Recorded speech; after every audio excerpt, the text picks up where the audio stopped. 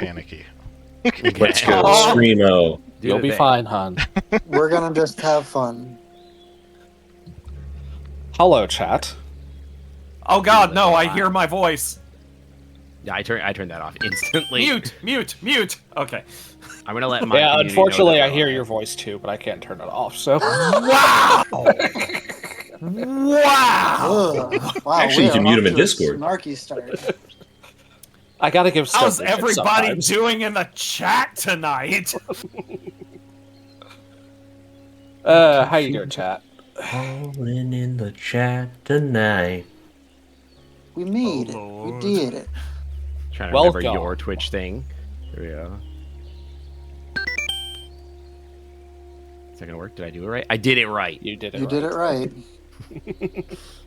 And the nice thing here is that I shouldn't have to touch anything for like at least the first hour. Let me close Clad so we can see this nice map you made.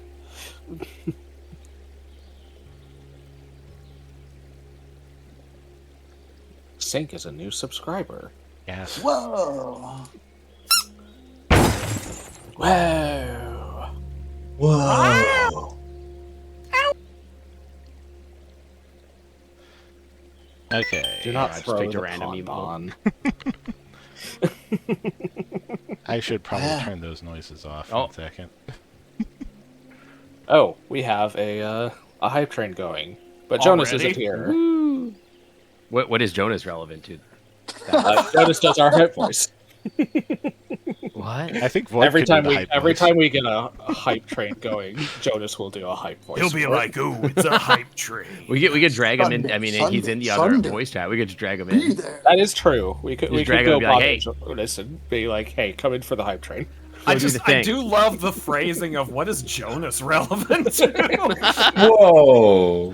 Jonas is Not to. always Yeah, relevant, I love Jonas. I did not know. I don't know the lore. Now you're You fine. don't know the lore. You don't know the deep Jonas There is- lore. There is a lot of Roo Croo lore at this point. There is. It's kind of absurd. You needed me? Yeah, we need you. Do the hype voice, quick. Okay. Oh my god, it's a hype train. I'm only making a cameo, but here I am. Thanks. You can Thank you. Yeah. You did great. Thank you, Jonas. Be gone with you. Okay, alright, I'm going away now. Thank you, hon. Hype voice, hype voice. It's Sunday. I'm here. There are no monster trucks. I'm disappointed. Where there's We can supposed to we be can add monster trucks. That's always an option. It's like pirates and ninjas. We can always add them. Aw, thank you, Nathaniel.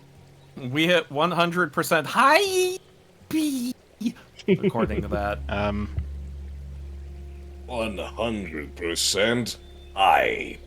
Is there any way that I can actually turn off the TTS? That would be a question for the bird. Yeah, I feel like there's Yeah, another he question. doesn't Greg like Miller in the putting chat. off switches on things. Yeah, I have a button on my stream to turn off noodles. It works sometimes too. It does work. Well, he's hard to shut up. You understand. He is your son, so. Yeah, he's very loud. Also true.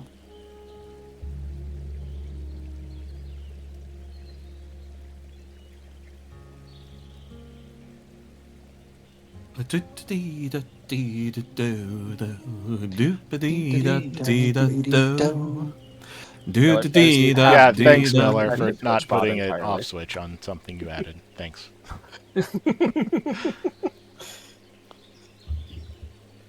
But where's the challenge? You could also mute the audio output of it, I think, if you're not using the audio output of it for anything else. I don't know where the audio output for that would be. Follower but off faces cheered 169 bits. Actually- Thank you. If Like, it's if you go through to your this, I can Windows just Media mute Mixer, right? transformation. It won't make any noise, but that's fine. We don't need it to make noise. Yeah. That is true. Sorry, follower faces. We don't have anything like that here. No growling at sync in this channel. Yeah, I'll pretend like I was affected though. To be fair, my we could character add probably it. would be affected by that, but in a different way, Transformation probably. is muted. Grr. Wow, that was scary. It I'm was. actually, I have a very scary growl, It's true. and so does my character. I feel like most of you should be terrified of him. Okay. It's actually more Right. horny than scary, but Yeah, let's hear the There's a growl. very, very thin line between those two concepts. Yeah. honestly, I think they Scorny. overlap in places. Yeah, scorn. They really do. Horny.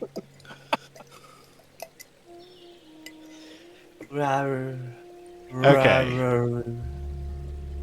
I don't know how to introduce this world to the chat, but this world is something that I kind of started making in middle school, and I always intended to like make a game out of it. And then I started making comics and put this aside, like, oh, I'm never gonna do that. That's never gonna happen. It doesn't even fit in Dungeons and Dragons. And then I started playing Pathfinder, and it kind of fits into Pathfinder a lot better. So we are here now playing my setting in Pathfinder. Nice. And I'm gonna do my best not to mess it up, but no I mean- promises. The unfortunate part of doing a TTRPG is that you need to, like, suffer the players. That is So- true, actually, from a GM perspective. So yeah, Y'all are gonna piss Rick off. Just let Yay! right now. I am trying very hard to make sure that I am staying loose with this, so that I don't like get overly focused on one particular path that this might go. I'm Even ready though to be railroaded. I know absolutely for certain that this is going to go in one direction. You're right. We're gonna build a Bucky's in your world. It's gonna happen. Heck yeah. I'm not sure I'm absolutely. capable of building anything. We'll Not find with out. that attitude. But on our journey, we'll find that confidence. Maybe the Okay. real Bucky's was the friends we made along the way. Correct. Okay, so in order to start this, we are going to go through basically each of our characters, except for Sync's character, who will come along after that.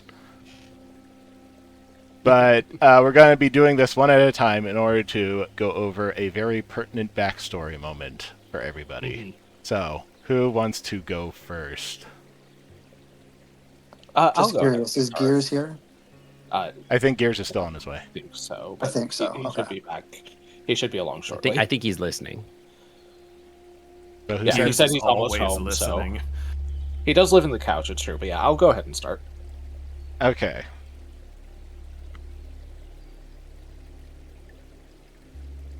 So, your character, give us a brief rundown of where he came from. My character's name is Clad. They are a Yeshi from Tatus. Specifically, they were born in the capital of Kiano. And currently, they are in Palantigo as an up-and-coming restaurateur. Yes, but before that happened, Well, how much information do you want? oh, I want to go over your backstory. So, So, you kind of want the whole spiel then. yes, Spiel. we are going to go over your backstory until something very special happens. Okay, so Clad grew up in a relatively wealthy household in Kiano. When he was younger, they trained as a chef, and their family was not very fond of that because they thought that that work was beneath them, beneath their potential. But they just loved making food, and would take every opportunity they could to go out and do that. Eventually, they actually became fairly well known among the nobility. And they were, at one point, hired to cater an event. At this event, there was a persistent buzzing going on in their head that was just distracting them, giving them a headache. They could not focus on making and serving food. So they took a brief moment to step away from everything and just kind of explored the manor that they were at. They happened at one point to stumble upon a clandestine meeting between the hosting noble and a figure in a robe that they could not identify or get many details on. They had been forced to flee that encounter, and the stress of both learning what they did and having their life put in jeopardy as this figure chased them through the hallways, firing crossbow bolts at them, caused them to awaken to their potential as a psychic. They jettisoned their own body through the hallway with their power, folding space around them and concealing their body in a dreamlike haze, basically escaping certain death. And upon managing to get out of this predicament they found themselves, they anonymously submitted a report of what they had overseen. They had kind of hoped that the worst of that event was behind them, having escaped it, but about a month later, when they were catering to a smaller event, their mother, father, and elder sister were all killed in their home. Okay. That's where I'm going to pause you for a second, because this is when the thing happens. I see. So, firstly, how did Clad feel about that event? Clad was not on fantastic terms with their parents. They didn't... It wasn't bad, but there was this constant stress of their parents wanting more for them than just being a chef in their entire life. But Clad was hard-headed and willful and just basically ignored them. And that created this kind of fissure between them, but Clad never disliked his family at all, and having having them suddenly turn up dead was it kind of broke him a little bit and made him reconsider like what they wanted out of life. Okay. Like, did they actually want to go out and be a chef, or like were their parents correct? Okay, so now it's late autumn, and you're walking along the street that's under bright electric lamplight. You're breathing the cold air, you're looking up at the skeletal branches of the trees, barely covering the night sky. And as you're still thinking about your fate and what's happened to you recently, you look up at the space between the branches above, and strangely, almost whimsically, they seem to line up to create a shape.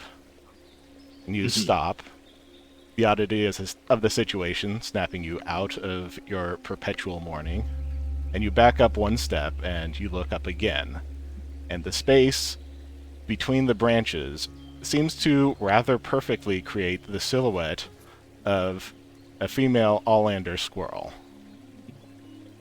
And before you can even register the fact that it is so precise as to be completely unnatural, it moves. Not the branches, but the negative space between them.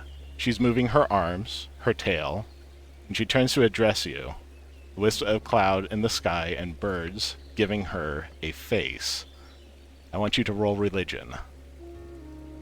Okay, let me see. Whoop, I know I was right the first time. Not my strong suit, but... Woo! First roll. First roll, +0. Let's go! An 8. The best that Ash, you should can show figure the portrait. is that this is a god. Yeah, that tracks. You know that gods are sometimes present in visions. They have specific appearances, but you've never paid that close attention to religions to know which one of them this might be. However, They really haven't. she speaks to you with a pleading voice, and she says, Clad, I'm in need of you. Misfortune befalls us all. The world is balanced on the edge of a knife, and the outcome does not look promising. But you know this, yet I can see it in you that you wish to roll the dice once more. Normal courage will not suffice. I need your courage, Clad. You must find me. Please, I'm in need of you. And then the image seems to disappear and become natural objects once more. I think Clad is a little dumbstruck by that. They kind of look around and see if anybody else saw or heard that. Anybody else on the street, it's somewhat empty, but nobody seems to have paid any attention to you or or look around for any voice. I think at this point, Clad is just going to kind of rub their face and eyes and look at the branches again, and after determining that nothing is like moving and there's no voices, they're just going to head home and kind of think about things. Okay, what do you normally do when you're at home?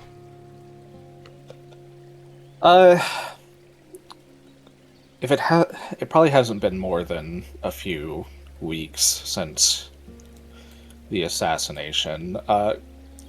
Clad is probably still in the habit of like cooking things for their family, even though none of them are around anymore. So if it's like later evening, Clad would make dinner for themselves and a few more plates that they'll save for leftovers. But each plate is distinctly different.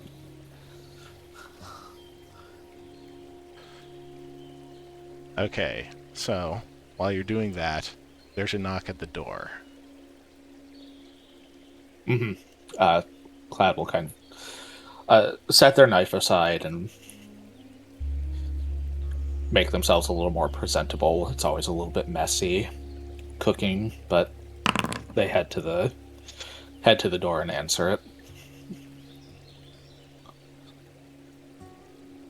One second. Okay. You open the door and you see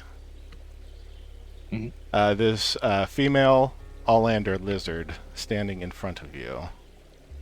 She's rather short, but she's very finely dressed. She definitely seems to have the air of government agent about her with the way that she's presenting herself. She looks up at you and she says, you must be Clad. That would be correct. Can I help you? I have something that you may wish to hear. May I come in? Of course. And they'll step aside and open the door.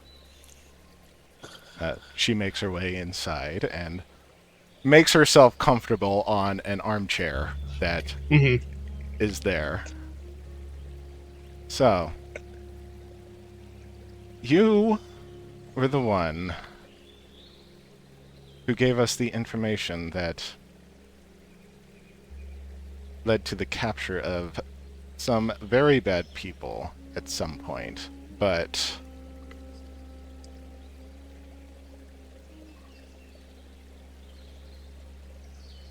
are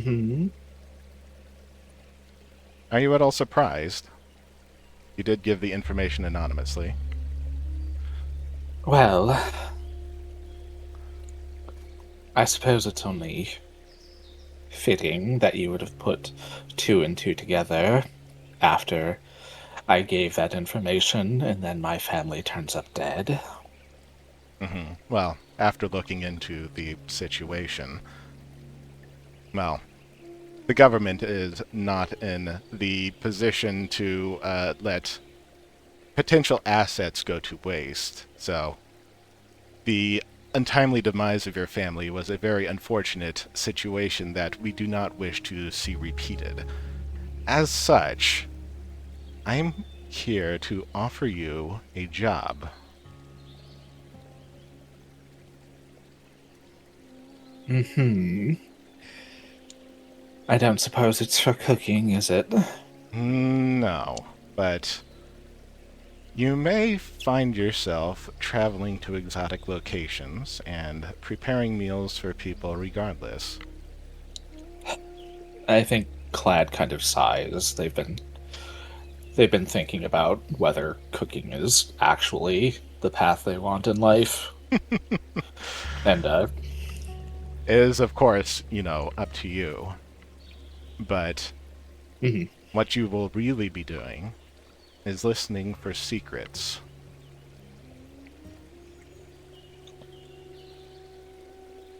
I see.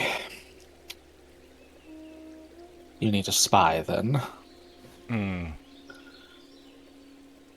We prefer the term clandestine operations. In so many words, I suppose. Clad kind of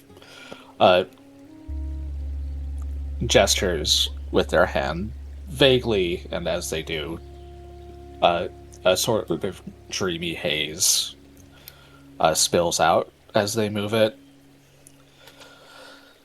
I assume you also know about this, then? Oh, that was what got our attention in the first place.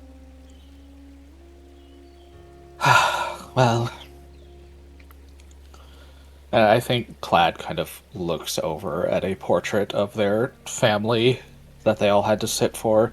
Not a particularly happy-looking portrait, but one that nevertheless kind of reminds Clad of where their life could have been, where it could have gone, what they've lost. And they kind of sigh again. I don't want anything like this happening again. To anyone. Okay. So, where do I sign? Oh. We will be in touch shortly. She stands up, nods to you. Then she walks out the door. So, Clad kind of just closes it after her and leans against the door, wondering if this is any better of a decision. So, you eventually become a spy for the Tattoos government. Mm-hmm. Do you ever tell anybody again about the vision that you had? I don't think so. I think they kind of push that to the back of their head. Like, they remember it every so often and kind of reminisce about how weird it was, but don't tell anyone about it. Okay. So, we will set you aside for the moment, and we will go on to the next player. Who would like to go next?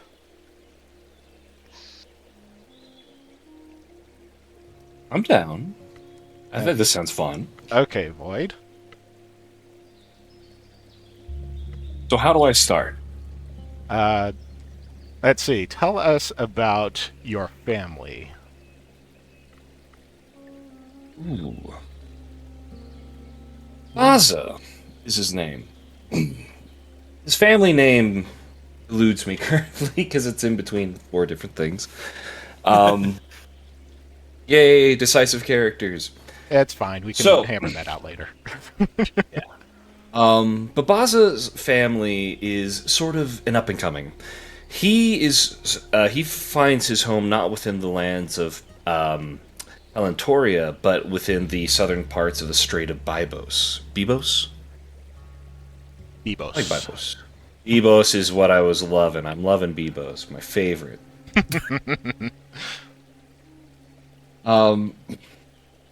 As his family sort of took control and expanded around that area, he was born into a good life.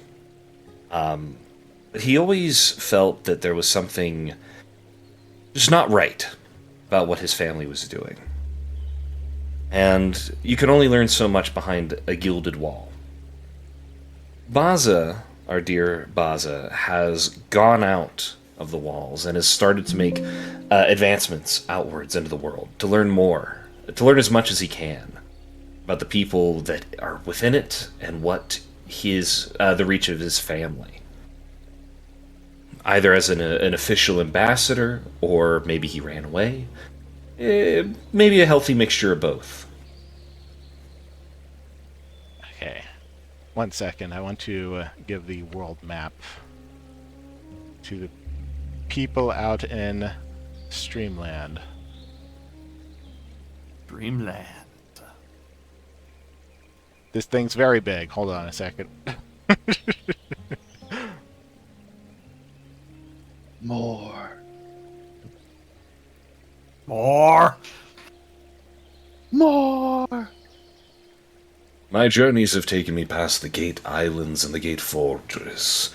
The bastard Strait gave me quite a good bit of trouble. It was from there that I marched past Bitter Point, made my way to Scooter, Ursuna, and Pelentigo. Okay. Although every now and then I enjoy a visit down to Jerio. So, before you made your way out of your household, you were having some kind of a spat with your family. What was it? Oh, they had expectations of me. I remember it fondly. The father was adamant that I focus more on learning about our countries and the other countries, and consistently all about from our point of view and belittling the others. I didn't like a bully. I never liked bullies. I don't like to be bullied. I was seeing a bully in my dad. It had a strong effect on me, and I started to realize the effect that our family was having over Ebos. I said that it was wrong. And they did not like hearing that. It got explosive, and we all needed to simmer down. I think I stomped out to the courtyard, large wall greeting me to maybe a moonlit sky. The only quiet place in the entire kingdom. Okay, so while you're out at the courtyard, you're sitting down on a stone bench, and you think that you nodded off, despite the fact that you were wide awake from the argument that you were having. But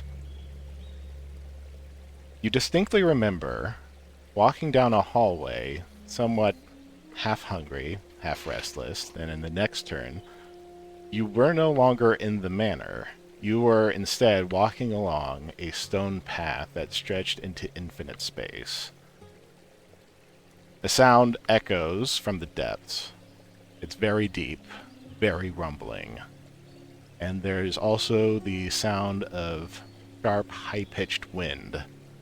But there's no wind around you. You're startled. You turn around, but you do not see the way back. Instead, you see yourself looking at a black or perhaps shadowy All-Lander jackrabbit with ebony antlers jutting from his head. He's kneeling and he's struggling, as if bracing his back against something vast and so dark it's impossible to make out. And his eyes are wide in as much knowledge as they are in fear. He is very large. As you move your head, it has to be at least the distance from you to the moon, but he takes up your entire view. And being a Mognarl, you have a lot of view. I want you to roll religion. And I'm so good at religion. The best at it. Let's see, actually. Wherever. Efficiencies, here we are. Religion. Click the little dice next to the religion, it should roll A 3! that. Yep. You are not particularly familiar with the names of the gods, and this one seems even more elusive than any of the others. You do not think you've ever even heard of anything like this one. What are you, creature? Where is this place? So, the jackrabbit turns his head towards you with shining, wide eyes. He does not seem interested in answering your question. Instead, he's shaking. He's just whispering one word to you. Please.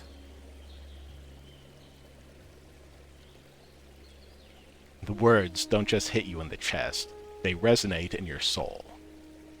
And that is all that you get before you find yourself suddenly in the courtyard again.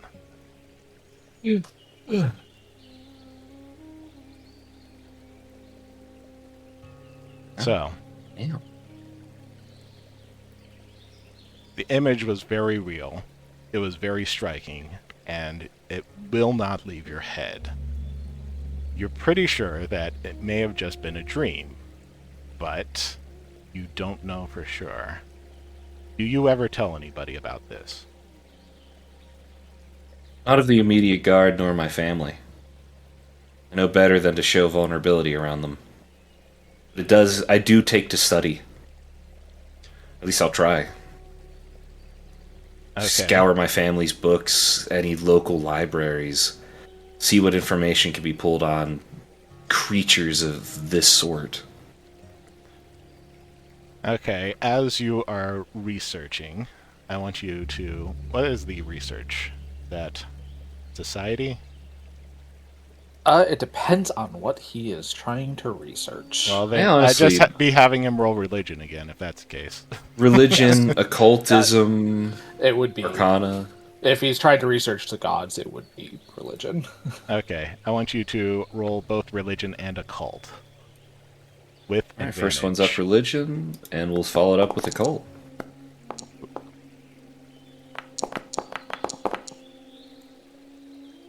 Like my own church Okay. history.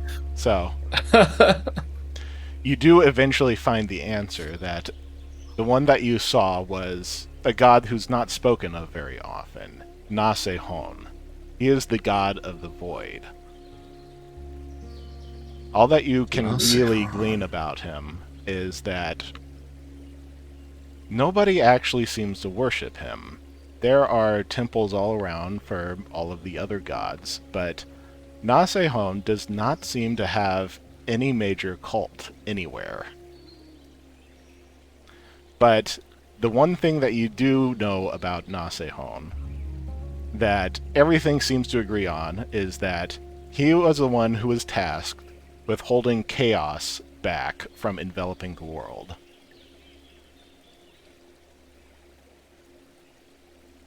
Yes, holding it back. What creature is this? Suffering, fearful, but holding up the weight of the darkness at bay.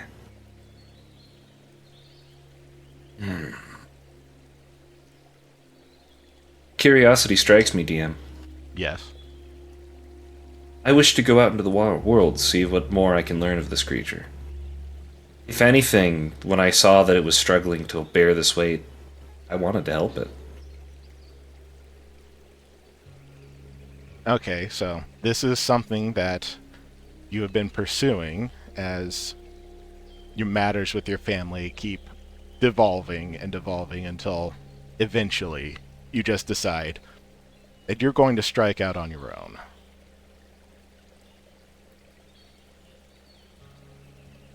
And that is where we are going to leave you for now. I'll be fine. Okay. Trust me. Who would like to go next?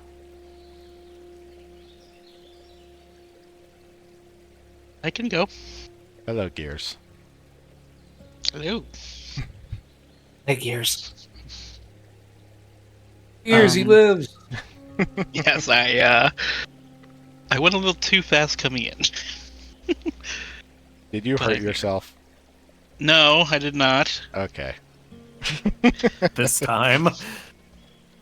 Did you hurt someone Um, else? um, That is not a denial. It wasn't. Okay. so, Yes. where should I start? Start. Uh, Introduce your character. Tell us where she came from. look at the map real quick. Okay. So she is from Port Northward. She is a Trusk. Ever since she has always been on the verge of danger, either by accident, very unlucky, to running into beasts, or, unlucky event. But when she was a pup, she was found by her father. No signs of her parents or any kind of ruckus, just found. Her father is a extraordinarily overly generous man who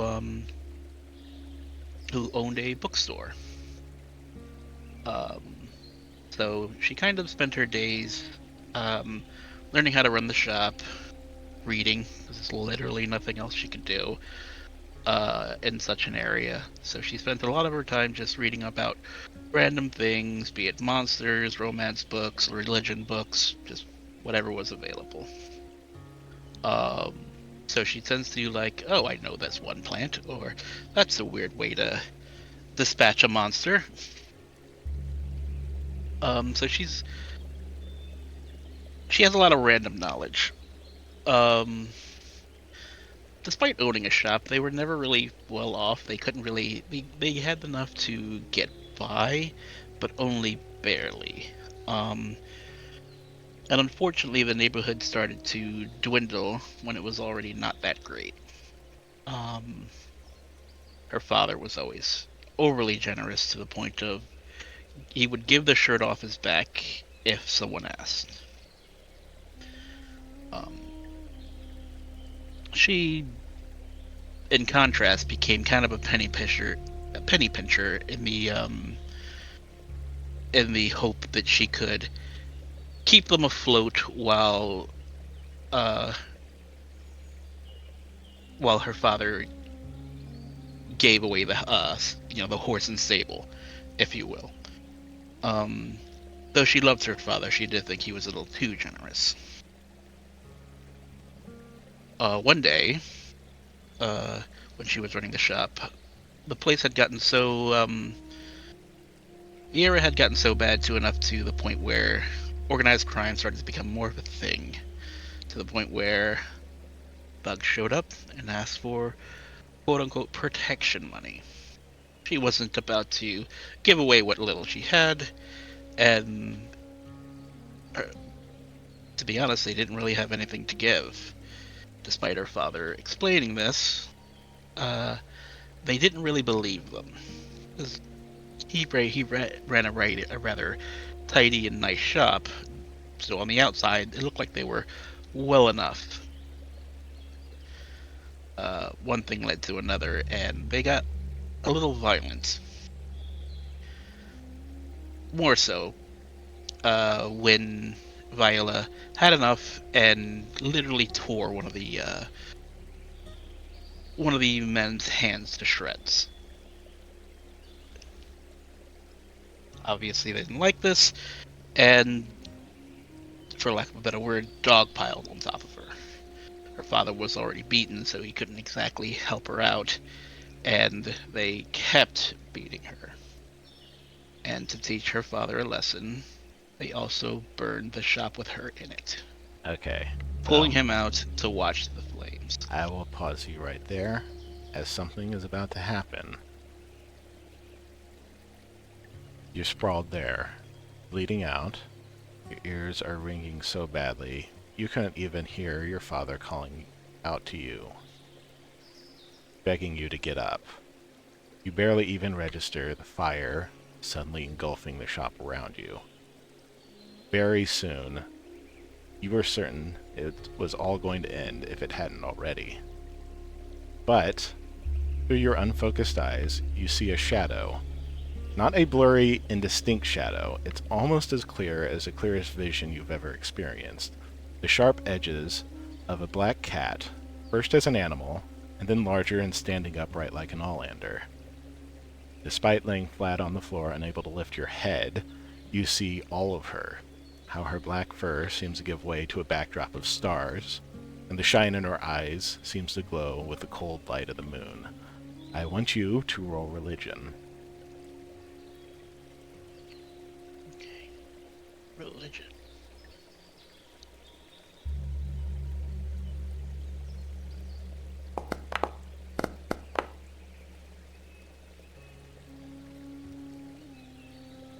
You recognize this as Auris, the goddess of death.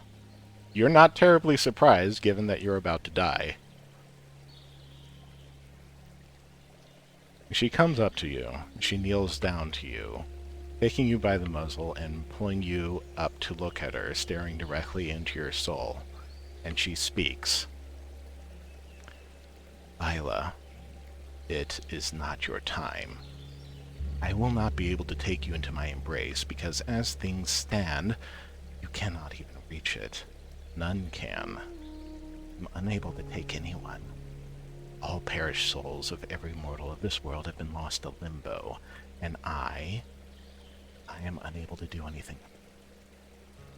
See much of anything anymore. I cannot discover why. But you might. This world is in need of you. I am in need of you. And always remember, you are far more capable than you realize. Get up. And she suddenly vanishes, and you feel strength suddenly returning to your limbs. What happens next? She seems like confused, but expected. Like, again, she was pretty sure she was dead. She slowly struggles to her feet, and the flames around her, despite them being so close to her, don't seem to be doing much. She struggles to find her way out of the doors, while the building is going up like paper, because that's what most of it is. She finds herself pushing her way through the door, to the amazement of her father and any bystanders, and being, despite still beaten, untouched by the flames. After she makes her way out, at a safe distance, she collapses against her father. Now, despite the echoing plea from the goddess, nothing seems to be different. The world does not seem to be in any more peril than it did before your vision, but everything that she said was still etched deep into your mind. Did you ever tell anyone about this? She would tell her father.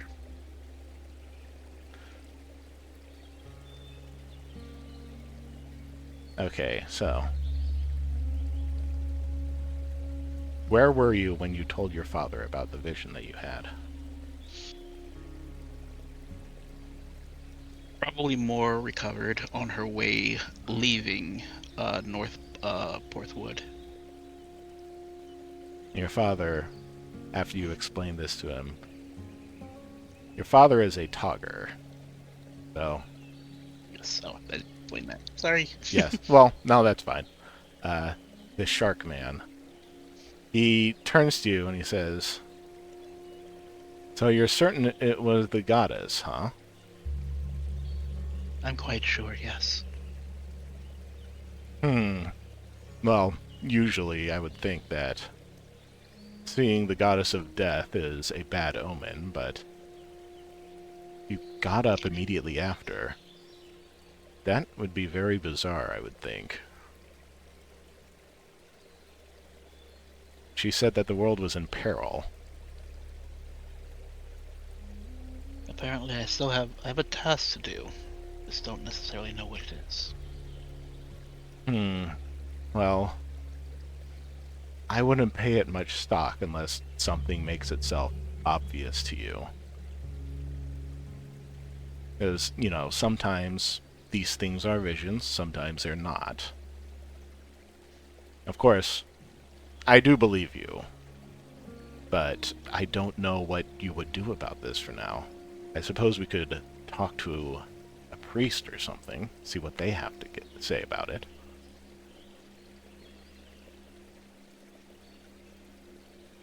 I was on the verge of death. It could be just me having hallucinations. I don't think we should put too much stake in it myself. Very well. In the back of her mind, she said that out loud, but in the back of her mind, it is bothering her. He can probably tell. Do you ever do anything else about this? Her current mind is focused on making sure he's safe and in a proper state. But she would probably even lightly do a little bit of research. She does like reading, so she would have probably looked into it just a little bit more. Well, looking into it, you're pretty certain that your vision was consistent with other true visions of the goddess of death, but you can't find any information at all about the thing that she said, and what would it even mean that all the souls are currently lost in limbo? That doesn't seem to come up in any religious text that you've seen. What could a mere mortal do that a god couldn't? She's gonna say that to herself. Okay, and now we are going to leave you for now, and we are going to go on to the next person. Well, I think it's going to be either you or me, Crystal. I'm fine to go. Joker Absolutely. spoke first. Okay. Crystal volunteered first. Okay, we'll go Crystal. Crystal, why don't you explain where you came from? So, Haru hasn't been a part of this world for very long. When she was only 2 years old, as just a run-of-the-mill animal in the woods, she was approached by a figure she had no knowledge or meaning of. Okay, let me describe this to you then. So, you're just an otter. Just an otter. And you are swimming in the river, and you spot another otter that you've never seen before swimming beside you. This otter annoys you at first, but then you're suddenly struck when it emerges out of the water, and it's standing before you, not as an otter, but something like an Allander, fully tall and upright, though somehow he still seems to be underwater, perhaps even made of water. Despite your fear, something tells you that this is not someone to be feared. I want you to roll religion. I love the idea of an otter racking its brain about what it knows about religion. Pretty Knowing good. more than the rest of Okay. us. Yeah, I know. 18. You are an otter. You do not know what God is, or even that you're currently witnessing one standing before you, but it sure is weird. Exactly. You're an otter and a theologian, apparently. Local otter invents religion.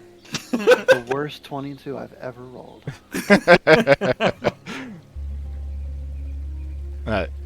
He kneels down to you, and he says, "Little one, I am Gareth, the one who made the water you swim in. The world is deeply in trouble. You have seen it. The contamination that covers the forests and chokes the waterways. I am positive that this is somehow responsible for my current diminished state. I cannot see like I used to. I cannot hear. And unless something is done, this smothering will bring your world to an end. I know that you are just an otter, but since this pollution is the fault of the natural-born All-Landers and the other great mortals, I cannot trust this task to any of them. So you shall rise to their level. Stand up, Haru, and walk." Good line. What happens then? It is suddenly in this moment as if life had begun anew and consciousness springs forth. The form, which was completely that of a regular river otter before, is now that of, as the Allanders are, upright, walking. And where before there was simply animal instincts, there is now a light and a spark inside where thoughts spring from. It's as if Haru had been completely reborn in that moment.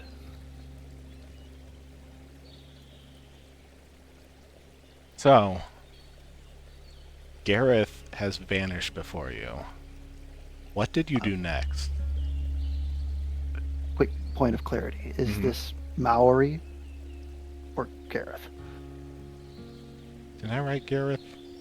That's supposed to be Maori.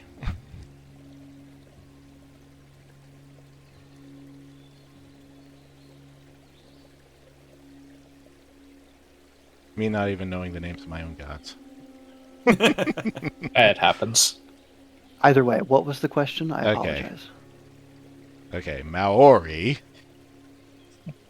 has disappeared. What do you do next? I think Haru kind of is just struck in the moment, looking around, trying to take in like the sensation of having this newfound consciousness and awakening. It also feels like there's something else a little bit deeper that kind of triggered within her that she can't quite tell what is, but it feels like there's a deeper power than just the knowledge that she was granted.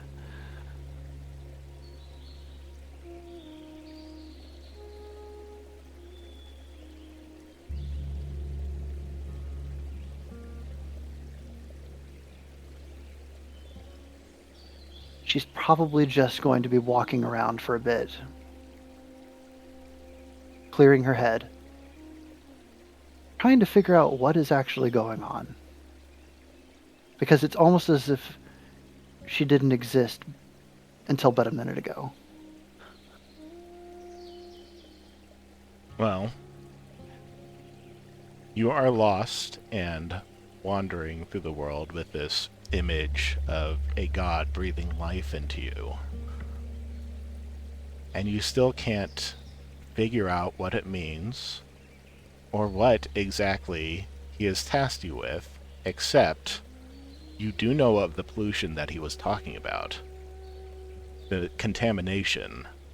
As you approach All-Lander settlements and you listen to them talk, it is a problem to all of them.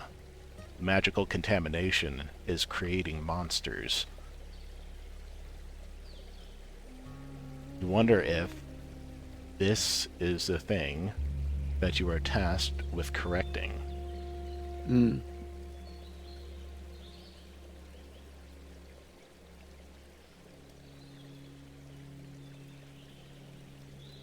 So how did you, as a new Allander, fit yourself into the rest of the world?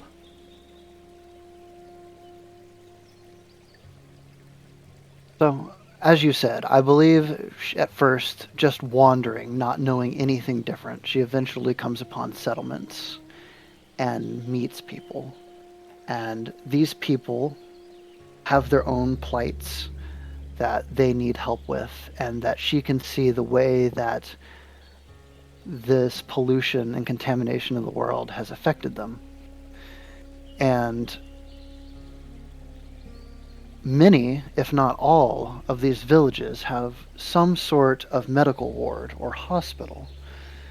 And she's very drawn to this. The idea of healing, being able to fix people and correct the problems that are wrong with them, resonates with her.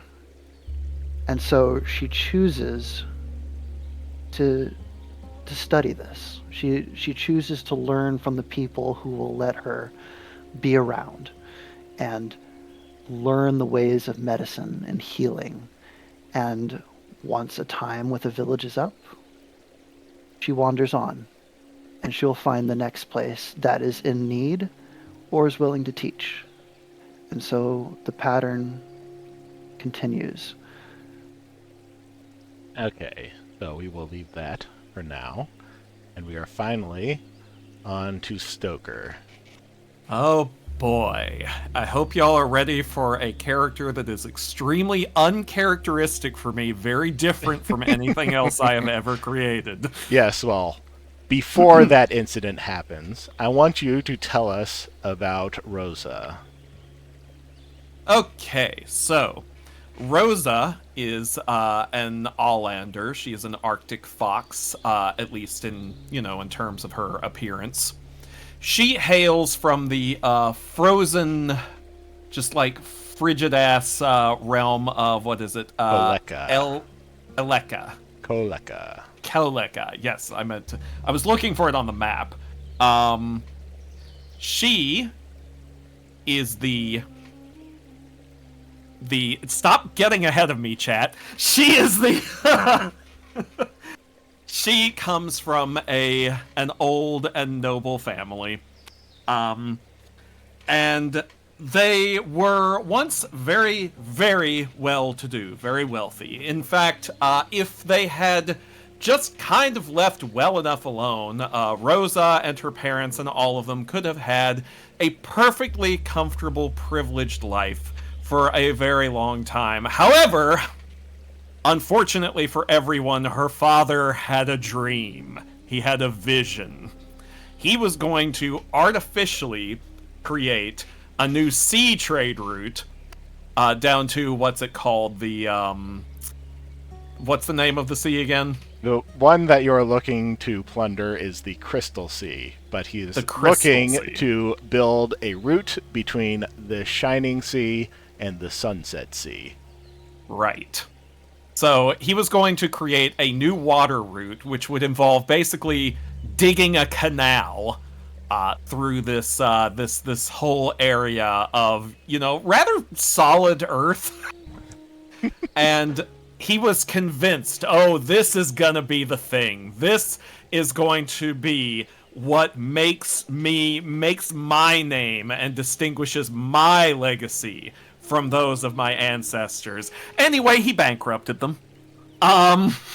He bankrupted the family, did not finish the route, which probably wouldn't have even made them very much money even if he had finished it, because he's frankly a terrible businessman, always has been. And so Rosa found herself missing a lot of the, shall we say, creature comforts to which she was accustomed. However, Rosa had talents and skills of her own. And she ended up becoming something of a rather popular and well-known in her own right performer in local theater. Local traveling performers. Don't call them circuses. This is high art. This isn't circus art. No, it isn't. Don't say that. Where she was a skillful dancer and also very skilled with death-defying acrobatics and swordplay. Basically, like, if you wanted a really cool, flashy-looking fight scene, she was your gal. And while she never quite reached the same heights of comfort and wealth that she had when she was, still living the high noble life, she was able to retain some comfort and dignity and indulge in one of her favorite things, the buying and wearing of very nice fancy clothes. Just so many of these. Such a clothes horse, this fox is. And so at this point... Yes, you are going to have a vision. Where does this happen? I was going to suggest that it happens in her dressing room at whatever venue she and her little troupe or group or whatever you would like to call it are currently booked at.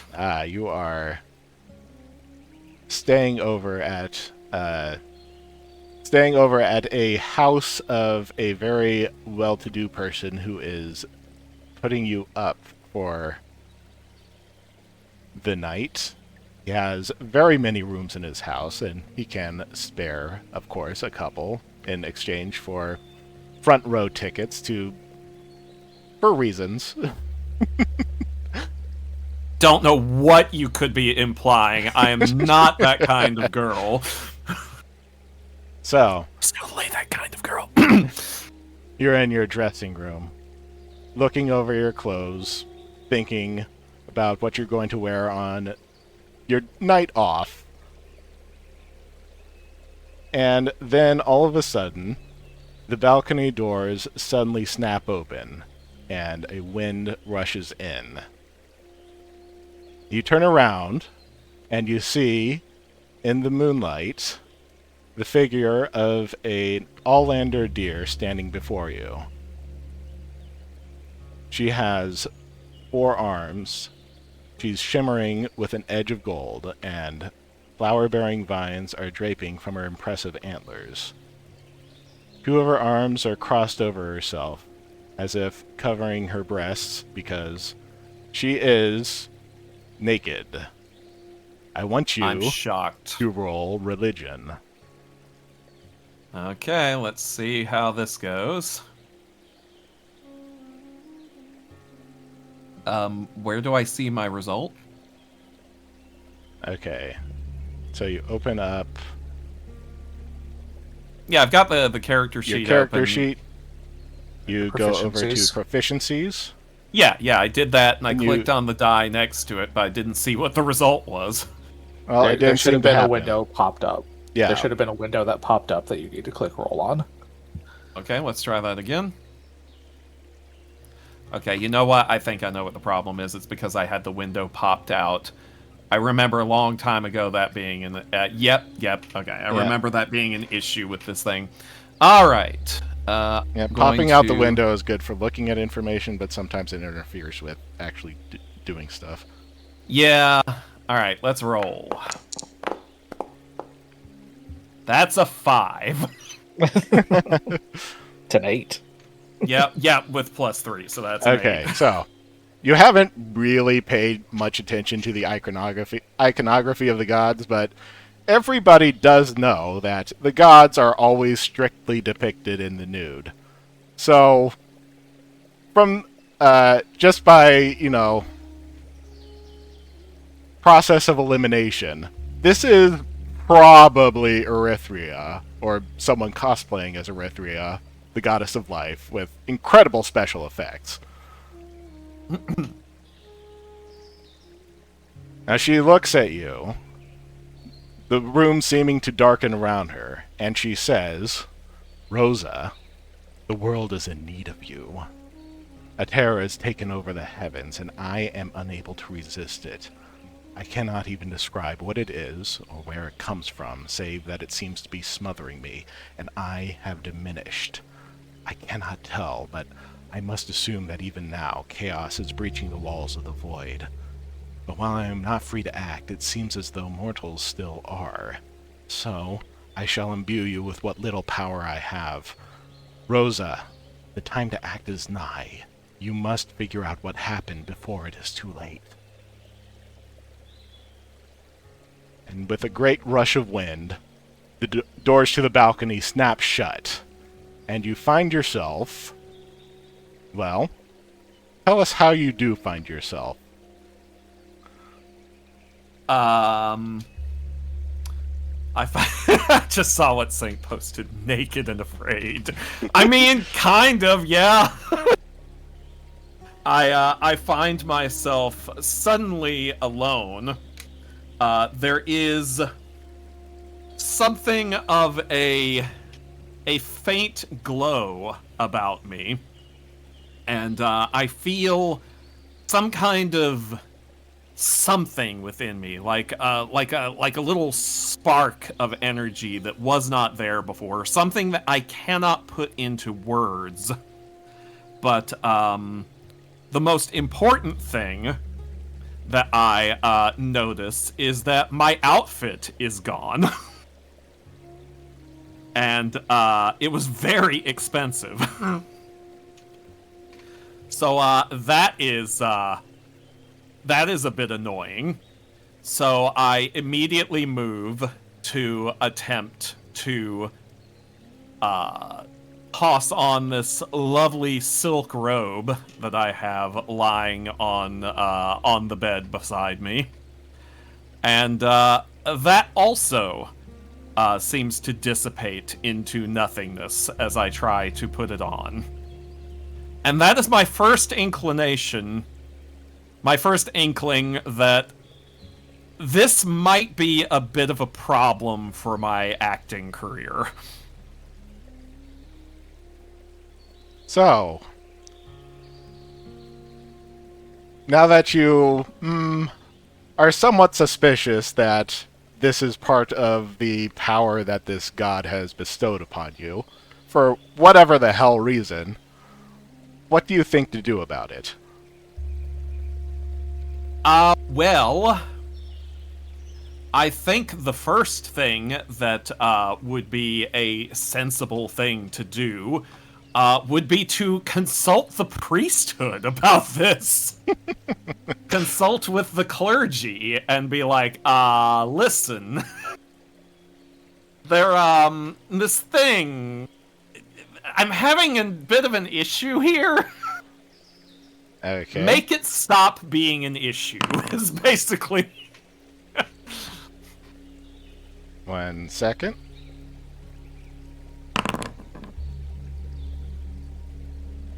Those sounded like real dice. Okay, so... They are real dice. The High Priestess of the Temple of Erythria.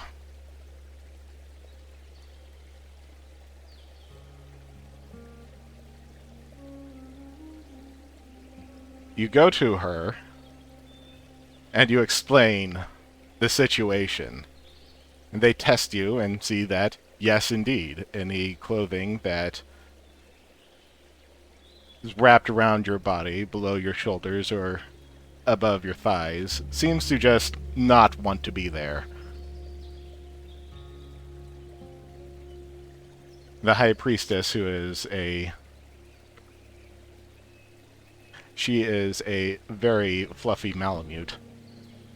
Aw. She consults the ancient texts and is very convinced at this point that this is indeed a blessing from Erythria. You have, after all, the gods are always depicted in the nude, and she has gifted you this. This is, to your surprise, not unprecedented.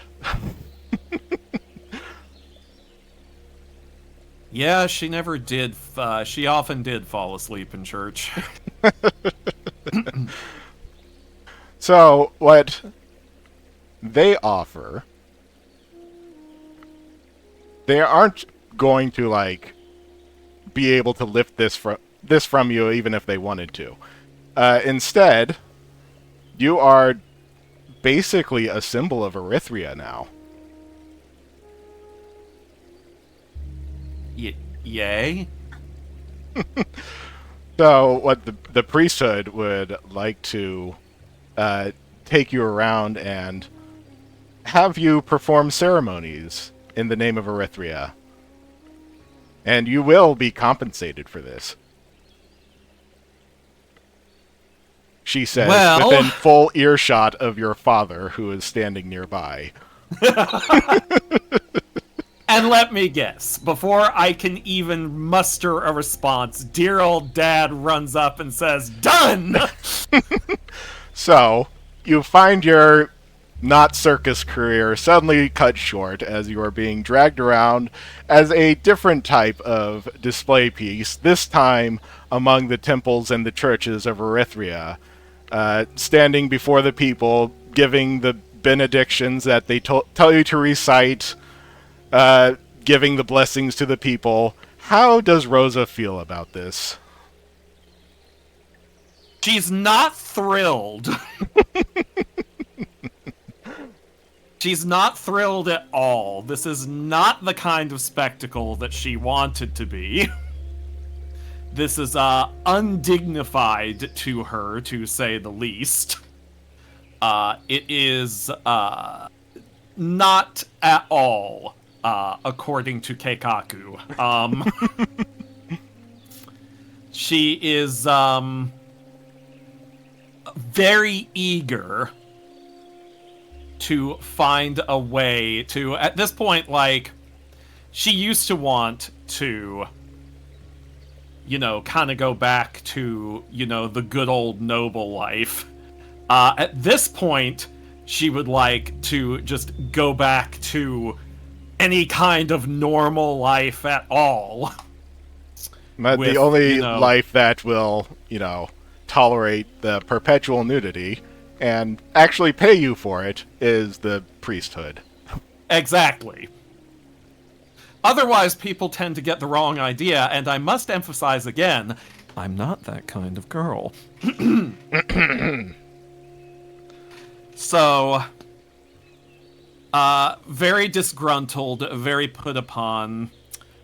She basically travels wherever she is told that wherever her nudity is needed, there she will be. And yes. And yes. Yes, now we will finally, after all this time, come into the present. Everybody here, including Sync, who we will probably meet shortly, find themselves in the nation of Pelantoria.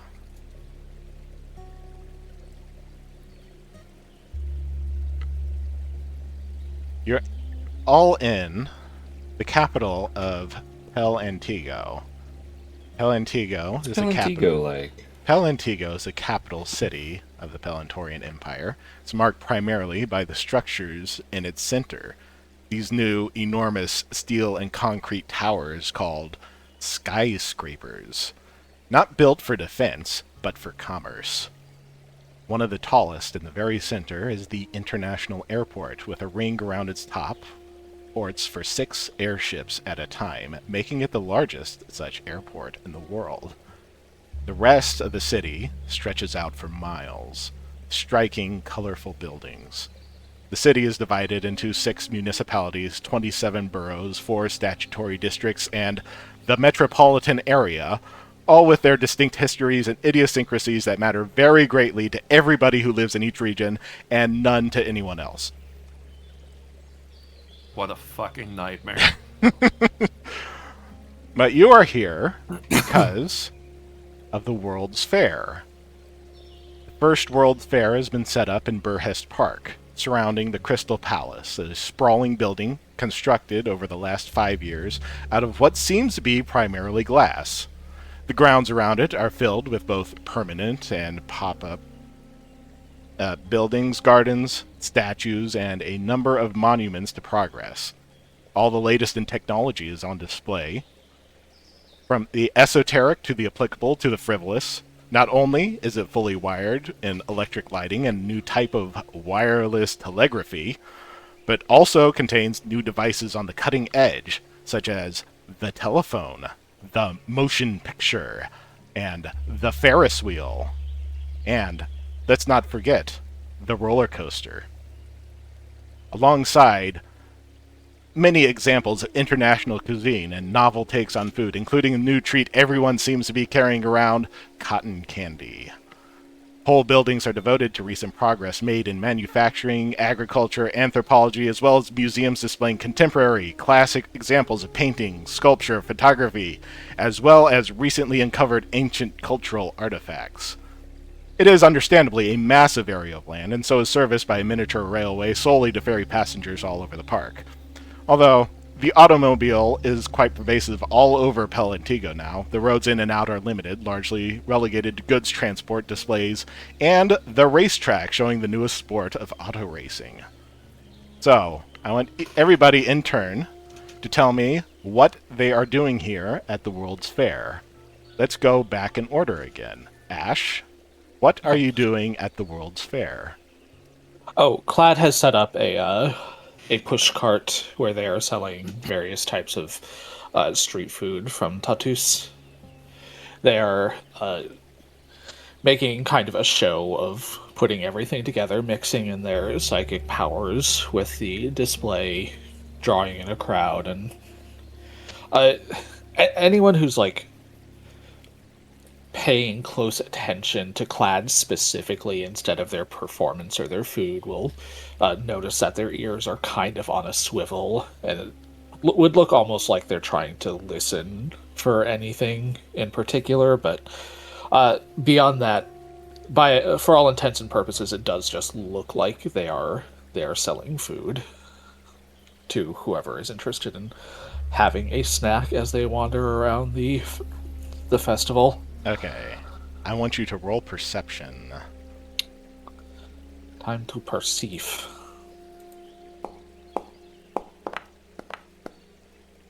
Natural 20. Yeah, that's a perceive, all right. As you are going around to throw out scraps of food into the dumpsters, you suddenly find yourself startled and face-to-face with a small blue lizard standing upright. He seems to be some kind of Allander, but he is very tiny. He is digging through the trash can, and he suddenly looks up at you with a shocked expression. I think Clad kind of jumps a little bit. Startled me, little one.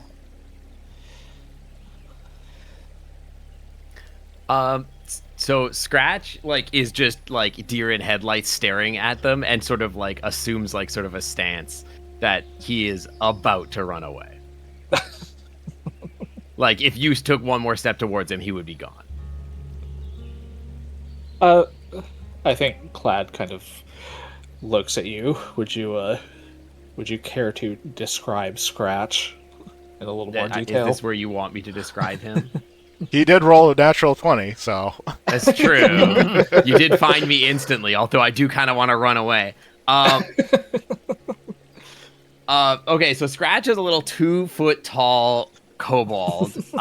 He is like a blue little... you can see the portrait. He's blue, black horns, and he wears basically like a cloak that is stitched together with scraps, and seems to have like a leather bag sort of of whatever he's collected. But he does not appear to have like any sort of like home or anything like that. But like, do you want me to do the whole backstory thing? Is that what you want? You don't. Yeah. You can leave the backstory off for now. Okay. We're just going by his appearance. Yeah. And he looks at you. His eyes are like very, very wide or whatever. And like, as like in this situation, like where like he is like staring you down, you do see like slight like bits of like sort of sparks sort of like shimmering down his like hide. Okay. I think Clad will kind of clock that this little lizard is like looking defensive and more than that, looking quite hungry. He does look hungry, although there is a chance that he does have cotton candy stuck to his lips. Valid. I think Clad has mostly been dealing with like savory street foods, so as they're going to like throw out scraps, it's probably things like a tray of meat that's been sitting for a little too long, and bits of like flatbread that may be starting to go stale. And he kind of like looks this little lizard over, kind of looks at the food they're carrying, and it's not much, but you're welcome to it. Scratch will sort of sniff at the air, like as you like sort of like hold it out to him. He still has not spoken or anything like that. It's unclear if he does speak or not. But he does sort of like take a slow step towards you as he sniffs at the air. Yeah, I think Clad's just holding out this tray of scraps of different kinds of food that they've gathered up for their station. We're getting ready to throw away. There's not much rhyme or reason to anything, but I imagine it all smells fairly good still. You don't know what you've done. That's how you get a kobold to follow you forever. No, I'm aware. So he'll take another like little step towards you, but then like without basically any amount of like warning, he like jumps at you like he's gonna attack. But before like I don't know how defensive you get to that, but I think Clad will probably drop the tray in surprise and like jump back a little bit. Okay. And then my guy will like basically ignore the fact that you even exist and like grab the food. And he puts as much as he can in his paws and then quickly skitters behind like where he's out of sight. And you just hear like him stuffing his face and just destroying every scrap of food.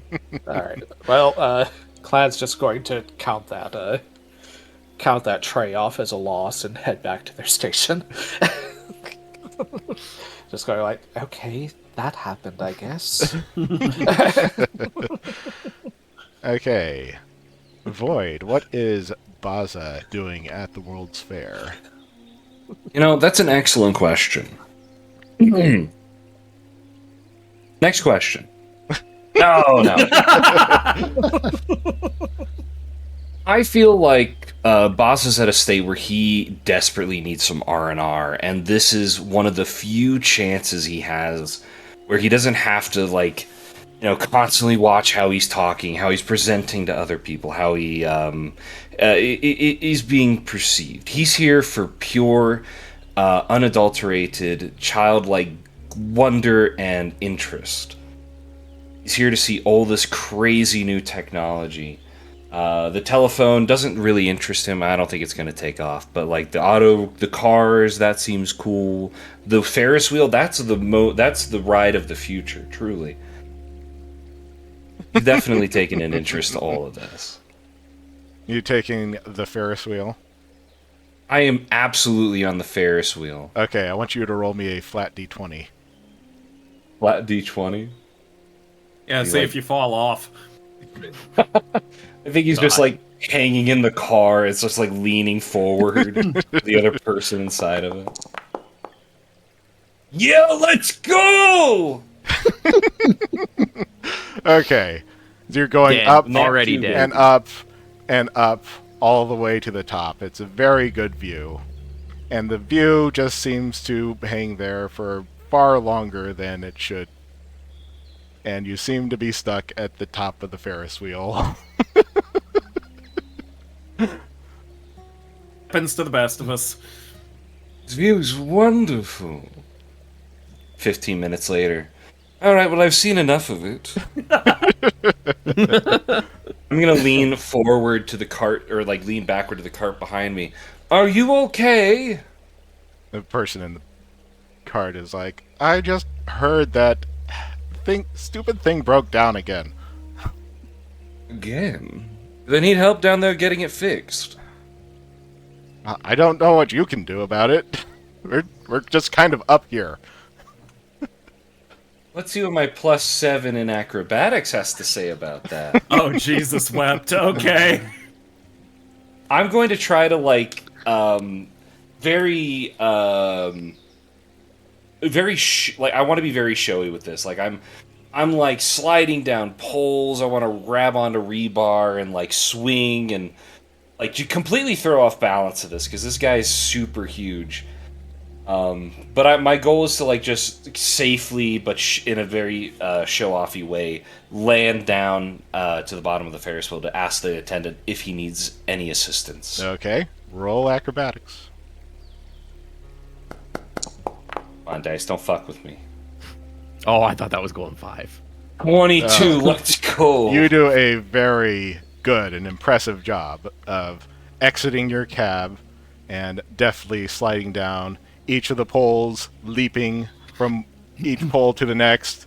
The poles groaning under your weight as you land on top of each of them, but nevertheless, you make it all the way down without a scratch on you. The engineers down there look up at you in surprise. Sort of dusting off my shoulders as I collect my shoulder cape and make sure everything I had on my belt is still there. Apologies for that sudden weight test, but it seemed like the ride had stopped. I was wondering if you all needed any help. Well, I can't figure out what's going on here, but there's so much machinery under here. It's having a hard time even seeing under there without the flashlight. Gary, are you going to get that lantern or not? I wonder if I have a lantern. Do you have a lantern? It doesn't look like I do. Well, you can take a look anyway. You can I'll take a look. Roll perception. You got it. Wherever my perception is. Perception is on the left side. Right underneath your AC. Right underneath AC. Yeah, there's just that red banner on the left side of your character sheet. Perception is always there. Oh! Oh, wow, okay. Yeah, it is not under the your initiative. skills. Oh, there it is. Okay. Oh my god! Let's go. So I've got like 6, 7 eyes. Yes, as you peek in each of these... Yes, as you peek in each of these access panels into the underbelly of the machinery, you eventually suddenly spot a little blue kobold standing there. I'm not very sneaky. Well, this appears to be the problem. As I reach one of my clawed hands in, that's probably the size of this creature. I just scream. I just start screaming. You just hear like this kobold just wailing as you like reach your hand in, and he like pins his back against like the inside of the box, like staring at you down. Alright, it's coming with me whether it likes it or not. Would this be are you gonna bite? I don't know, I might. Are you reaching? Are you gonna grab him? I'm gonna try to grab you. Yeah. Okay, I am definitely gonna try and slip away. Okay, roll. I think that's athletics. That is Void roll athletics and Sync roll acrobatics. Okay. Here you little Dickens. I have you now. Oh, he snatches you. Yeah, he does snatch me. Scratch more like snatched, am I right? Wow. Okay, he grabs me. I am no more calm in your hands than I was in the box. I, like, grab you by like one of your feet and just kind of pull you out, hold you upside down. This seems to be the problem. You don't. Is this part of the working machinery? Not that I'm aware. Right. I am still like making awful noises and just swiping at you, but like nothing of it is making contact because I'm small and my arms are small and like I'm just swiping at the air and just writhing. The Little engineer creature. goes into the space where the kobold was and checks what damage was done. Seems to have It's just like a chewed misaligned apart some gear. of the wires here.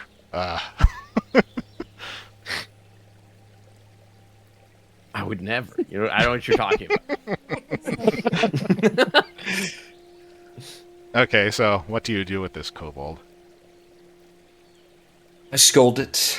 I wag my finger. No. Little creature, I don't believe you're part of this attraction.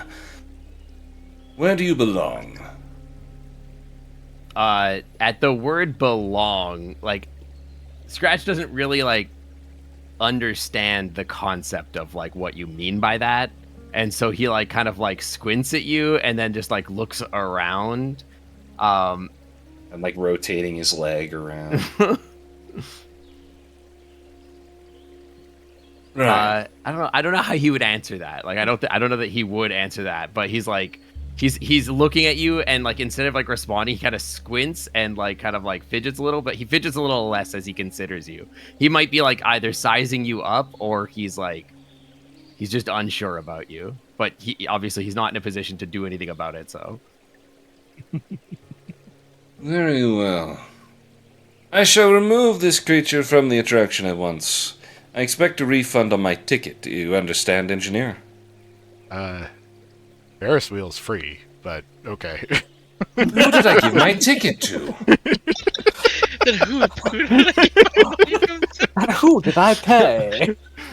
That Who did I little pay? weasel at the ticket booth.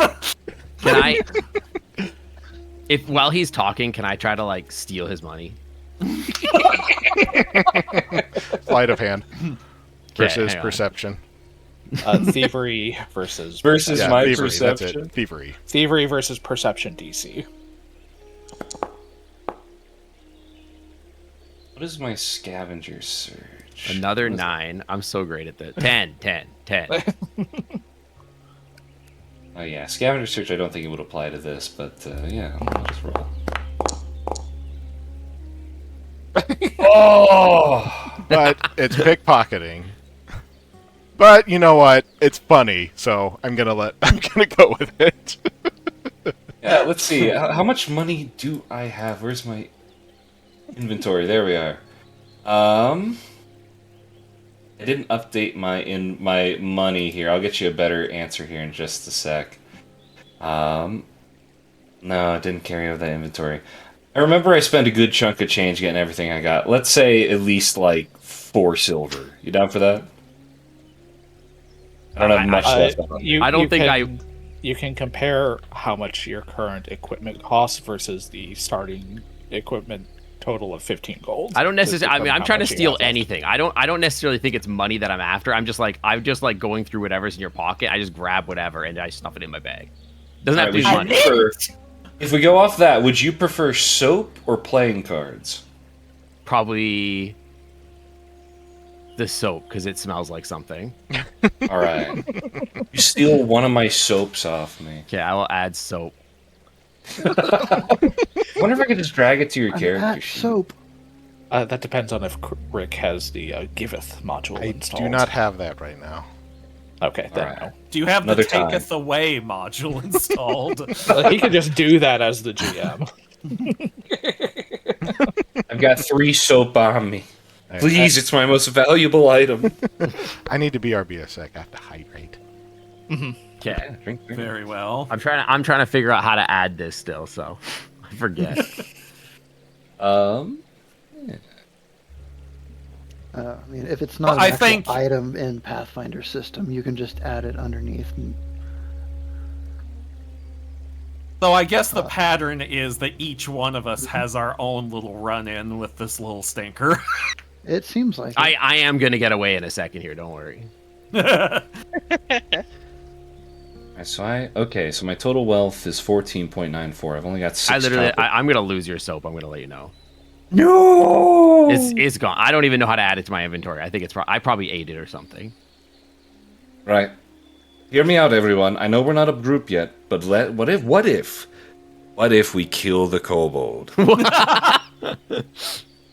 If you want, under the biography section, you could just make notes under the campaign area. If you want to just do. So there's a button here that says create item, but I don't know how to actually add an item or anything like that. If you go to that's a great question. There was a fancy little. Yeah, before we started, there was a way to make stuff or add stuff. Kobold eats soap. Wow, it tastes just like cilantro. It does. Oh no! Oh my god, the poor creature. Dude, it would be so funny if the next person that I run into, I just have there's bubbles coming out of my mouth. Okay, I'm back. Oh my god, that's so good. Yeah, forget. I think that's such a great. Don't tell Rick. Okay. Don't tell Rick the babysitter's dead. Yeah, the babysitter's dead. Has this scene been resolved? I'm going to try to get away as he's talking to the guy. Are you still grabbing on? I'm not paying attention. I'll give that one to you for free. I'm not gonna do a counter roll. So I sneakily grabbed some soap out of his bag and then I scrambled away and just sort of skittered away while I looked back at him. You little devil. Ugh. Someone better keep an eye on that thing. My pocket feels lighter. Ready to go. I'm gonna just start stomping through the field, trying to find wherever this blue scamp ran off to. The soap thief. Well, in the meantime, Gears, what is Viola doing at the World's Fair? I can't wait for him to roll a 20. So at the moment she doesn't have much. She spent a lot of money getting everything together for her father and herself. So she probably has the smallest of kiosks. Get the word for it. A little booth with a few things she may have caught or dealt with along the way. There's a few flowers, spider silk. They look more like ingredients that a spellcaster would need, not necessarily for everyone. There might be a few beat up books. She's clearly to the outside eye, it looks like she's trying to be a merchant rather than actually being one. She doesn't really have much right now, so she's kind of hanging around and hoping somebody some of the stuff she has could be quite useful to a wizard, because she seems to be having she has quite a bit of ingredients. Okay, so roll perception. Here we go again. I can't wait for it to be a 20. Perception. I'm supposed to be sneaky. Supposed to be. Oh, I got well, I mean, a natural 20 is still a natural 20, my dude. Yeah, unfortunately. So I just click and drag? You click? Nope, just click. Click on the little dice next to perception underneath EC. Yeah. Oh, whoops. I clicked on the wrong thing. Click on initiative. Yep. Hey! Oh Of my course. god. I am the least sneaky kobold. That's crazy. This is hilarious. I'm sorry, but Can't wait for mine to be a 1. This is starting to be a trope. I actually think that I'm sneaky, but I'm actually so not sneaky. It's ridiculous. Okay, so you're going around your booth to open up your trunk to fetch something, and again, you spot inside a little kobold.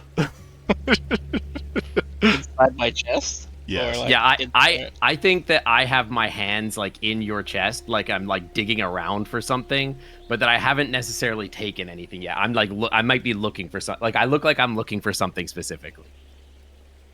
I'm gonna immediately check. Can I tell he's just starting? Like he hasn't really taken anything. Have you taken anything yet?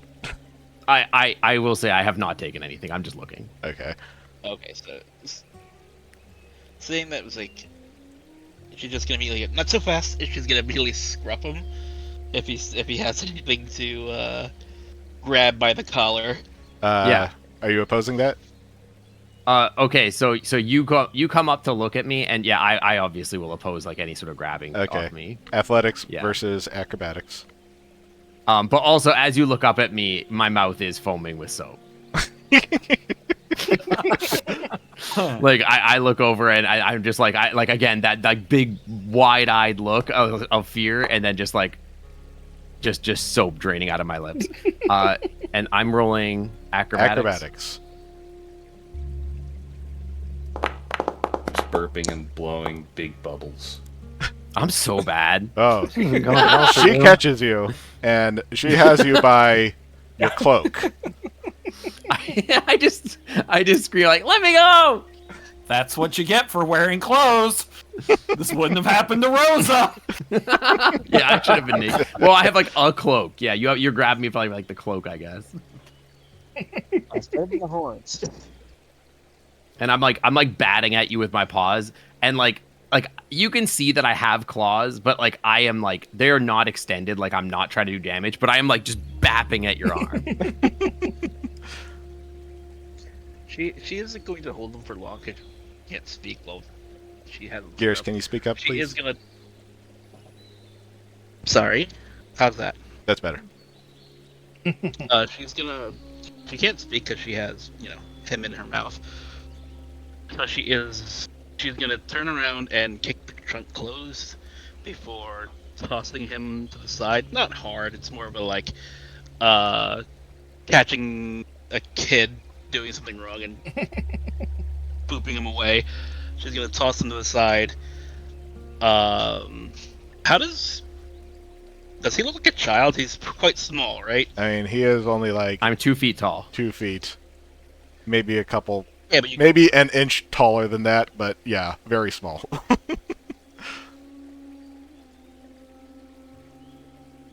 I think she's gonna toss him to the side, not hard again, and just say, your parents should have taught you better to steal. She thinks with how small he is, he said all enders are not normally this small. All landers can be small, although you haven't seen a lizard quite this small before. She's gonna assume. Not a He's micro just a little bull. scamp. He's just a little guy. Just a little. So Scratch is gonna kind of look at you again, sort of nervously as you step forward towards him, and he's kind of sitting on his butt because you kind of tossed him to the side, and he looks around like he's looking for an exit, but then he without saying anything, just obviously he looks guilty or whatever, but he he fusses around in his bag he realizes that he's caught or whatever, and he pulls out a bar of soap with a big bite missing out of it, and he offers it to you, holds it out to you, and is please take this, and leave me alone kind of thing. She's gonna look at it super confused. Are you eating soap? And she's gonna look around are you here alone? And his eyes will again just sort of look around, and he looks down at the soap, and the foaming has died down a little bit, but he kind of licks his lips and then glances down at it are you not gonna eat it? So if you're not gonna finish that, Yeah, if you're not gonna finish it, I'll fit. That's what he's like looking at. Peace offering, half-eaten bar of soap. You probably shouldn't be eating that either. he sort of like mumbles. He sort of mumbles it that it tastes like tacos.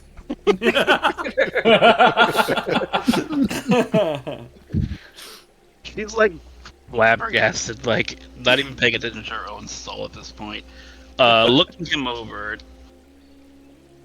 he's kind of like raggedy. Does he look like homeless?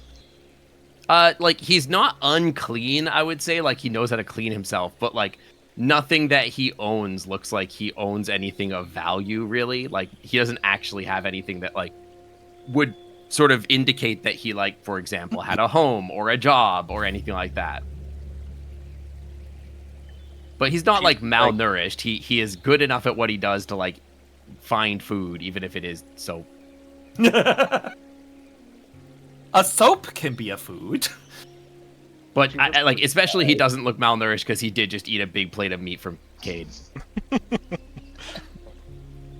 was gonna sigh and like, you shouldn't go around taking things from people. It can be less friendly people. It can be much more aggressive.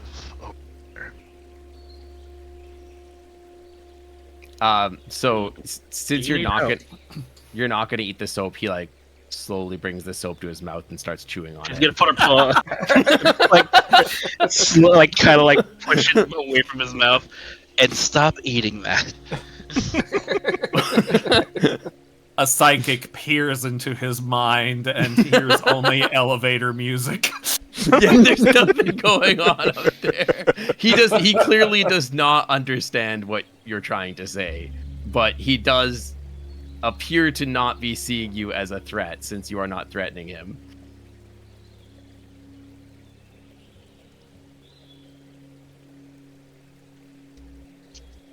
Do you have someone who can help you? Are you here alone? He's like gonna ask again, like there's no way this person's here alone. They don't seem competent enough to be alone. Wow. Who is your keeper? He just kind of shakes his head like he's saying like, no, he's alone. Like it's just him.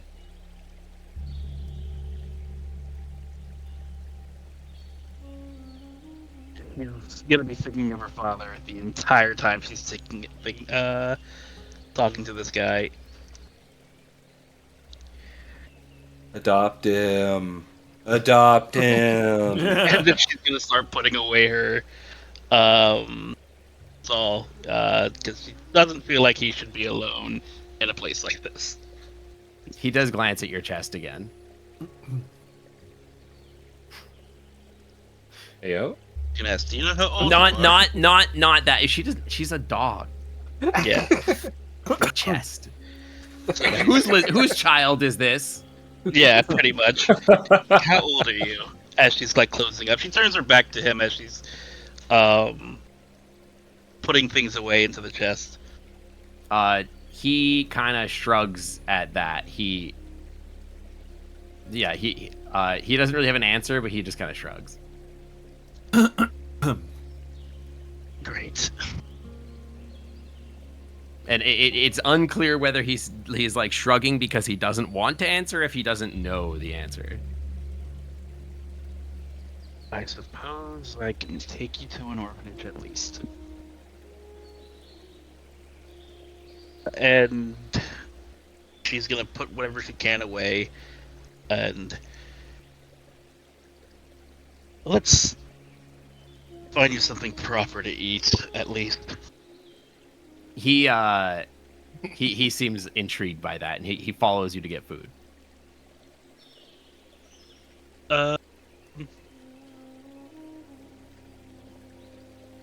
She's gonna take a look around and see if there's any stalls open. Oh, there's Would lots this of lead stalls into like open. another interaction with another player or something? There's all sorts of fabulous kinds of international cuisine available, as well as novelties. Would you like to Do I get to keep my soap? try Did the she take ice it from cream me? bar? Oh, ice cream. Not gonna I give like you soap. ice cream. It's Why not? literally- Actually, she might actually have something that she can just. I need to check my inventory.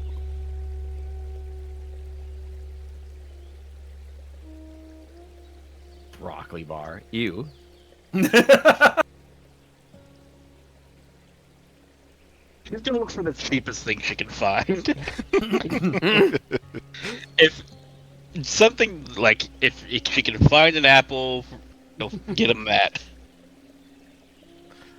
Oh, there is. Food is food. Yes, there is a stall selling apples from all over the world, and you can get an apple for a copper.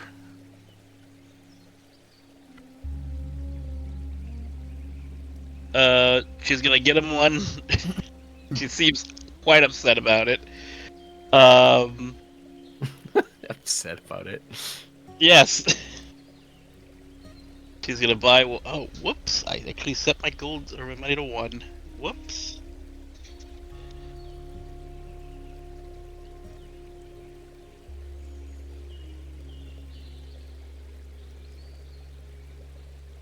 Yeah, children are expensive, exactly. When you adopted me, you made this choice.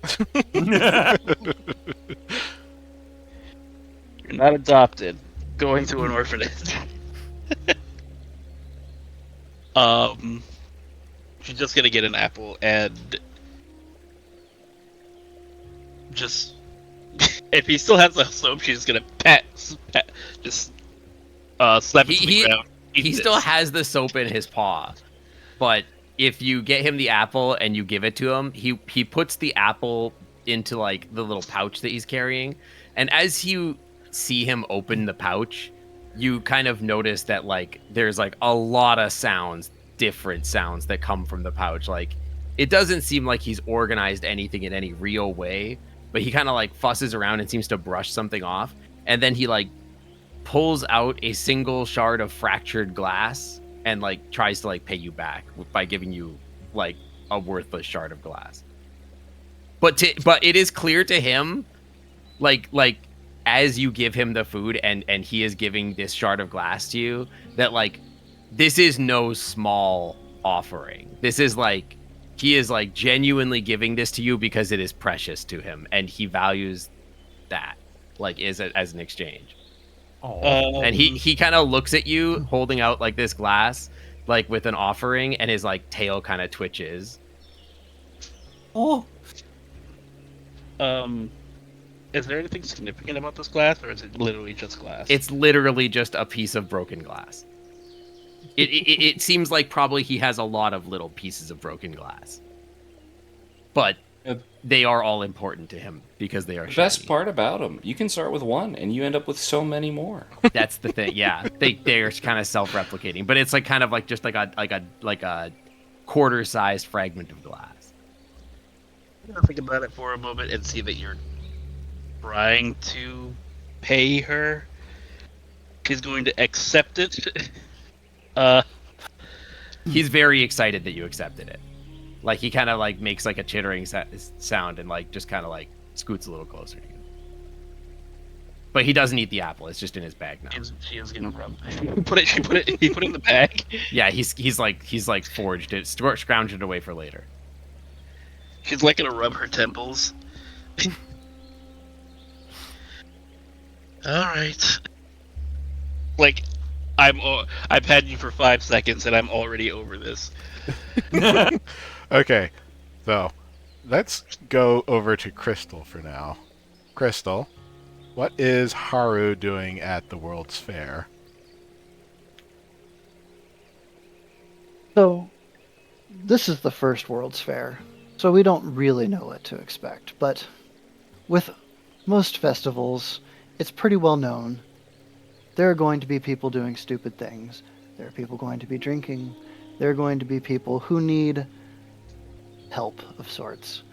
Haru is almost certainly going to be found around any of the medical tents that are set up around the entire site, walking between them, trying to keep an eye out for anybody who happens to need help, who might be a little bit too inebriated, or who knows, maybe the Ferris wheel collapsed and somebody needs healing, because God knows this technology looks dangerous, and she doesn't like it too much, but she'll do what she can while she's here. Okay. You're in one of the first aid tents, rummaging around, when you hear behind you the footsteps of a Trusk. You turn around and you see this well-dressed Trusk dragging behind her a small little kobold.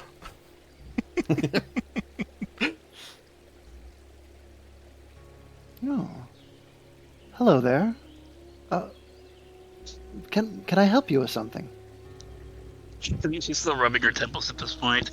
Not unless you can cure a migraine. Well, we might be able to see about doing something about that, but, is there something else you had in mind? She's gonna sigh, and then turn to the person who's speaking to her and see see Haru. I think I may have stumbled upon a lost child, and to be honest, I don't think they have anyone. I was thinking of taking them to an orphanage, or I don't know. Doesn't seem to understand even this small concept of coin. So are we like in a tent of some sort or something like that? Yes. I think we're like, we're in a tent. Okay. 57. Okay. I like mostly stay close to Viola, but then like as we enter the tent, I make like threatening eyes at the otter. Although like there's some recognition maybe that like they are sort of like maybe somewhat like me, but like I regardless, I sort of like I'm wary of everybody. Although I've seemed to have grown a little bit of trust for Viola, and I'm just gonna start snooping around the tent. As usual, I see. There are chests in here that are filled with medical supplies, pamphlets, posters of some kind that are still to be pasted up with public service announcements. You can't read, so you don't know what they say. Yeah, I don't know. Yeah, okay. Actually, this is great. So I want to like. Okay, I have not said this so far, but Scratch is illiterate. And maybe you guys can figure this out because like he sort of walks away from the both of you and starts like rummaging around and stuff. And those strangest things seem to capture his attention.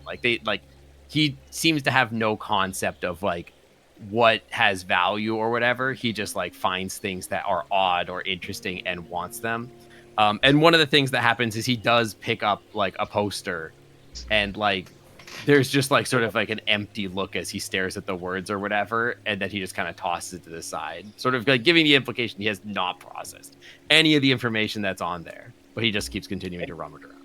I do want to keep an eye on him just so he doesn't like get into actual trouble. If I see he's like pulling down something important, like knocking over a pot of food, or taking something expensive, he's going to react to that. Yeah, you very quickly become a mother, unfortunately.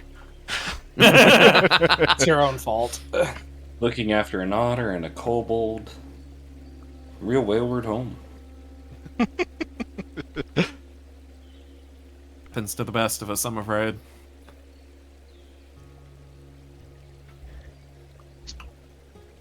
Haru, what are you doing about this? Kind of just out of the corner of her eye watching as this little blue lizard keeps on rummaging through things. She kind of stays more talking to this Trusk in front of her. Oh my. I don't suppose that you've talked to anybody at Lost and Found. I mean, we did expect that there would be plenty of children that probably got separated from their parents while here, and it is quite a large festival after all. Idea of missing kids going into Lost and Found. Put them in a box. Parents collect them later. I can see if we can ask. Not a terrible idea. We can search to see if there's any place where missing children would be. He seems. She just try to put it the best nice she can, but then it comes out like he seems too inept for someone to have been watching him before this. I mean, they are rather young, or at least they seem to be. Well, you do have access to a wireless telegraph in here. You could contact the other supervisors in the park about this situation. You ask them how old they are, and they're like, I'm 43! 600 years old. Hudson is No, also looks a bit young. That's why I'm figuring that she would be fooled to think he was. Because he's kobolds so you aren't a thing, right? They're monsters.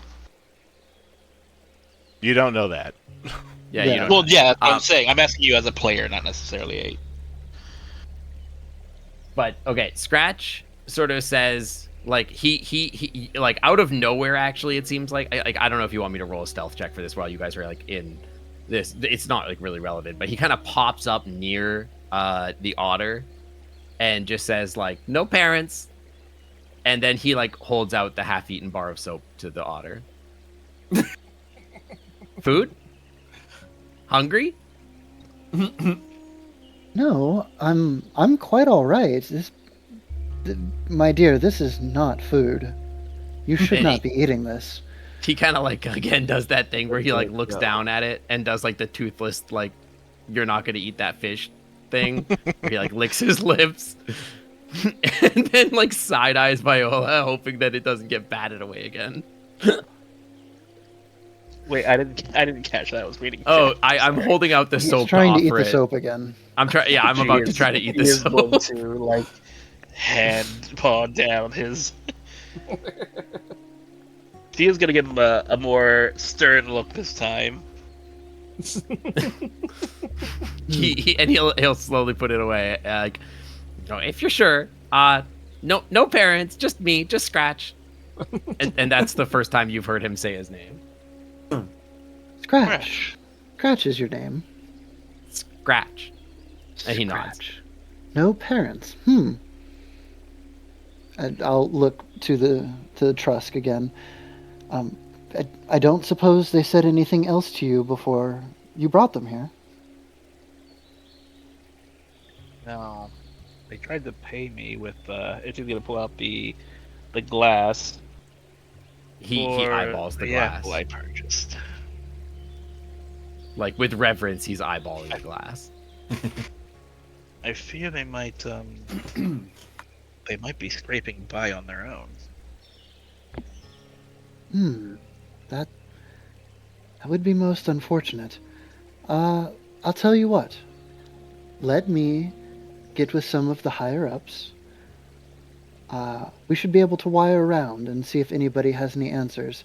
I don't bother to use this technology myself, but I'm sure that somebody could give us some sort of answer.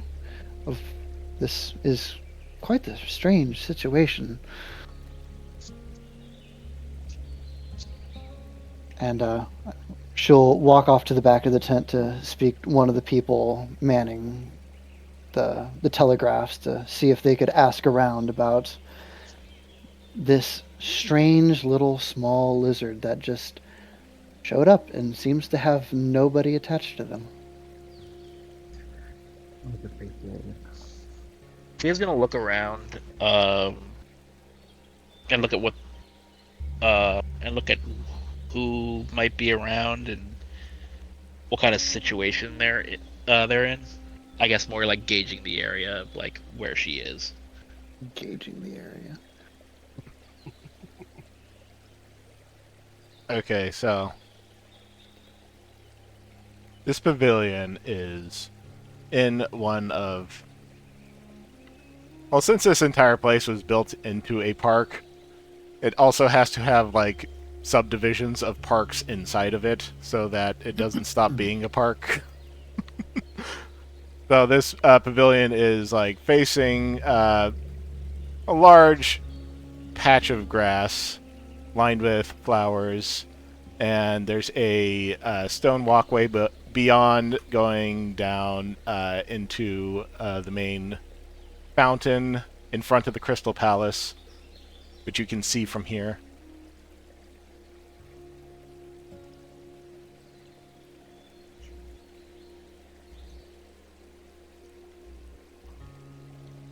I admire the palace for a moment before glancing back at the kobolds, immediately trying to figure out. He follows you as soon as you make like you're about to leave. She doesn't seem to be going far. She's more so just taking a look around and looking back and seeing that you're following. She at least is glad that she doesn't have to worry about you running off. It seems like you're slightly attached for now. She does debate as I don't think my father can handle another child.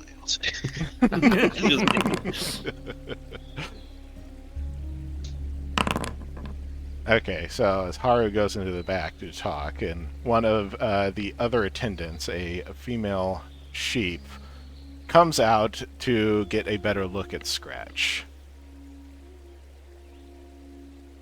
Yes, this is the one I was telling you about. He claims to have no parents or anyone else here. As she kneels down to look Scratch in the eye. I definitely take a step back and glare. All right, Scratch. Just a few questions. How old are you? Do you know? He still keeps his distance a little bit because again he doesn't trust anybody that hasn't offered him safety in any way.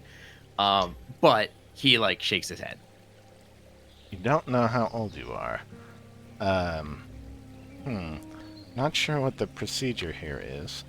Especially since we don't actually know if this one is a child.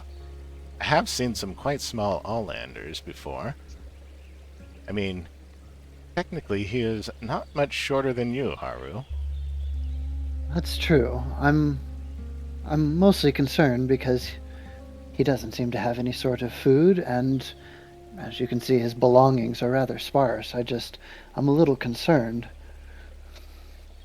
No, he shakes his head though again, and he says and he says no, I have food, and then he again you see him rummaging through the through his bag. He does pull out the soap again.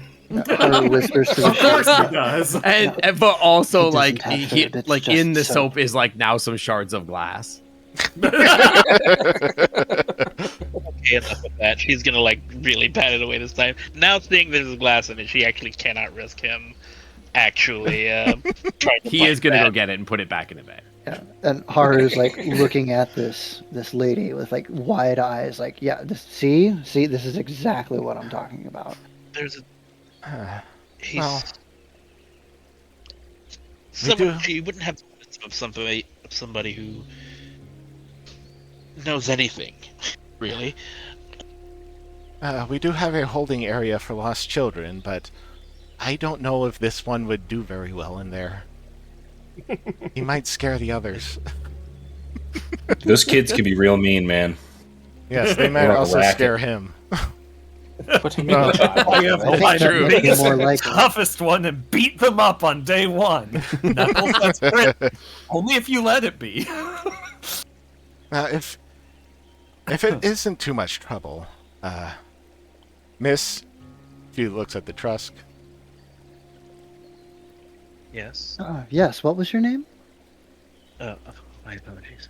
She's gonna get a little bow. Violet Evermore. Oh, Miss Violet Evermore. All right. If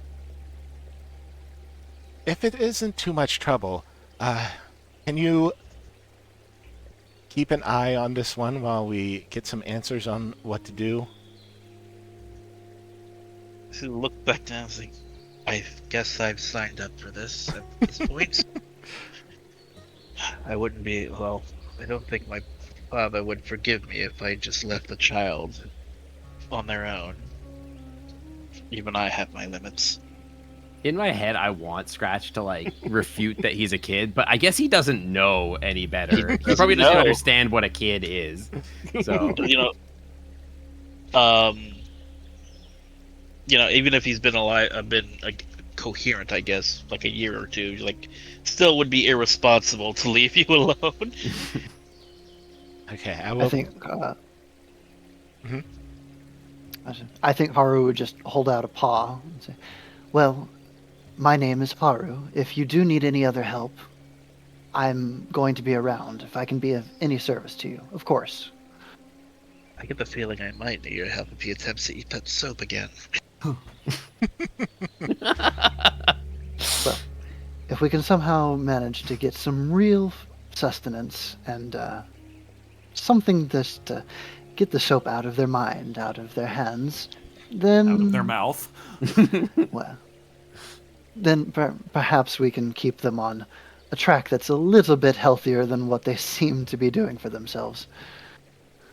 Tried to feed him an apple, but he just stored it away. That probably has glass in it now too. I was about to say. Makes it crunchy.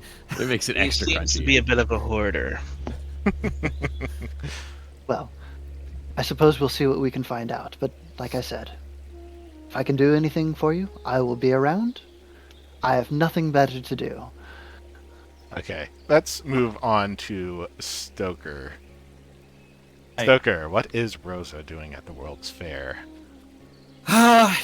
Just typical church bullshit. Shaking babies, kissing hands. Just there to make to put in her regular appearance. Okay, so who bless shit. Who here is looking after you, keeping an eye on you, making sure you're not running away, or eating soap, or eating soap? Listen, I only consume lady shampoo. Oh no! Let's go. I don't know, Rick. Who is my handler? I'm sure the church Let's see. would give me one, right? Yes, it would be either a priest or perhaps one of your parents. Which would you prefer? I like the idea of it being a priest who is kind of over my bullshit. Like, is just kind of like someone who did not want this detail, did not want this assignment. Okay. Priestess is a somewhat portly raccoon woman in the usual robes of the Temple of Erythria. She carries a staff with her and looks at you very tiredly all the time because she is quite tired of listening to your complaints. Which are, I must say, numerous. If it will shut you up, we could take a break and see one of the sights here if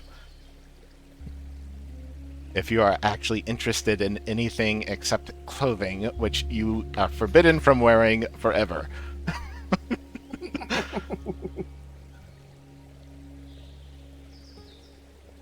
I just kind of like roll my eyes and sigh like an exasperated, moody teenager. What about the Ferris wheel? The Ferris wheel looks very fun. If you've seen a one wheel, you've seen them all. Well, what about a roller coaster? It messes up my hair. Oh, maybe we should go find some food to sample. What would be her obnoxious objection? Like, I'm watching my figure. Most people are, dear. Most people are. Well, I suppose. I hear soap is 0 calories. Depends on what it's made of. Or how much glass is in it. If there's enough glass in it, you could permanently lose weight. There isn't really anything that will make you happy, would it? So, if you are going to remain miserable, we may as well continue doing what we were doing before. Come along! She whacks at you with her staff. I grumble, but begrudgingly accompany her wherever it is she's taking me. I want you to roll perception. Oh, Here boy. we go, folks. Give us that All right. natural 20. Oh no. Where are you? Here we go again. Shit, where is perception? It's on the left-hand side underneath AC. Yeah, it's not in the skills. Oh, hello. I'm still in the who'sama whatchama proficiency. That's where I was looking for it. You need to look at the... Yeah, I see it banner on the now. left. The banner on the left will show up no matter what tab you're on your character sheet, so you'll always have perception. Rolling perception. 2. my That's God. almost a 20. Almost. But I get a +3 to it. Okay, so... As you are walking along, grumbling to yourself, following behind your handler, something brushes between your legs very quickly, and you look down, but you did not see what it was. Oh my god, the only time I've been sneaky. Rosa is immediately going to go, what the f-? The priestess whacks you with her staff. No cursing! You are a living saint, you better act like it. I was hoping that would be the reaction. She's like, something just, and she's trying to articulate that something just ran under my legs. Yes, well, maybe if you didn't keep spreading them open for every point that you meet.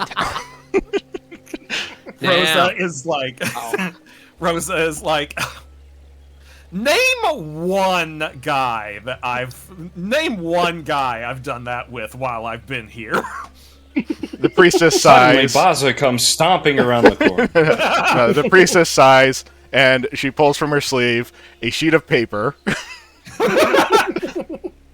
And then she Rosa's unfolds just it. like, and then unfolds it again. And then unfolds it again. Rosa's just like, why do you have that? Because I need to keep track just in case this gets back to the temple. You are supposed to be virginal, pure, and you just keep refusing. Yes, well, maybe people should stop being so hot. She thwacks you on the nose with her staff. Rosa's just like, you know I'm a saint, right? I can totally, ask Erythria to, curse you or something. I'm sure that she would. Who's the Lord CEO? knows Yes. that what Yes. Erythria knows that whatever curse that she bestows upon me could not possibly be any worse than this.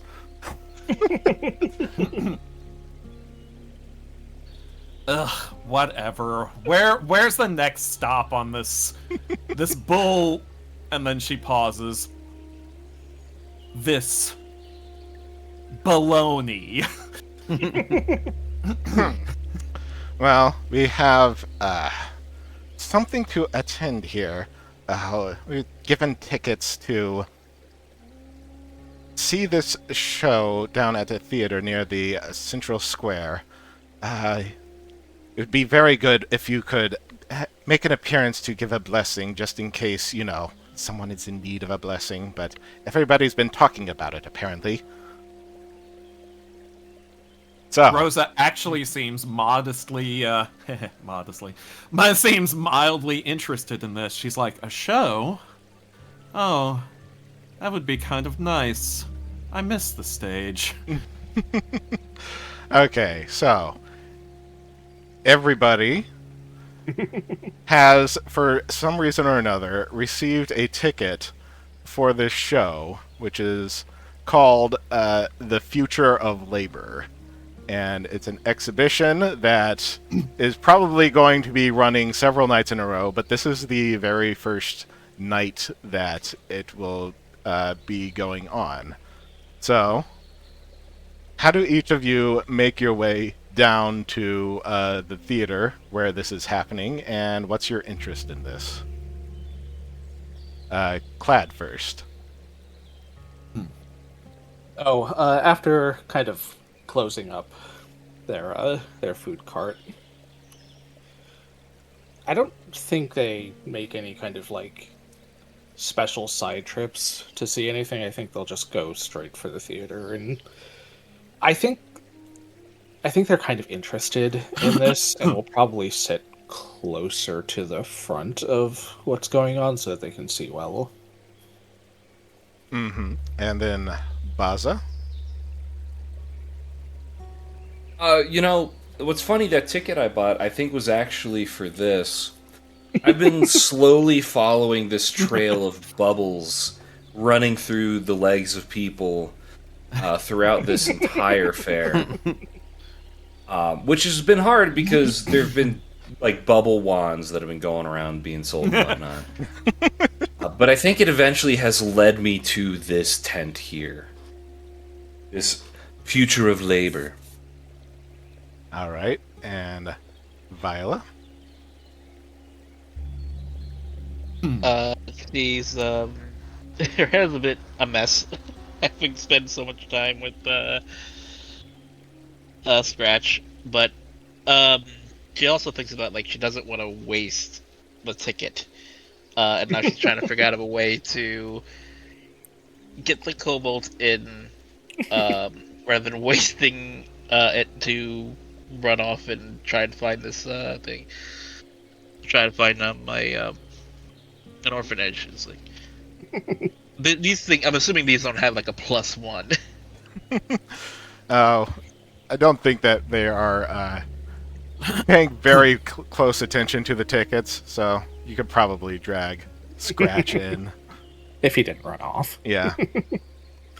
Scratch is kind of like following along because he sort of like feels like there's like some amount of like safety there, and like sort of feels like, you know, there has been an offer of peace there, and like so far like he wants to integrate himself a little bit, and like, you know. Okay. Yeah, kids are free.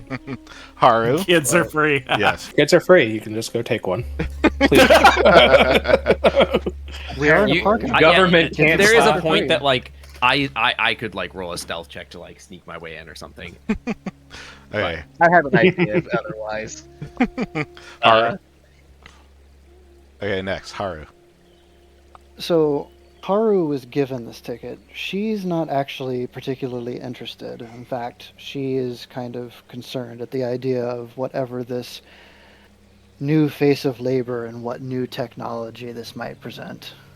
But I think she's going to go out of interest of what kind of preventative knowledge it might provide her. So, if there's a standing area to the side, I don't think she's actually going to sit down. I think she's probably going to stand towards the back, keep an eye on things, just get an idea of what this new face of labor might look like. Well, there is something of an amphitheater surrounding a small building with a stage jutting out of it and a canopy over the stage. There are some benches situated around the front, but the place is very crowded with a lot of people. Lots of people have been given tickets. Lots of people have been hearing how hyped up this show is going to be, how it's the new future, better than anything else that the World's Fair has had to offer thus far, is what this story has grown into, at the very least. There's also a bunch of standing room around the walkway above the amphitheater. Yeah, since she's so short, I think she would probably stand off to the side against one of those walkways. Probably looking visibly uncomfortable, just with the idea of she's not too thrilled being here around all the technology in the first place. But, I mean, might as well learn what you can while you're here. All right. Well, it is getting on 7 p.m. It is the summer, so it's still light out. But 7 p.m. was the start of the show as promised. And then it's 7:05. It's 7:10. And nothing seems to be happening, and a lot of the audience, the place is very packed with people. They start grumbling about this. Somebody who is standing out front goes into one of the wings in the back to see what's happening. And then, all of a sudden, you hear some crashing from inside the theater. Very loud noises, and the curtain that was dividing the back of the theater from the stage outside suddenly rips open, and 5 creatures just suddenly launch themselves out onto the stage, into the audience, and people start screaming and running, and I want everybody to roll initiative. What? All right. I don't know how to do that. Also, Scratch also screams and starts running. Right. So, close all important these guys. question, where am I? Oh, wait, I think I see me. Is that where I actually am? Yeah, I want you to place yourself where you were in the scene. Oh, like I said, Clyde was toward the front. Where's the walkway? Oh, do I get to choose what stat to roll initiative with or whatever, right? For right now, it's just going to be perception, I think. Yeah. But That's fine. there will be situations where other skills are. That's fine. I want to believe I was Actually, sorry, go on. I want to believe I was I'm somewhere so up front, and there were so many people just like, could you please move out of the way? I can't see in front. Can you please move? Rick, where would Rosa have been? Wouldn't she be, like, either closer to the stage or on it? Not on the stage. The stage was completely empty for the moment. You could have been somewhere near the Off wings, to the near the back. wings. Okay, I'm gonna say she's about, like, right... Whoa, okay. Alright, that's how that works. There she is. There she goes. And this seems like about where she'd be, right? Yeah. Where even am Crystal, all of this is the walkway up here. It goes up alongside either side of the fountain and goes out towards the left and the right. Wherever Scratch is, Whale is going to She's gonna. Where, she's I gonna don't know go where up you would... there. Yeah, where would you be? Where are you? I rolled a nat 1 on her I on... would be a decent way in because she was. It happens. First now. I was originally over here. Okay, I will go, but I'm gonna be like back here behind you. Okay. By the way, to roll perception, have your token selected, or to roll initiative, have your token selected and hit the button that says initiative. No I way. should have already done it, right? Like I think I did. Yeah, you did. You're good. Yes, Okay. you did. Okay. How do I I am do this? so aware. How do I do this, Ash? I have not figured this out yet. So select the NPC tokens, the combatant tokens. Make sure that they are set to a combat state by right-clicking them and clicking the combat state button. Then in the combat tracker, there should be a button at the top that just lets you roll all of the NPC initiatives at once. Let's see. Combat. Roll NPCs. That's a big boy. There we go.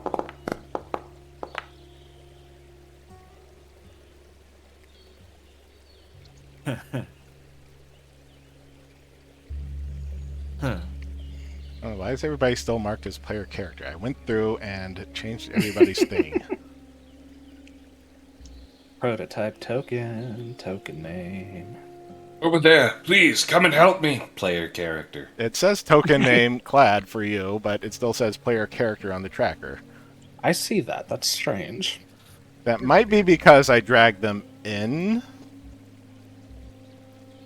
Yeah. Nice to meet you, Clad. I'm unclad. Well, we'll just run with it for now. It doesn't really matter. It's fine. that much. We'll fix it later. You've got By the big way, center I think it was because I dragged them in before I changed the prototype token and didn't do that again. maybe that might be the case. By the way, Stoker, Clad is dressed in very fancy clothes. Of course he is.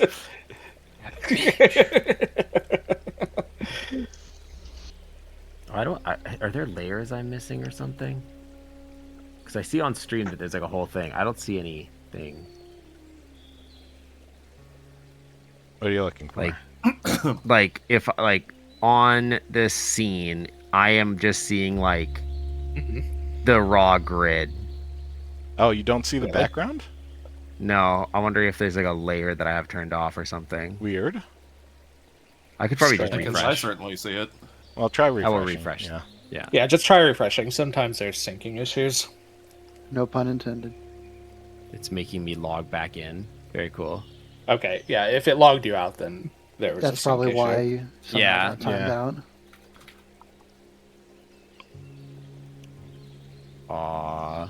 I love how huge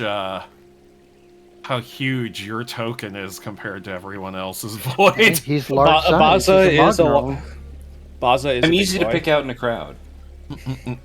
Yeah, especially when you compare them to Viola and Scratch, who are both small. So's Haru, actually. Is Viola small? But it's Viola's token is small. Yep. Trusks are small. So are all That makes 5 three of us. of these other tokens creatures or Yes. monsters? Yes. Okay. Yes, there are 2 that seem to be some weird still me? abomination cross between an all-lander and an animal. It's hunched over like an animal, but it has thumbs of some kind jutting out from Quote its one right. wrists. To quote a fan comic I saw about Sonic Unleashed once, a horrifying Okay, abomination. I see the background now. Part animal, part a different kind of animal. And We then should there's kill them these specifically because of their opposable thumbs. 3 tiny frog-like things with wisps of tentacles that almost seem like a bunch of hair.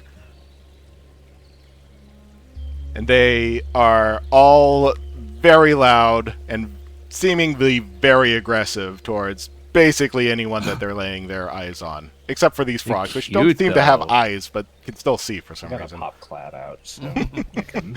Okay, so first it is Baza's turn. Baza!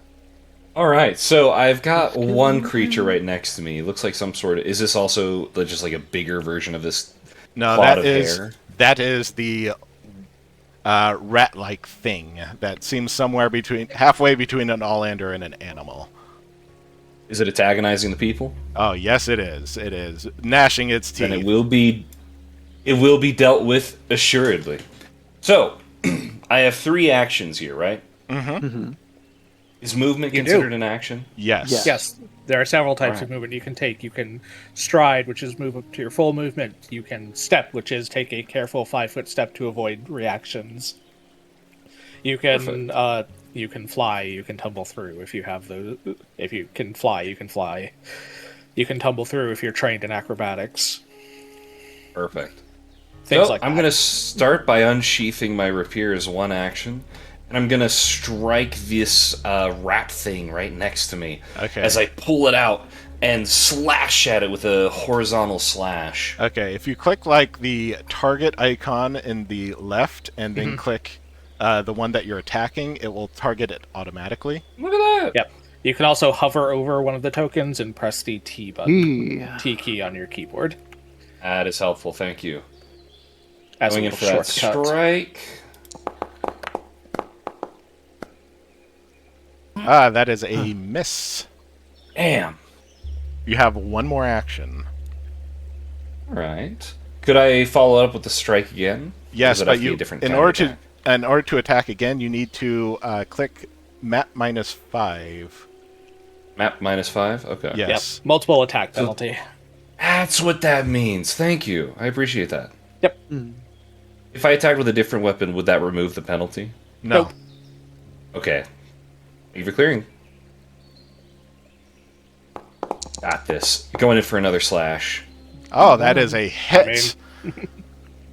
The rat thing definitely dodges your first swipe, but then you come in with a plunge and get it right in the shoulder. Roll for damage.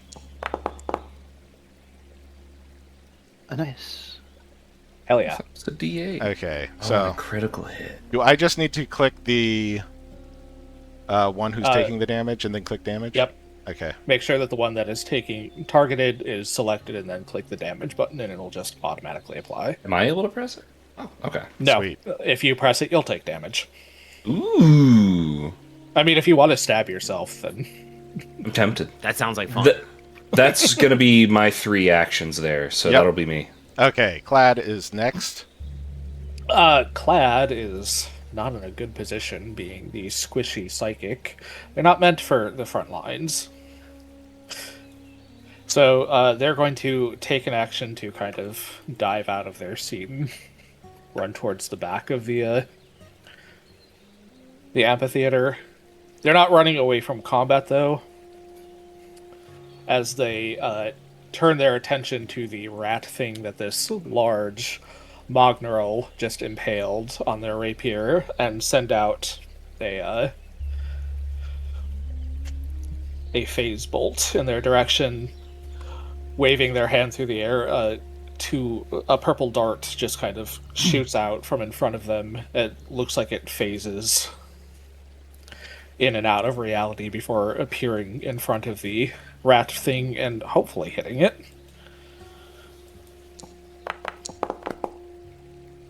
Hell yeah. That is a hit. I'm not amping this one. I would have announced that beforehand if I was. What a roll. Ooh. Damn. 9 damage. Phase Bolt strikes it.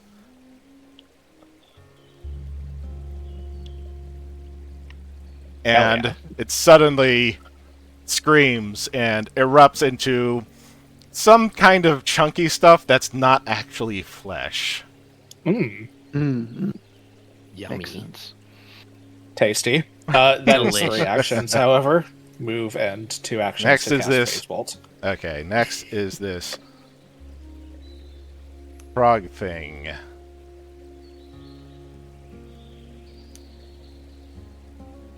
It is... Where is it going to move? It is going to move right here for 1 action. As it sees this target very naked and exposed. And afraid. Oh no. Did not click that, thank you.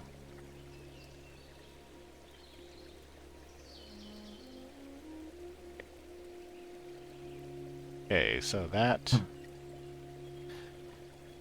Yeah, that should...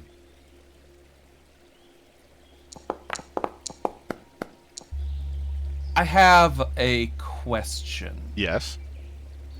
Okay, so one of my my icons is skin hard as horn. Mm-hmm.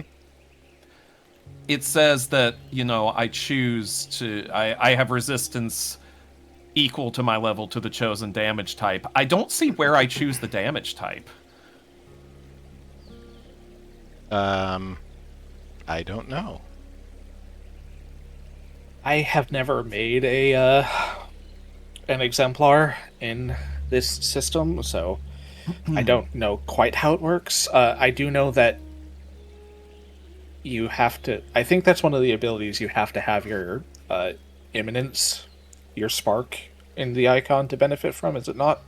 Yeah, but the interesting thing here that I just noticed looking through here is that I can use Shift Imminence as a free action that's triggered when I roll initiative.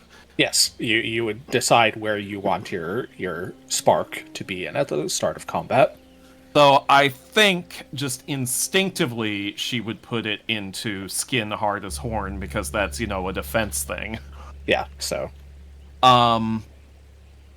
But again, I don't see where you set the damage resistance. I mean, There is an exemplar in another game I'm playing in, and like their actions always have like the sparks shifting around. I'm not entirely I'm not entirely sure how it all functions, unfortunately, because I haven't built an exemplar with this system yet. So I have an idea of. I wonder if there's a thing that I need to install, mod or something. There might be a module for it. Oh, wait. I found it. I found where you said it. I found it. Okay. I was going to say, I'm sure that there is a place for it. Yeah, I found it. And I found where the Divine Spark currently goes. Okay. All right. Yeah. All right. Apparently, by default, I had it set to piercing as my resistance. And I don't know how often I get to change that. Okay. Well, this is a piercing attack, so... Oh, well, that's convenient. The roll damage. Okay, so you would set the resistance during your daily preparations. Right. Okay. As long as your imminence is... As long as your Divine Spark is in your skin hard as horn, you have resistance to that damage type. Yeah. Now, what's the damage? What's a resistance number? Half. Just one. Half level rounded up. Wait, hang on 1 second. No, it just says equal to your level. Okay, so 1. Yeah. So, yeah. Equal to half your level. Yeah, you will take 1 damage as this thing lashes a long tongue at you. Just so you're aware, Rick, you have basically all of your rolls set to GM only, which is fine if you want to run it that way. Okay. But it does mean that you're going to have to do the damage yourself. I keep forgetting. Let me reveal that. Wow! We're not going to see any of the modifiers anyway, so just the results. I gotta set that to public roll then for now. Hey, you see that now? Yep. Okay. So Stoker, if you have Rose's token selected, you can just click the damage button and you'll take that damage minus any resistance if it is applicable, which it is in this case. Where is the damage button? In the chat. In the chat, you see I have Spark Troll rolled. Oh, click the button that looks like 2 speech bubbles to open up the chat panel. Yeah, I gotta find my way back to that. Ugh, gee whiz. Let me out of the party window. Gee willikers. Boy. Oh, wait, there it is. Okay. Chat. And then damage on Rosa. Let's make sure that I actually... Where are you, Rosa? It should automatically apply to your own character. Where are you, Rosa? Oh, okay, so the most recent one, damage roll, barb tongue, and I hit damage, and that automatically applies to me? It should, yeah. Okay, well, that took me down to 17, but that should have only been 18.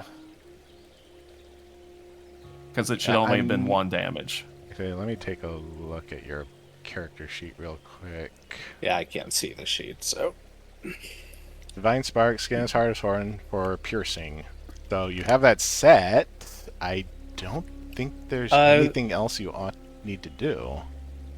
In the banner on the left, under resistances, does it say? It does not. It only says cold 1.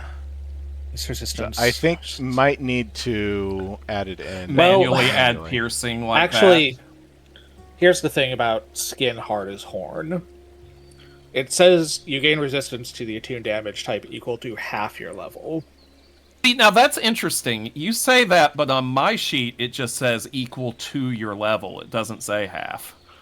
That might be a mistake, but either way, it is half, and unless it specifies otherwise, if there's ever a fraction, you round down.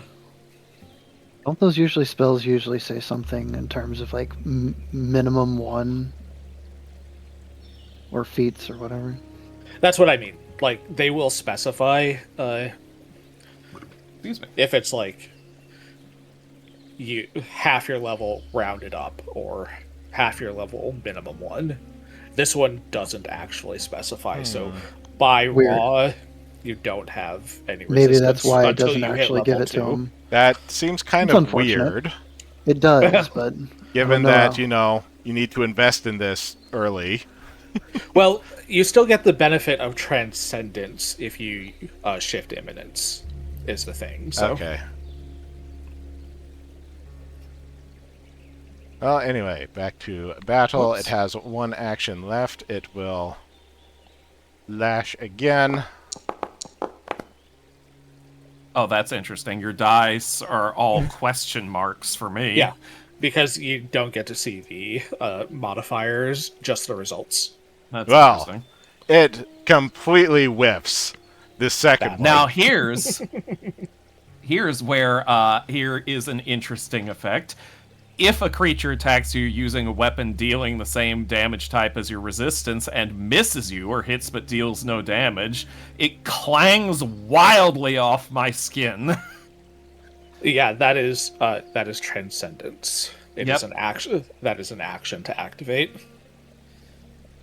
It doesn't say that, though. It just says, if a creature attacking you using a weapon dealing the same damage type. Transcendence, crash against me, 1 action. Yeah, see that little diamond symbol? You're right. My bad. Okay, Yeah, that diamond symbol is the number of actions it takes. So My you bad. can only activate that once your turn has come around. Okay, I'm learning. You are. You'll get it. We are. Okay. Giant rat thing is dead. Next is Yay. Viola. She's gonna look around at the chaos that's been breaking out and seeing a lot of people. I'm assuming a lot of people have been running out, and then we got these guys who's like fighting. Mm-hmm. She's gonna look back at Scratch. Stay close. She's like pretty sure if they're gonna go after somebody, they're gonna go after the little guy. I am going to move into range. Pulling out my weapon as an action, right? Yes.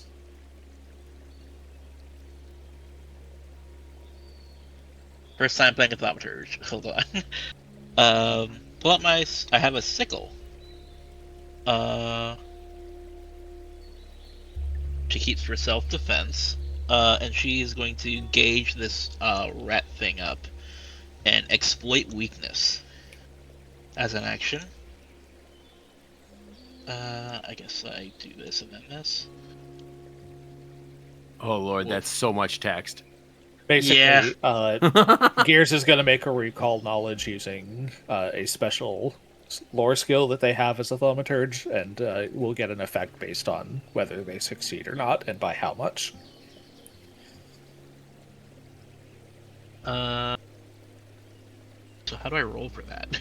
So go into your proficiencies tab and just roll esoteric lore. Right, because she's read a lot. She read a lot of books.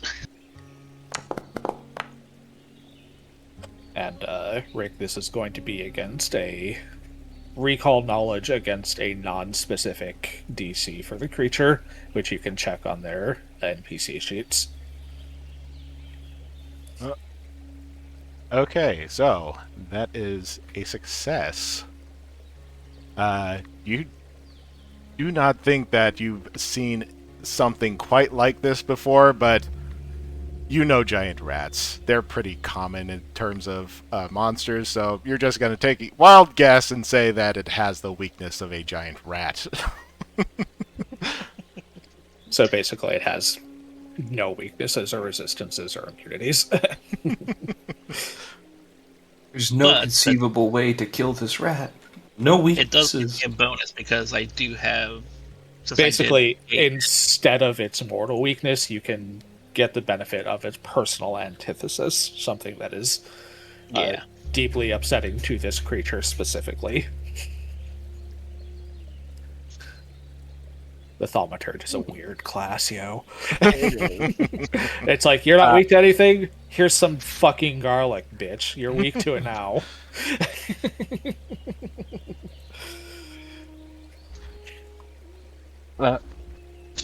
He is going to attack with the sickle. It's like, well, most things die when you stab them.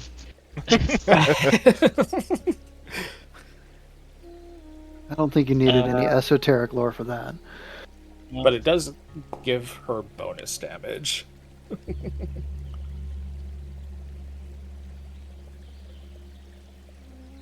Oh, did I not? You didn't target, but that's definitely a hit, so you can roll damage. Gotcha. Okay. Damage. So I think I have them targeted now. No, there should be a button, like, at the top of your actions that, like, this creature is, like, personal antithesis or something. Implement empowerment. I think I turned that on. And that counts the It should, I think. weakness.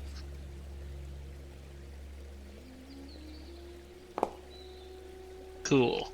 Yep. Yeah, implements empowerment +2. There you go. You still manage to catch this thing under its chin with the sharp corner of your sickle, and it screams at you. So, you are out of actions now. Yes, she is going to, like, turn her body so she's facing sideways, and she flips the blade in her mouth so it's facing the other way. And she looks like, despite her not having any actions, she still looks like she might be ready to still attack. and Next is Haru. still has hidden ability. So would you say it's safe to say that once they... Since you actually hit this monster, it activates Skittish and moves away from you. Because as a reaction, if they try to maneuver out of my action, away from me, that is that's what the not maneuver away from you. A step does not trigger reactions, I don't think. Yeah, unfortunately, here's a step is specifically designed to not trigger reactions that would activate off of movement. This would be including my any reaction that is based on movement, a step will circumvent. Okay. It is a careful step away from danger. Okay, Haru now. Yeah. Unless your reaction specifically calls out that it functions on a step overrides it. Gotcha. Would you say it's safe to say that once these creatures jumped into the crowd, that the people dispersed around them in a fashion that nobody's like standing around where they are right now? Everybody is at least all the way up the steps, if not rapidly approaching that. Right. Yeah, fair enough. Okay.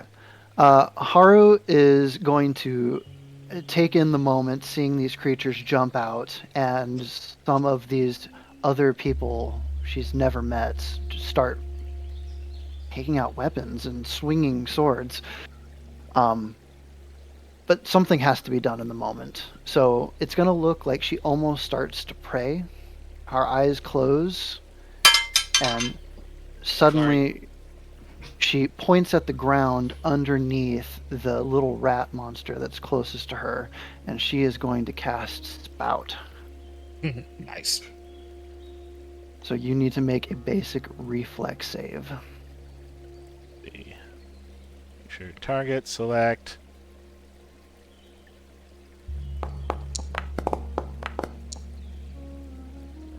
That is a failure. All right, so you don't critically fail, so you don't become off guard, but we will roll damage. Nice. Hell yeah. Oh, this thing is on its last legs. It's stumbling over itself as it is basically thrown about by the water and smacked against the back of the foot of the stage. You have one action left.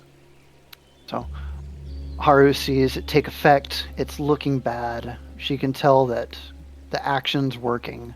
But there's still more to do, a lot more enemies. She's going to turn and see that Scratch is still towards the back. Because Vile is run off for the moment. He's got a squishy psychic to protect him. He does, but Haru's met Scratch. Haru has not met you, and has no idea what you're about. So she's going to call to Scratch. Scratch, this looks very dangerous. Please take some warmth, take some safety, and she's going to cast guidance on Scratch.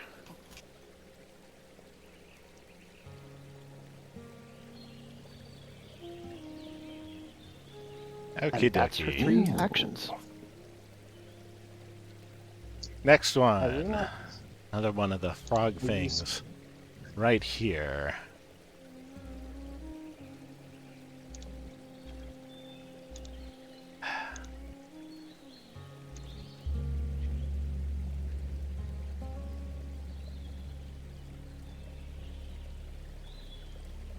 Let's see.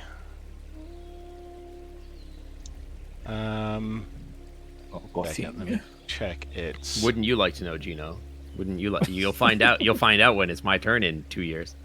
It can. You're gonna learn a lot about Scratch in a second. Yeah. I have a suspicion about something related to Scratch, but we'll see. Okay. This thing hops off of the stage onto this side, onto this side of the field, and it turns ready to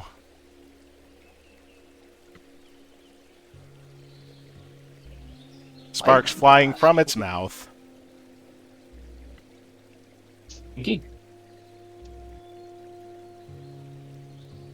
Okay, how do I cast in a line? So if you click that template in the thing that says 40-foot line, you can hold control and scroll your mouse wheel to point it in whatever direction you care to. You wouldn't do a 40-foot line and target all of us, would you? It doesn't look like.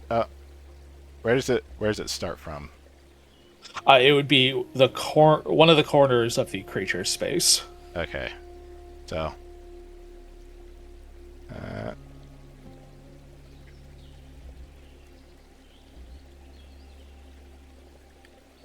Well, there you go. Everybody in that line needs to make a DC 16 reflex save. Scratch, you are able to use guidance to add to that if you'd like. Yes, you can. Yeah, I need to think about this for a second. Hang on. Well, let's see how this goes. Ooh. A blarg. That's unfortunate. That is unfortunate. Hey, it's a 19 now. That should count. Yeah, just one second. I need to read something when this happens. Hopefully, 16 is good enough. Yeah. So I meets believe the- I have resistance to this damage. I should. Maybe. I don't think So- your raging resistance. Well, comes into you're play yet. giving the spoilers, but like, Not I that much should of a spoiler, but- I should have that, right? Like the elemental, right? Is Like, because that only when triggered that's on the start of the happening, fight. though? Oh. So you can rage at the start of the fight. Well, no, it's triggered automatically. Yeah, that's what I mean. It's a free action to rage when you roll initiative. Yeah, so that should have happened already, right? Yeah, you should have rage. However, raging resistance doesn't come into play until level 9. Oh, is that true? Yeah, you can check the I could class not say. features. I don't know how this works. Yeah, raging resistance will become a thing at level 9. You'll gain resistance equal to 3 plus your Constitution modifier. Okay, so yeah, then based on your okay, instinct. so then I have to roll what was it? A Constitution saving throw? This one's a reflex. This is a reflex You save. can Okay, You can I click see the the button reflex. in chat that says basic reflex save. Okay, hang on. And I'm gonna if go to you- the chat. Yeah, I'm you looking. see can under add a Spark 1 to Troll, that if I you put Lightning Blast in there. There's a button that says DC 16 Basic Reflex. Okay, I did the You can thing. Just click that. You There you have go. succeeded. So Nice. the only one hit is. Oh wait, I didn't Plaid. use guidance either. Well, You didn't need to. Yeah. It's fine. yeah. It's just a basic save. So successes are half damage. So Failures, 3 damage to Clad. I'm fine. The successes will take half damage as well. It's a basic save. It always functions on the 4 degrees of success. I should have gotten 2 temporary hit points, right? If you drag the rage effect onto yourself, yeah. Oh, okay. So I should, how do I do that? Drag it to the banner. So, like, if you see the little block So- text that says rage, Yeah. So drag it to your character sheet. on your character sheet, there should be under your action something that says rage. Oh, okay. If you open that up, there's a little block in that's like highlighted in gray that says effect rage. You can just drag that anywhere on your character sheet and it'll apply. On my little guy, on my token. There we go. Yep, there you go. You're raging And now. did he Good get job. the thing? I think I've got to drag the temporary on Nope, top of it. they should have applied. Okay. I don't know. I don't really understand. Yeah. So, right. I was basic saves, 4 degrees of success. Critical success, no damage. Success, half damage. Failure, full damage. Critical failure, double damage. So, success is still half damage. I'm taking half damage. Yep. Ew. So is Scratch. So Scratch takes 1 damage. Yeah, just hit the little button there in the spark says troll half. damage Says that half. says half. Half. There you go. Okay. Yep, but like I am that. still unharmed because of the temporary point. Got Basically. it. Nice. Okay, electricity crackles as it shoots right through all of you. Not terribly powerful, but enough to sting at least. Mm-hmm. Next is Little. the rat thing. The rat thing. The rat thing. It's Rat. an ROUS. Rat. I don't believe they exist. Okay. Pick up a sheet. Real. Does the step Rat in? thing. Okay. Down. You make us all sting. This thing is writhing around very desperately. It takes another step towards its Does attacker. that count? No, its step also does not trigger. Oh, I thought it outward step, but I guess. Damn it. I would have used my cool moves. Any step action. You will get your chance to use your cool moves eventually. Anyway, it is targeting Viola, and it lashes out with a bite. Oh, wait. It misses, Yeah. snapping its teeth at air, but it attacks again. Oh, I think that does count if I read this again. What do you What's it say? You can click it to put it. Click the Yeah, little click bubble the icon and it'll pop it in the Divide chat, move so you can just action. read it. Okay. How do we do it? You Just said click the on- icon. There you There go. it is. Yeah. Oh, wait. Yeah, implement. The target of your exploit vulnerability uses a concentrate, manipulate, or move action, or leaves a square during a move action it's using. Nope. Because again, this was a step. Oh, no, I was talking about the attack. I thought the attack was the thing I could attack. No. Thing against, but I guess not. No concentrate or Attacks. manipulate. No. Yeah, attacks don't have the concentrate or manipulate trait. Gotcha. Okay. Strikes, I should say. Okay. So, Oh, it'll show up as strike. Okay. yeah. Snaps again at you. It misses. It just cannot seem to get its jaws into you as you deftly sweep your paws out of the way. You're Next done. is Scratch. Okay. So. Okay. So Scratch, as soon as combat started, like maybe people hadn't noticed, like the people that maybe have interacted with him, might have seen an evidence of this, but Scratch is very afraid. And Scratch, as soon as things got hairy, you know, and I don't know how much other people are like really paying attention to him in this moment. But I want to clarify, like he still has elemental rage, right? It's just like that's not like a level 3 thing. No, your elemental rage applies as long as you're raging. Okay, so he like freaks out, screams, and then as he does that, you see him like take a step back, but then like the sparks that maybe Cade, is it Cade? Clad had seen earlier become much more evident as sparks like glow and fly down his skin, across his hide. Wind starts like whipping up about him, and he freaks out as he looks more scared than anybody has seen him up until now.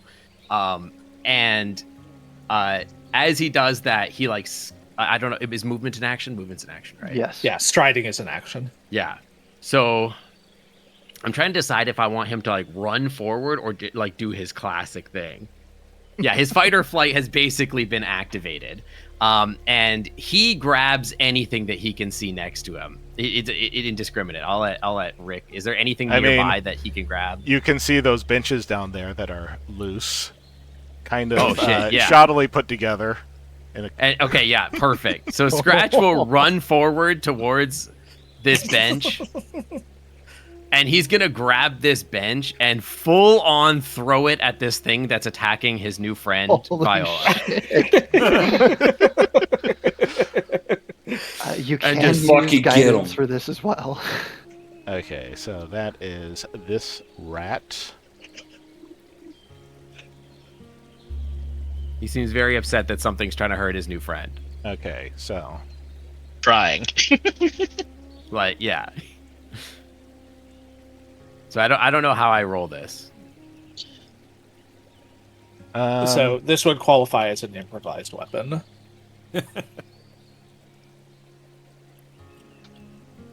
Improvised weapons are simple weapons. You take a -2 item penalty to an attack roll. The GM determines the amount and type of damage the attack deals, if any, as well as any weapon traits that the improvised weapon should have.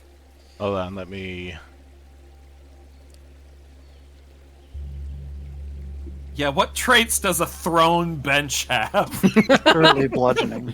Yeah. I mean, thrown, first of all. Yeah, I also get Barely. plus damage on thrown items because of the elemental thing. There is no. And there's no improvised weapon action under the compendium browser. Yeah. It's not. Yeah, so for those in the chat that were wondering what Scratch's deal is, Scratch is an elemental raging barbarian that instead of triggering his rage on anger or anything like that, he triggers it on fear. And when he becomes afraid, he rages and just starts throwing stuff because he's panicking. He like enters fight or flight mode, and he still has a few other tricks other than just throwing stuff, but he does like sort of imbue things with lightning and just starts throwing it. Does he need to manually put? Oh, the so dice it's an roll in? electric bench he's throwing at them. Yes, it is also an electric bench. Would he just be rolling unarmed attack with a -2? Effectively, for like as far as attack purposes go, you're gonna have to determine how much damage the bench deals. I think anywhere from 1d4 to 1d6 works. But in terms of the logistics of the roll, is that correct? Yeah, It needs to be a thrown item because I have a feat that affects thrown stuff. I mean, the easiest way to manage this would probably be to give yourself like An custom item, a custom weapon, That's like a thrown thing. and give it like the throwing trait. We have a spell for Thunderdome. Okay. Yeah, I could do that. I could create an item. 1 second. How do I do this? So, Add coins. No. on your character sheet under items, go into weapons and shield and click the button that looks like a plus button. That'll add a custom item. I have added a custom weapon. I am editing Now- it. It now is you're gonna go my in and edit it. Yeah. throne item placeholder. And Rick, for this one, I can adjust this based off what damage it does. But yeah, I'll say 1 or whatever. And I'm gonna say it has no bulk because I'm not keeping it. Yeah. And it has no price. It's Basically. priceless. Okay. I'll call it a simple weapon, I guess. All improvised weapons are considered simple. So Okay, and what's the range on this? That's a great question. What How is far the can I range for throw throwing? Is it based on? there are multiple ranges for throwing. Larger weapons tend to be like 10 feet increments. Smaller ones would be like 20. This is a big thing, but I also am raged and have +3 strength. So Yeah, improvised weapons fall very heavily under the purview of GM discretion based on what they are. do you think I can throw this 20 feet? Close enough. Just 20 feet. We'll figure out to the the closer we'll figure out the benches if you want. specifics later. So we Yeah, should okay. just And then what do you want for damage? This will be blunt damage. yes. Yeah, probably bludgeoning. Yeah, Bludgeoning. And for something this height, I would guess probably a D6. Yeah, maybe roll a d6 for D8. that. Okay. Okay. So do roll. I have to save or is it just close? Yeah, you should just be able to close it. It should. Once Simple you've made all weapon those- it has a range of 20 feet. Okay, and then Yeah, you would change. You would choose like the throne trait for it trait. because that is going to be affected by your barbarian Where is abilities. trait? The trait see you trait. need to add it on the top row. Yeah. So right underneath the item name, there's like Oh, traits. Yeah, throne. there's the traits. So you just go Throne 20 feet. there. Did it do it? Yeah, range increment 20 feet. Okay, so then if Perfect. I go to my inventory, So yeah, now if you look in your so actions, technically, yeah, this is my action. I ran forward. I'm going to pick it up, and now I've drawn it. Yeah, that's interact to pick up. Yep. Okay, and Don't now I forget to can throw target it. them. So how do I Yes. do this? Do I click the thing beside it? Well, on the left side, you click the little target icon, and then you click Hover over the them. and then you click the rat, or you can. What button was it? So when I hover over it turns hover into over a it die, and right? press T. Yeah, hover over and press Press T. to T. target. You should see the red arrows around it. Yeah, Yeah. there should be a little red reticles T. that show up around it. T. Or you can just do the on the left side. There's the T. target button, and you can just click on whatever token you want to target. Select target. Okay, I have targeted him, and now I click like Perfect. the roll. Yep. Now you're going to attack. Okay. Dexterity. Let's go. Okay, so like that. Perfect. That is a Excellent. hit. Roll damage. Okay, so then the damage will affect on the other thing, right? So I should get some damage here. So D6. Does it like it will it automatically do like It should effects? automatically do all of that Let me stuff take if a you look. click damage. It does not have that applied for Yeah. some reason. Because I have the feet for thrown stuff, right? Hold on. Raging thrower. Okay, that's weird. If I click on it inside... No? Just roll damage for unarmed attack, but you can change it to D4 to D6. Oh, I think I have it set to D6 by default, but I can change it to D4. But yeah. Well, I think it's on D6 right now. So I can... Oh, it's on D4. You want me to change it to D6? Yeah, Okay, so basic unarmed attack for like punching things is just a D4. so that would be D6, but you also get +4, +2. It does not matter. This thing only had 2 hit points left. So yeah, I like yeet this bench, and then I think it gets like elemental damage and like a bunch of extra damage because of like the throwing thing. Yes. And yeah, that's what you guys see is just Scratch surrounded by lightning and air, running forward, screaming, and throwing a bench and killing the thing that was a threatening Viola. This pitiful thing looks up at this That thing turns into giant electrified bench flying at it, and it lets out a pitiful squeak just before it is completely turned into a skid mark across the across the ground.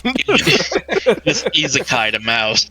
I think Haru's just looking on, like, mouth as wide open agape as possible.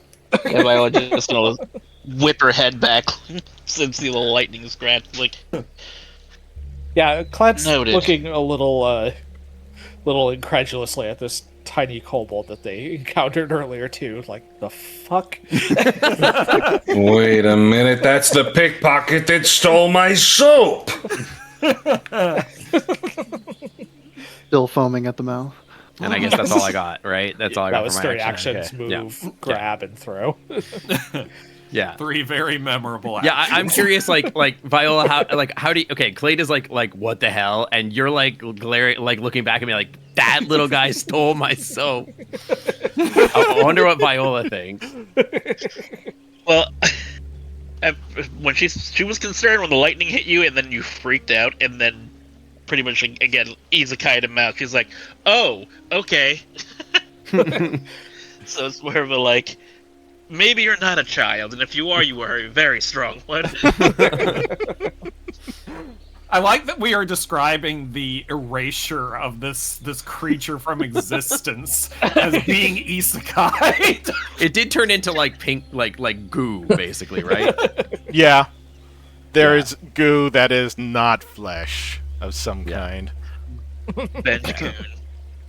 Okay, so next, this one targets. This Spark Troll targets Baza, and it is just going to keep up on the lashing its stage? tongue. It completely whiffs the first one. Oh, good. I think my panache is activated, guys. Oh, wait. I don't think that gives you panache, but your swashbuckler, which I believe gives you opportune riposte. Was it a strike? It is a ranged attack, so I don't know if you can It's reach only it. a melee. Ah. I don't have that ability you mentioned yet. Okay. Isn't it says melee strike on the card, but It has range. It has reach rather. Hmm. So unless Baza can reach with his rapier. Okay, it attacks again. Yes, opportune riposte is a level 3. It completely whiffs again. Go ahead, try again. Try again. Little I'm thing ready. makes a gurgling little noise and starts to run. Let's see, 25 feet. Okay. Next is Rosa. Oh, that's right. I'm in this. Yep. Okay. Rosa. Rosa. All right. So this little fucker here on the stage is the one that tongued me, right? Yes. Okay. Probably not the first one today. You know what? True. All right. So I click it to target. You click the target. Hover over it and hit the T key on your keyboard. Or do that. Ah!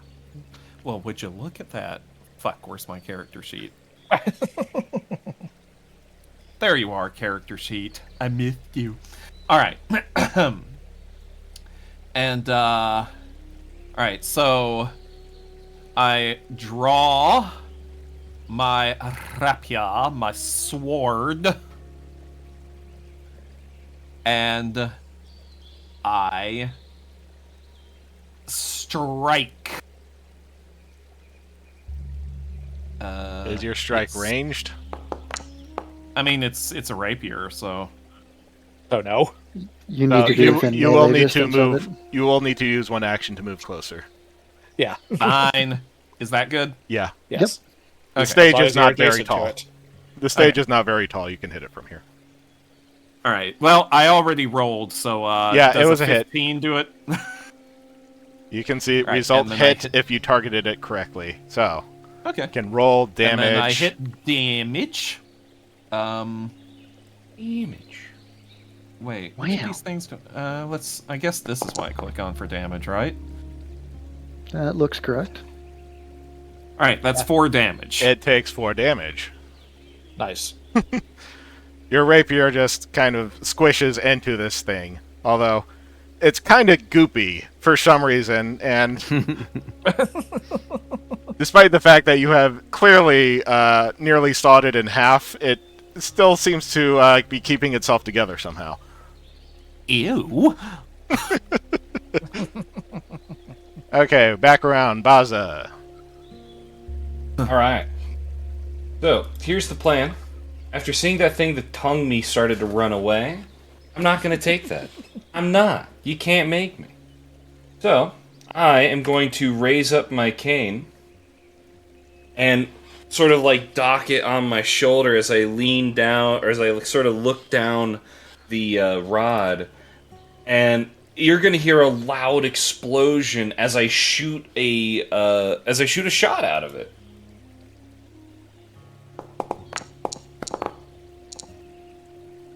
Nice. That Anyone is gonna hit a him? hit. Roll damage. Homage. 3 damage. Your shot. Oh! Take it back! That is the wrong one. I need to make sure that one's targeted. Baza Okay. shoots himself in the foot. Critical Wouldn't be the fail. first time. Okay, so yeah, your bullet hits the mark, and some sludge just seems to fly off of this thing, but it's still moving. Damn. Alright, well, not for long. I'm going to spend another action, and I don't know if this is one I have access to, but a lot of my other actions reference it. I have this. There's this ability called Tumble Through, Ash. Yes. You can do Is that that one at that- any point. Really? Okay. But So basically, in this Okay. case, I don't think it's necessary because these things are 3 sizes smaller than him. yeah, but he kind of wants to. Yeah. Because tumbling through is the main way swashbucklers get panache. Yeah. It allows so me tumble to get through. panache. How One much action. panache can you have when you're naked? We're gonna Hey, find hang out. on. I'm the panache. I'm the one bearing my panache, thank you. Yeah. So tumble through. You stride up to your speed. During this movement, you can try to move through the space of an enemy. Attempt an acrobatics check against the enemy's reflex DC as soon as you try to enter its space. Success, you move through that enemy's space, treating these squares as difficult terrain. And as you are a swashbuckler, if you succeed, this gives you panache. Wait, you're telling me the 10-foot tall dude is a rogue? He's a swashbuckler. That's It's crazy. kind of like a rogue, but Yeah. You telling me Sexier. the tiny little kobold is a barbarian? That's crazy. Okay, fair. Caught. but yeah. So swashbucklers kind of want to get into a rhythm of gaining and spending panache. Have a bravado trait while in combat encounter while you have panache, you gain a 5-foot bonus to your speeds. That's good to know. I don't know if this thing has bravado on it. It always does for swashbuckler. Alright, then I'll add that circumstance there. Perfect. Alright, so here's what's going on. I see this guy making a run for it. I take inspiration from the kobold, and I'm going to leap off of one of these benches, sort of do a flip in the air, and I think this will give me a +5 to my movement speed. After you get panache. That is too Will far. I not have it after doing this? This is a lot of difficult terrain right here. You are going over a bunch of benches.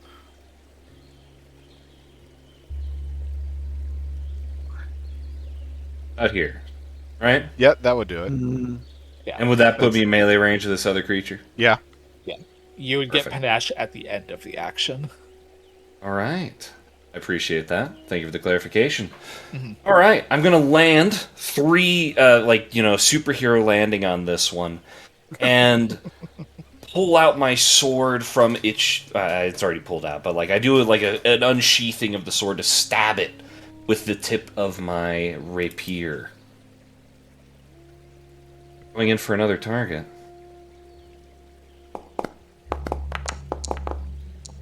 And I don't know if that is see, a actually. hit. Do I want to use my confident finisher on this? You would announce that before you make your attack in the future. I don't know how this shit works. I'm I'm 4 different trees in all here. learning. It's You're all true. learning. I'm just letting you know. Okay, well. Thank you. I'll just go with the regular strike then. 17 gonna hit? Yep. Roll damage. The reason you announce it beforehand is because even if you miss, you'll spend your panache. Appreciate it. I think that was the wrong one. Hit the wrong one. What? You hit the one to the north. I think he's attacking the one down here. I have my reticle on this one. Tell it to the game. Do you have it selected, Okay. though? I think you can drag and drop the number onto the icon. Double click it. Zoom all the way in. That's unnecessary. Anyway. That should be all 3 of my actions. Anyway, yes.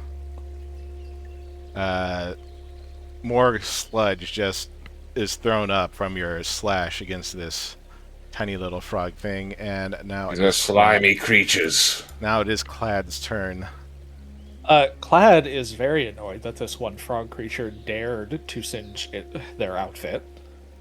How I'm offended for fucking dare you? And I need to check something real quick. This work.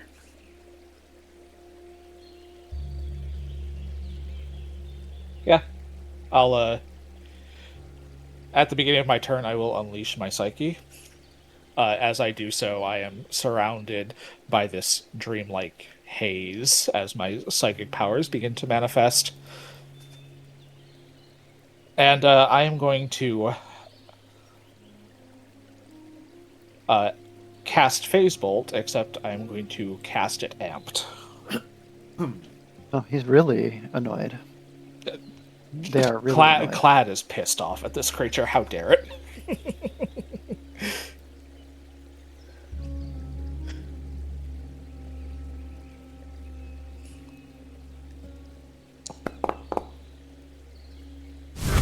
Clad is pissed. Oh my god. That was cool. That was very sick. cool. Yeah, that was really So, That was so cool. I missed it.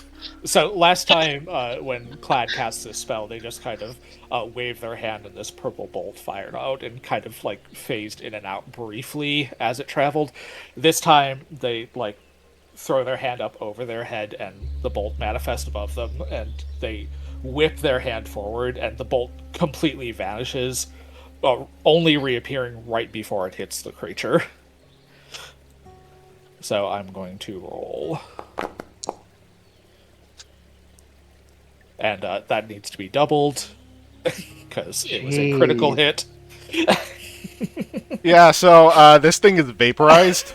Not even sure that there's any sludge left. Double max roll. Oh my god. As one does. Oh my gosh.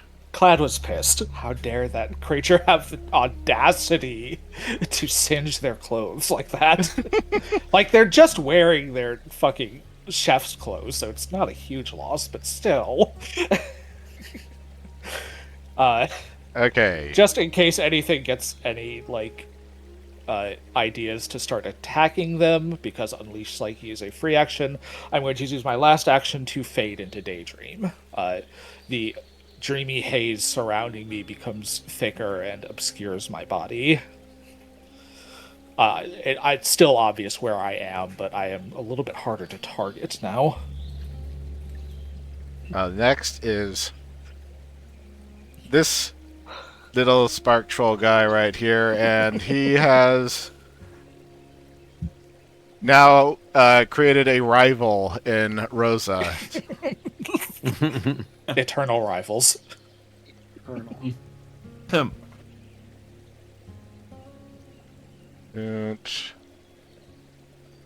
Come on. Open up.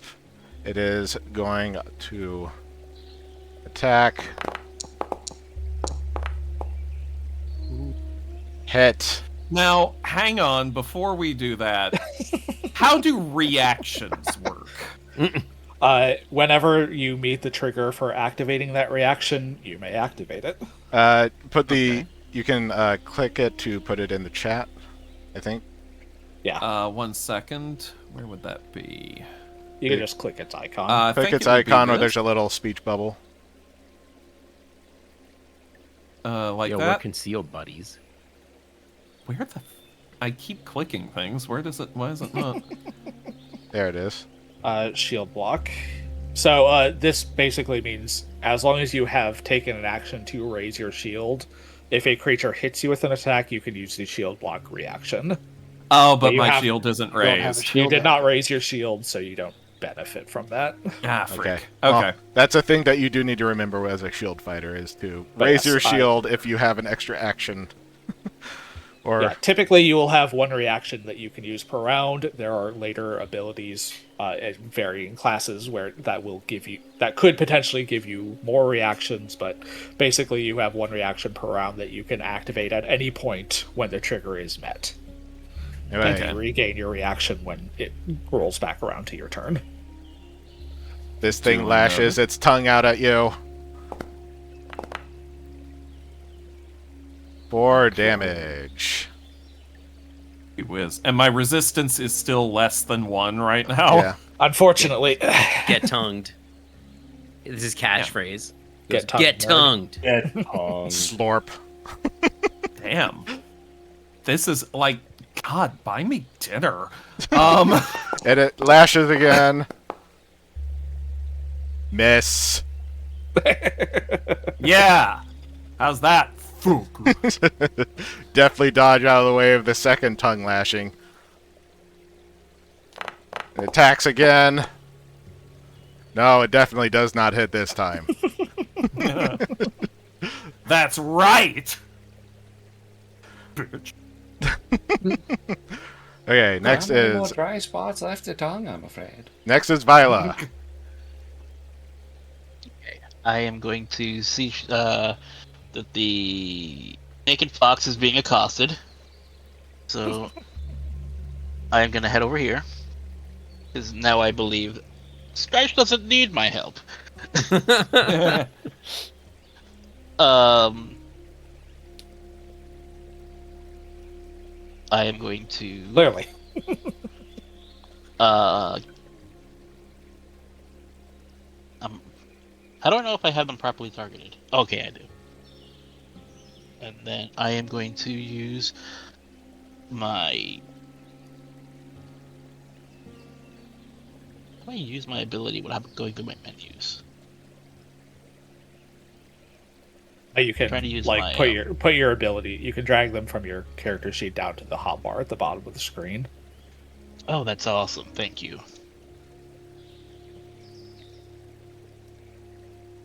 So let me put this in my hotbar because I'm going to be using this a lot.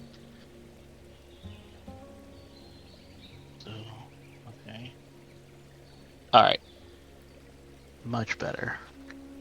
So I'm going to use exploit vulnerability. Mm-hmm. Yeah, because this is a new creature, so. Yeah. Okay. Esoteric.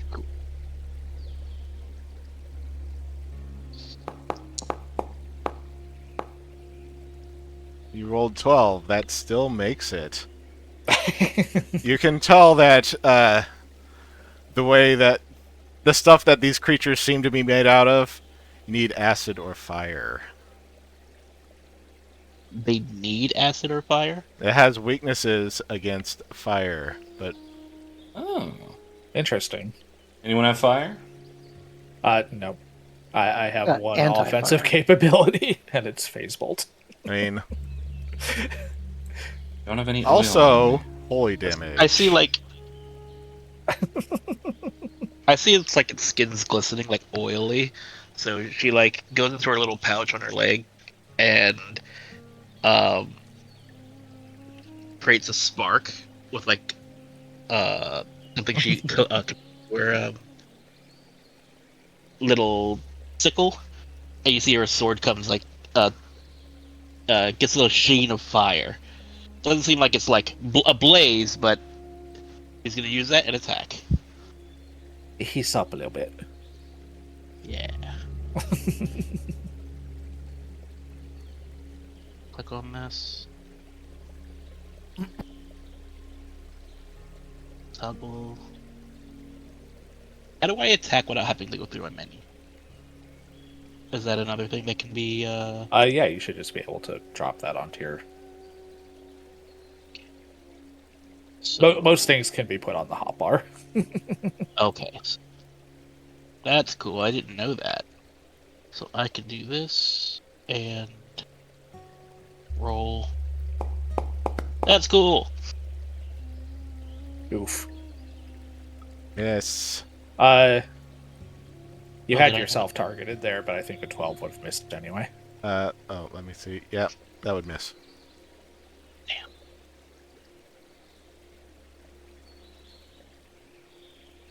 Was my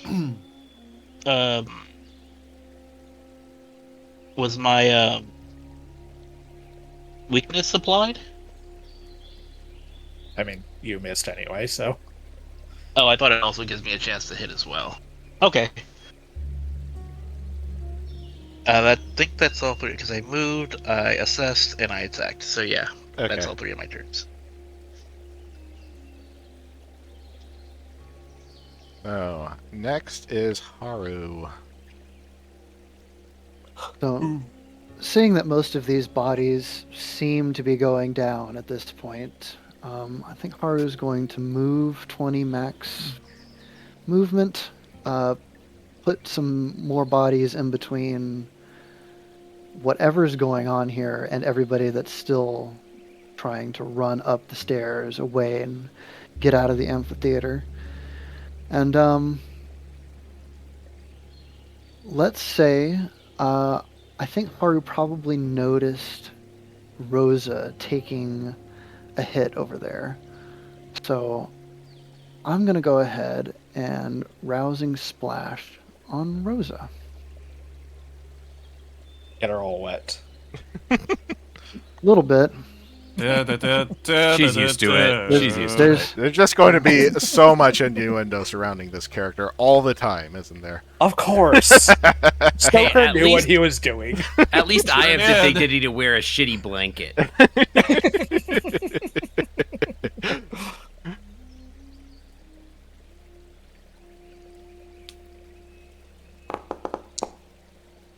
Lovely. You get one temporary hit point.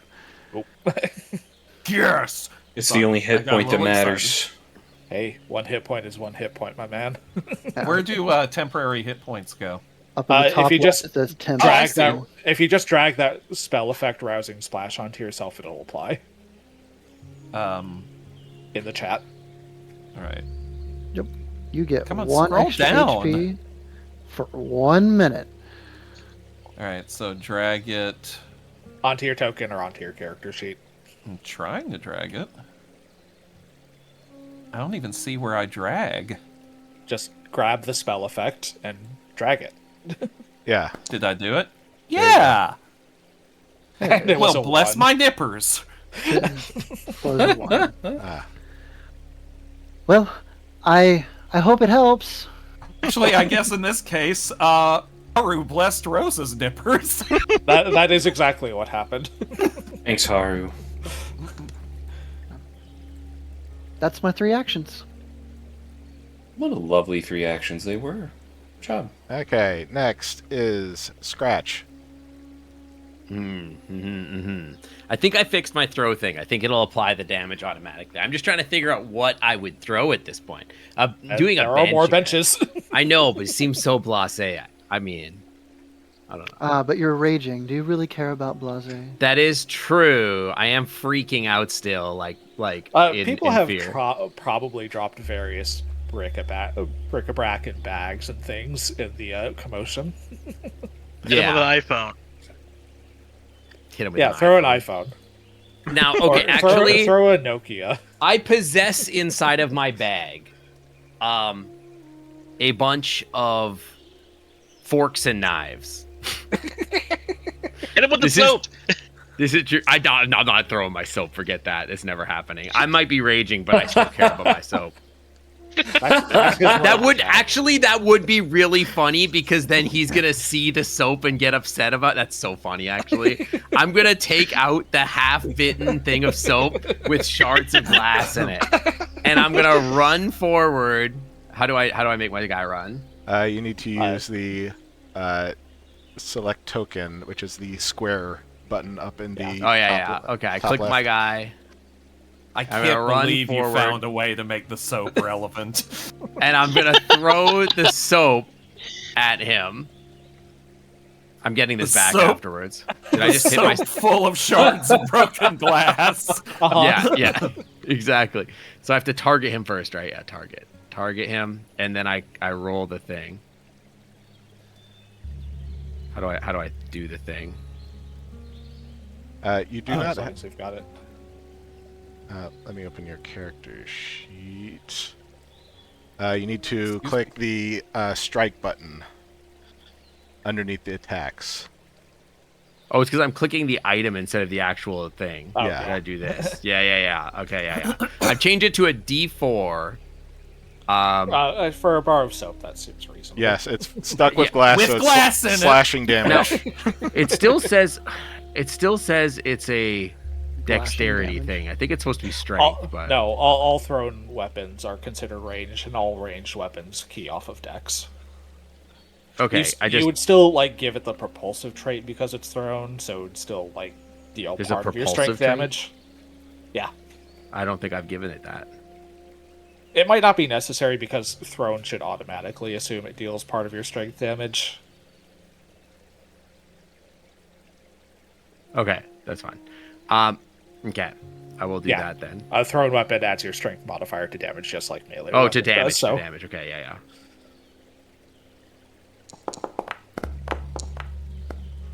Uh, 13. Nice. That's 19. a hit. Roll damage. And yeah, now it's doing the +4/+4. So it's going to be 1d4 +4/+4 damage. Oof. 12 damage. So electrified soap. So I take out this soap and I skitter across on all fours across these little benches, and I run over to near Viola, and I'm like 10 feet back of her, and I just whip another this bar of soap with a chunk of teeth marks in it, and just Okay. Please tell me the soap explodes into a frothy mess and gets all over both of us. Yeah, you tell me what this looks like. Well, you throw the shard-ridden bar of soap at the little thing, and it immediately buzzsaws it into 3 pieces. My soap. I'm gonna pick up all the pieces when everything's over. I know. Those are soap nuggets now. You and I both say my soap at the same time. My soap. Yeah, it leaves a small skid of soap sliding across the rest of the stage over into the corner. I think that's all I can do. 4 stars. 0 notes. Okay, Perfect. Next is this one, which is very screechy right now. I bet. Is there an attack of opportunity? Not at your current level. Oh, damn. The only class that gets reactive strike by default is fighter. That's good to know. I get it so long as something is vulnerable to me. You get it based on your Yeah, whether or not Some it's feat of yours. vulnerable to your Anyway, thing. it Swashbucklers will get it at level 3 if an enemy critically misses an attack on them, and a lot of martial classes can take it as a class feat at level 6 just as an in general, like by default if a creature moves or does a manipulate thing. Yeah, this thing lashes its tongue. You have parried it. Did you take an Harry action the to... platypus. It says parry. Target has parry +2. Result missed by 2. Yeah, but I don't recall Baza taking an action to parry. That is like raising a shield. So I have a parrying scabbard that when I draw my sword, you still need to take an action to gain the benefits of the parry. It is literally like putting up a shield. you draw this reinforced sheath during the same interact action you use to draw the weapon it holds, wielding the weapon in one hand and the scabbard in the other. Throw it in there. You have it drawn is the thing, but you don't gain the benefits of the parry unless you use an action to parry.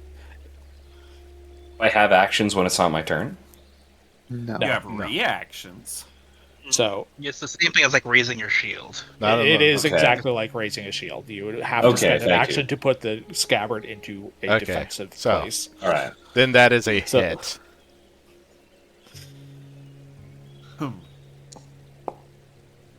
3 damage. All right. I'll take that. Thank you. It's very wildly flailing its tongue at you. That ain't gonna do it. No technique. Slap, slap. No technique. Nope. No. Still misses. And barbed for her pleasure. Mm-hmm. Of course. Not to mention slightly electrified. Just a little. Also for her pleasure. Okay, She's very next. kinky. Rose's turn. Speaking of very kinky. Okay, so the one right in front of Baza is the only like monster still alive in here, right? Yes. You are Appears to be so. Okay. So I have because of my my Kithini ancestry, I have some innate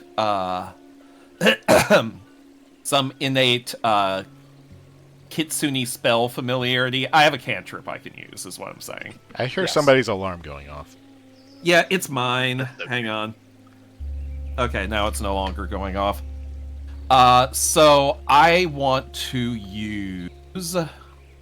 let's see, you say just click that to make it show up in... Yeah.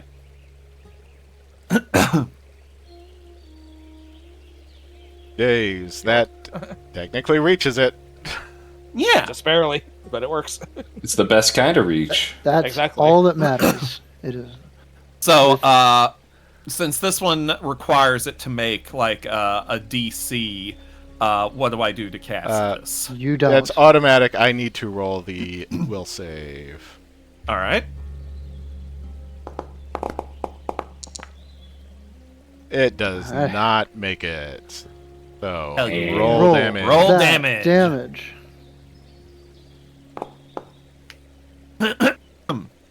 Okay, that's a 1.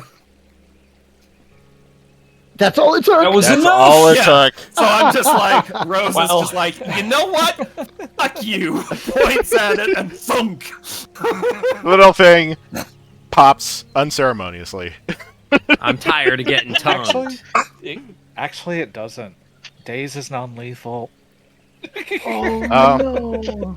I It don't- is non-lethal. Even if That's it's so funny. non-lethal, I don't think it matters. Because it's No, Boss's probably turn not. next, and I'm assuming that you just kind of step on it. I pretty much. Yeah, let's just That's fair. just say that it's over. That's valid. Well, even if it's non-lethal, he would go unconscious, correct? Yeah. Yes, it would still go unconscious, which would make it helpless. And Which would very end easy to combat. kill, so. Yeah. Okay. Okay. That took about what was that? 15 seconds. Not even. That wasn't even 2 full rounds. It was like 9 seconds. Anyway, this place is an utter mess now, with slimy stuff all over the place. And you see a Bagnor suddenly come out from the back, from the curtains. No, and a number of Allander assistants also come out. They're carrying some barrels, and they take out some shovels and start scooping the goo into the barrels. After about 10 seconds, my unleashed psyche ends, and I suddenly look like I have a headache for a few seconds. I think my rage ends right after combat ends, right? Yes, your rage will end as soon as there are no enemies nearby. Yeah. Or you're not unconscious. Bagnor looks very flustered.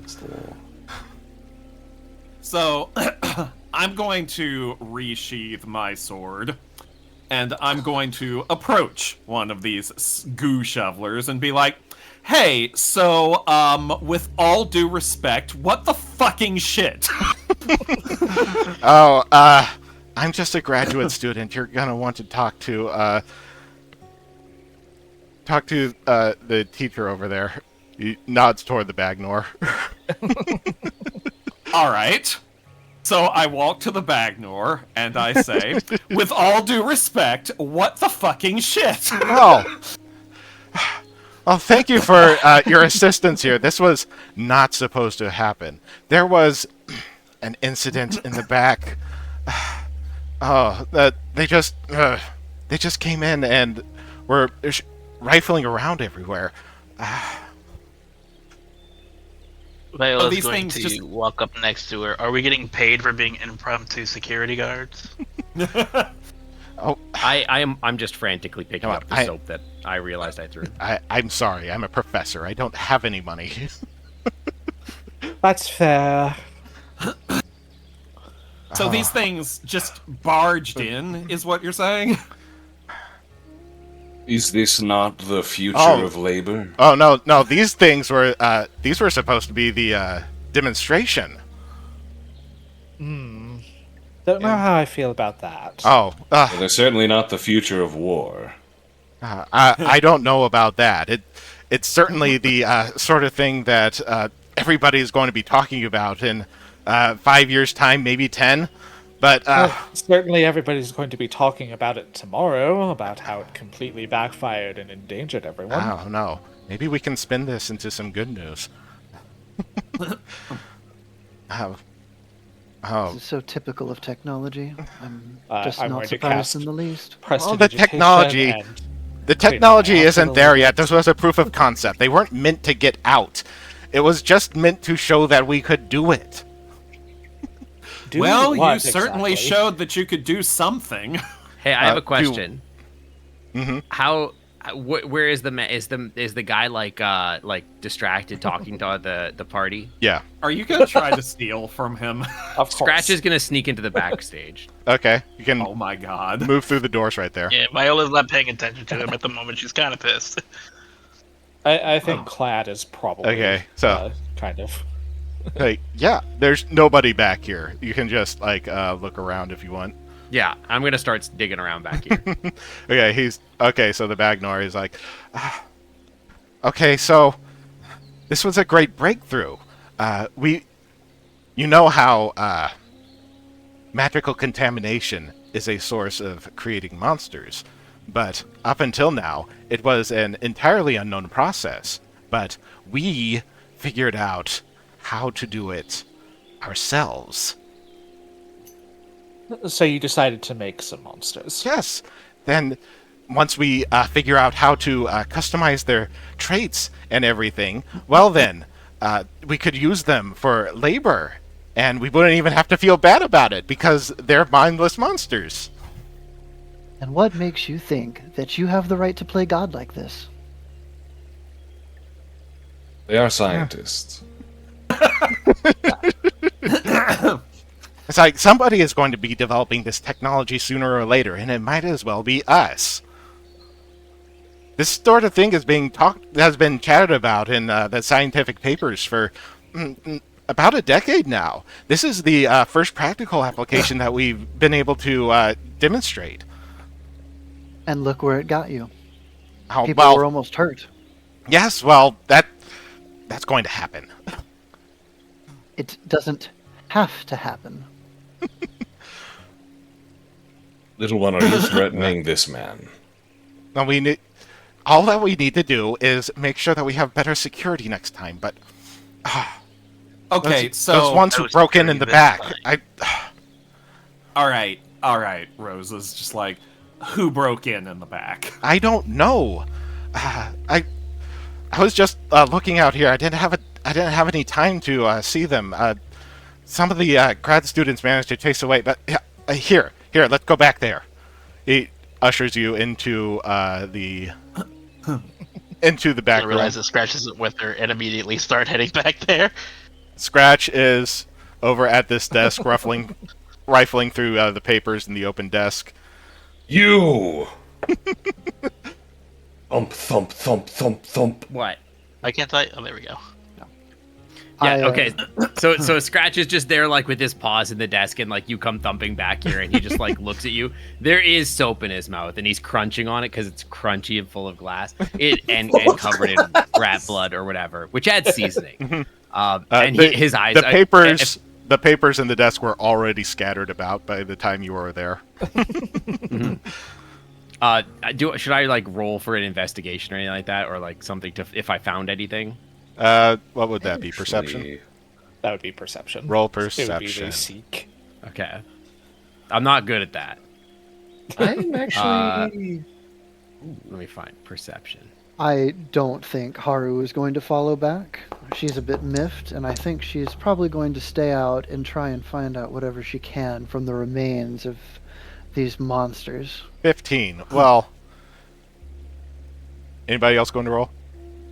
Yeah, I have an ability that lets me get +2 on the seek action. I'm trying to see how to... I'll see if Let's there's just roll anything perception. interesting. Just...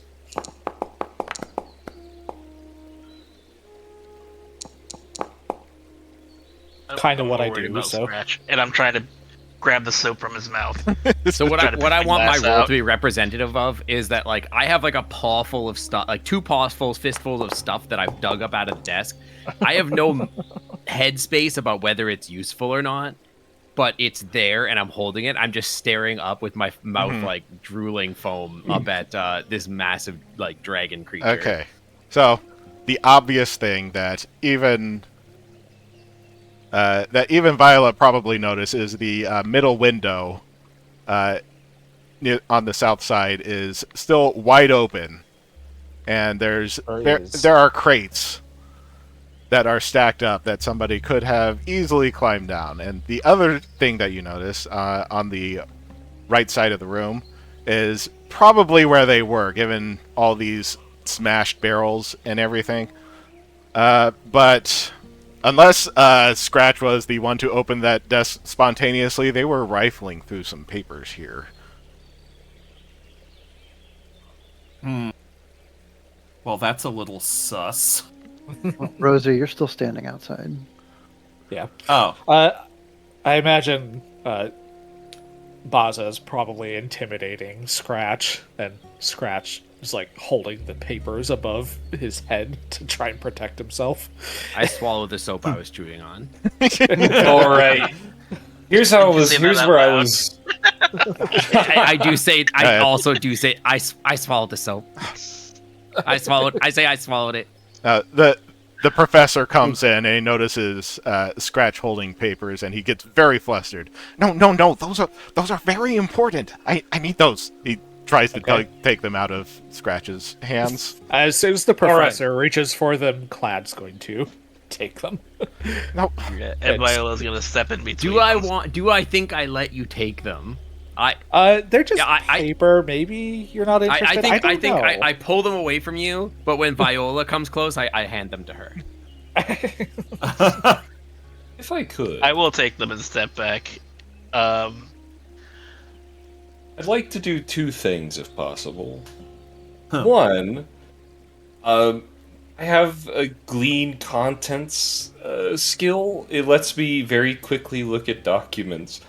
While Scratch is like covering his face with them, I'd like to make a looks like a society check to sort of decipher the writing on them. Mm-hmm. If that sounds good to you guys. Yeah, I have no objections. Yeah. Wherever society is. It should be on your alphabetical. proficiencies. There it is. Thank you, guys.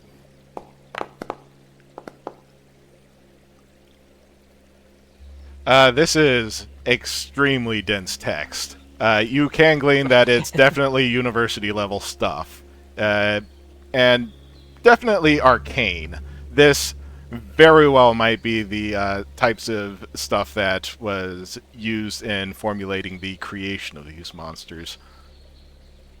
Okay. Good to know. And as Scratch gives the papers away, I'm actually going to kneel down to his level. You fought valiantly, friend. You are an intimidating beast. However, you do owe me a bar of soap.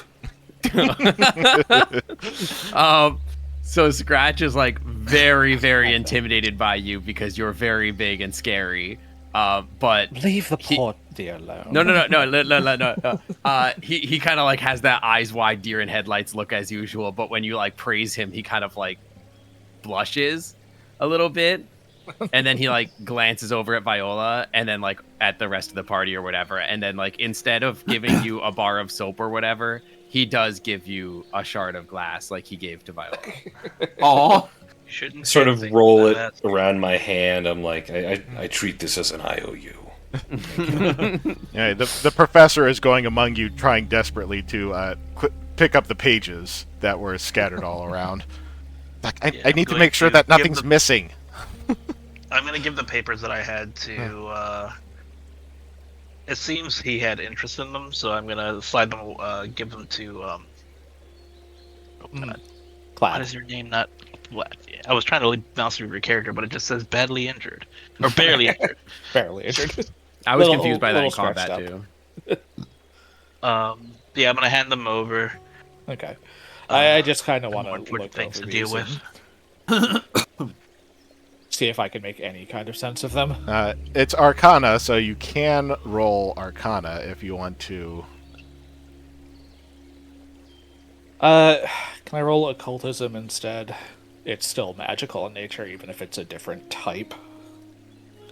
I mean, that would usually be at like a penalty or a higher. That DC. is definitely going to be at a penalty. So, but I'm at least trained in occultism, so. Nope. You're not. This stuff is like way above your head. It would be really funny. Very eggheady stuff.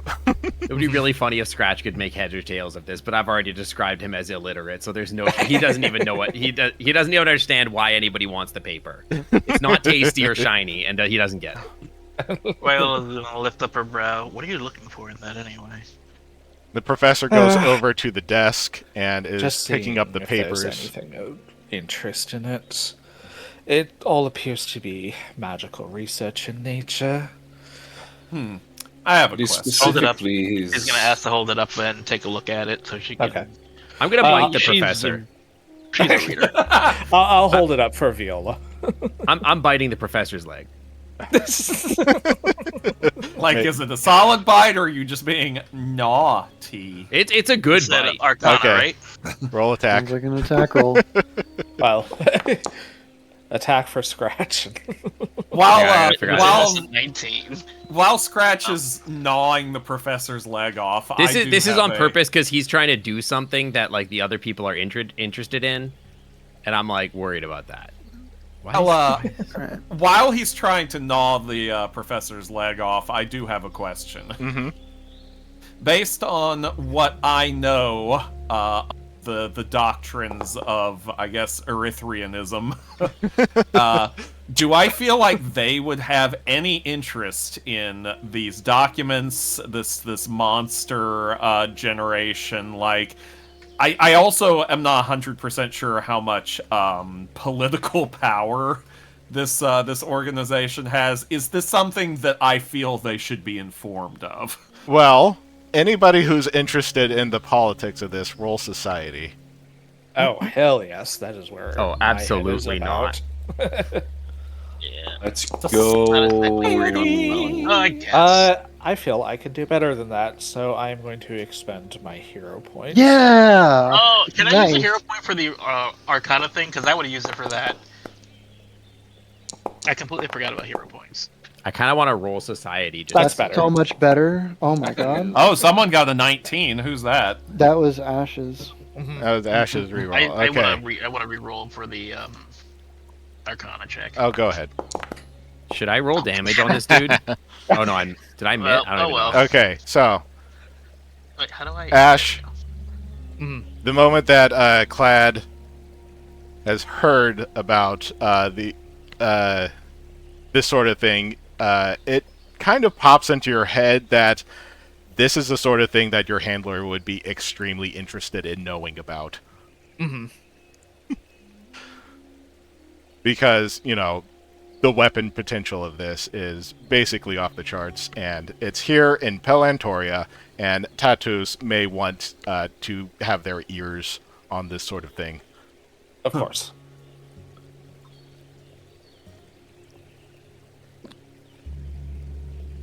Can't make heads or tails of this. Scratch is attacking the professor.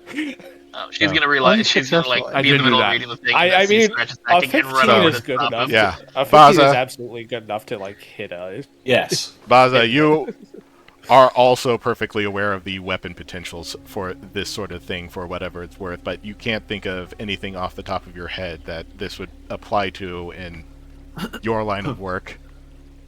Mm-hmm. And we're not making war yet. Rosa, monsters are icky. It's so true. It's so true. Why would anyone want to make them on purpose, especially when they're all goopy? Ew. So the professor. Should I roll damage? You missed. Oh, I missed targeting myself on. Depends. What's his AC? I targeted myself. I assume that this professor is like an unarmored level 0 commoner. Like intelligent, but I don't know. He might be like highly skilled. Turns out he's got a 30 AC. Let me double check what I have. That is not him. You must not attack this thing. Leave them alone. NPCs. Oh, I guess that is a hit. See why they would want to make monsters. It just turned into goo. You can't even use their parts.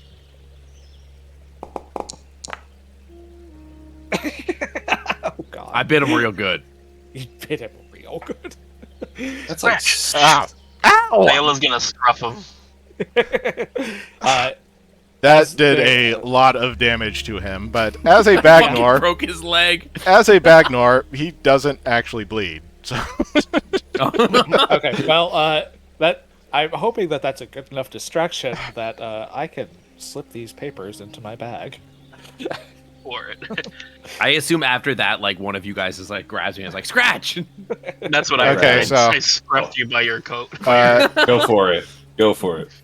Okay, so Clad thievery check. Okay. 16. Not bad.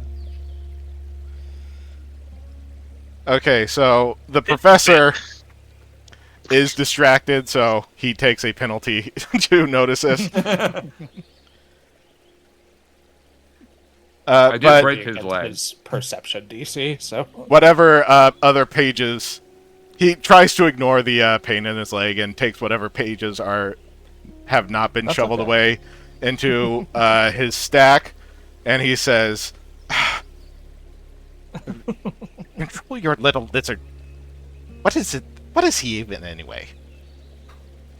That is I'm a very unaware. good question, other than terrifying.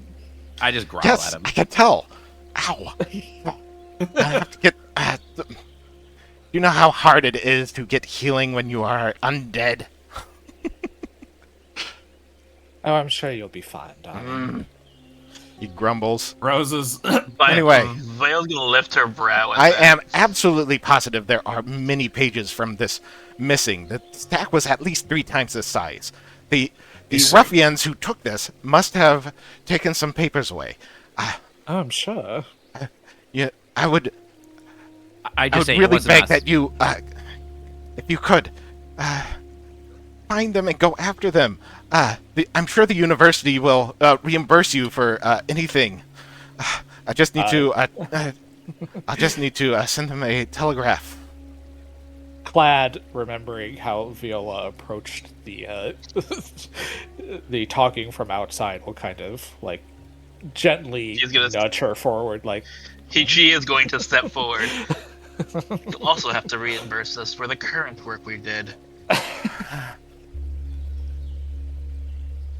I'll think of something.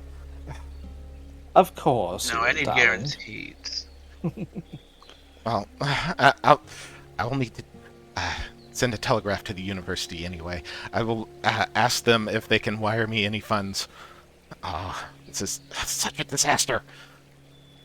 Don't worry, we'll find the brigands who did this. He drags himself out through the back way.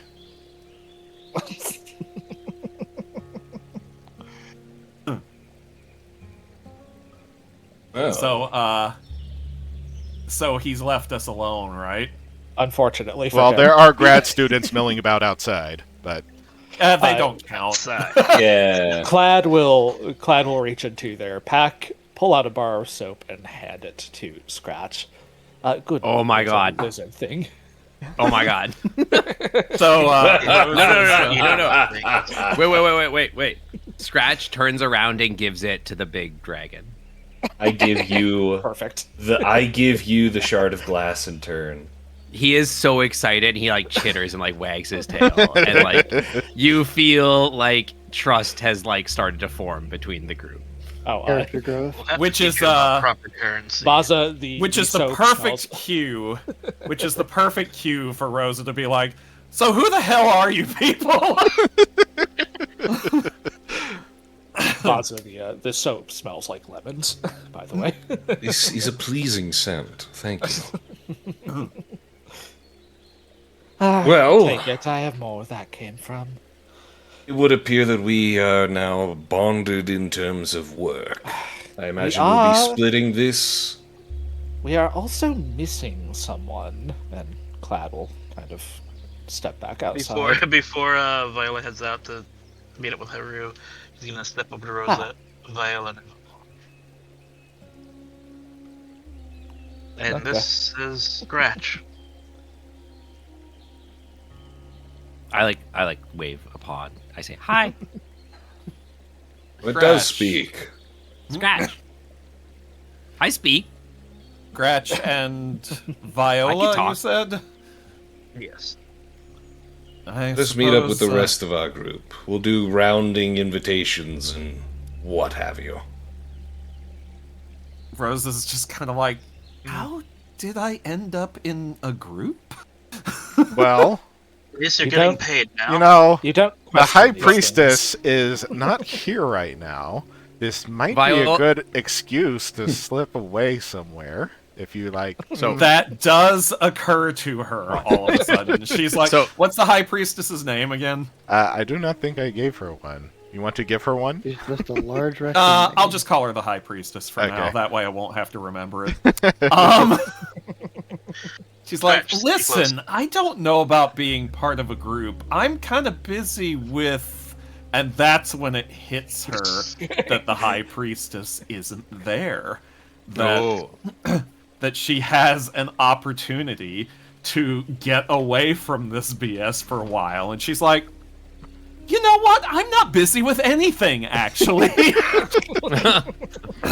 I think as Viola's leaving the room and like it's just me and you there, I'll like I pull a small piece of like glass covered soap and I like try to offer it to you. To It already has glass in it. Yeah. Of course it does.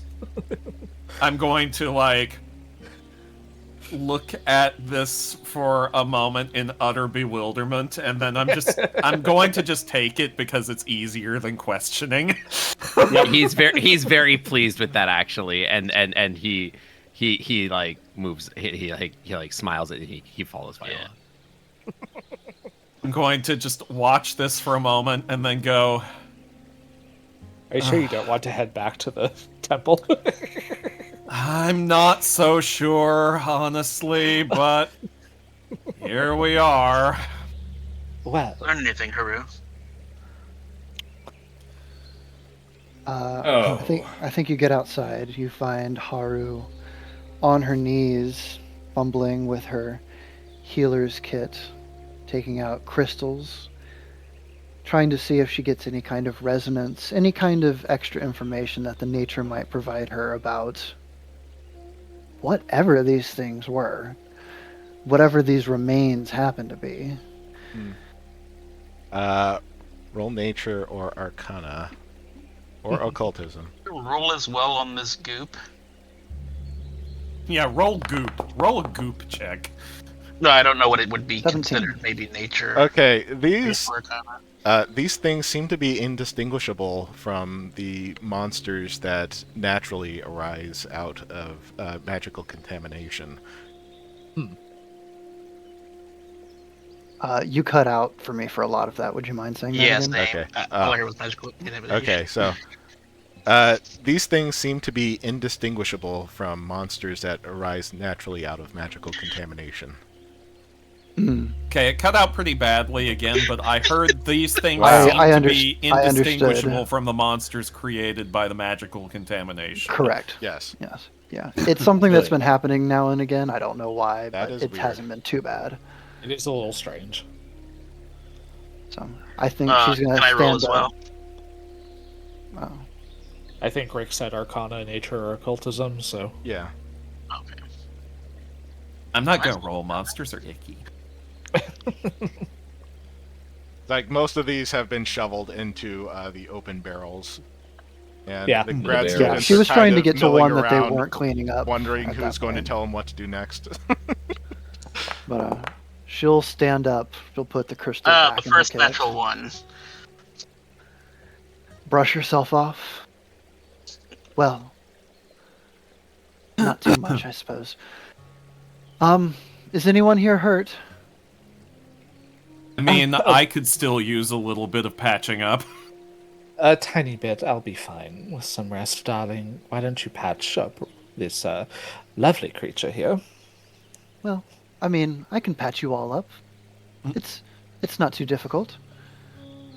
I'm quite fine. How are you? Rosa immediately takes note of being called lovely and is just like, and is just kind of like, she doesn't say it out loud, but you can tell she's preening a little bit, like, so true, so true. It's just like, oh yeah, It's this like, bitch is easy. oh, it's nice to be noticed for my body for reasons other than religion. Oh god, it's nice to be noticed for my body instead of my soul.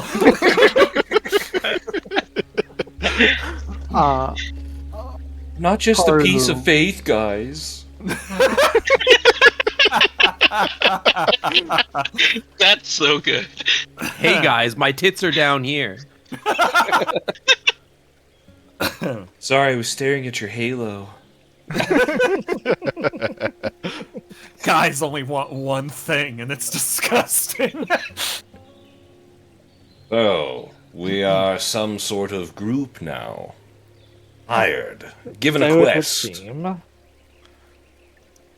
Introductions all around then, while our young friend here heals. I suppose I'll begin. My name is Clad. I am a traveling cook, you could say. Traveling cook. What do you cook?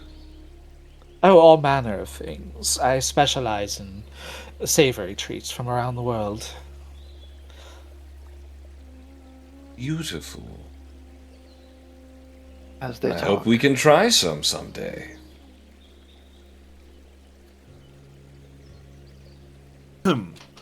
I shall go next, I suppose. I am, and he silence. he kind of leans his cane out and does a bow, and says, "I am Baza Chamford, ambassador to the Kingdom of Bebos." Okay, Rosa, I want you to roll a society check. Right, I thought you would say that. May I also roll one, since that's kind of pertinent to me as well? Sure. Less so than Rosa, I'm sure, but still. Like, oh, this That's guy's a 2! Doesn't ring a bell. Oh, nice. One. Oh, shit. Let's go. That's 3 this session for you. That is 3. 3! Oh my god. Oh. You've actually heard of this guy. He is he is a transplanted noble. Mm-hmm. The Chamfords are from a clan of Mogdrol from Bebos who made a fortune doing something in particular, and they've been pushing their way up the social ladder ever since. Mm-hmm. Baza, in particular, you may have actually read his name in the newspaper at some point. Okay, well, Really? good to know. In the newspaper. I'm not going to make any note, any external signs that I have heard of Baza. I'm just going to take mental note that, okay, this is a good person to have in my back pocket.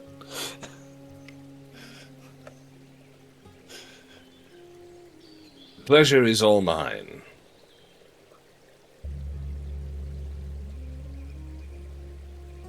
You.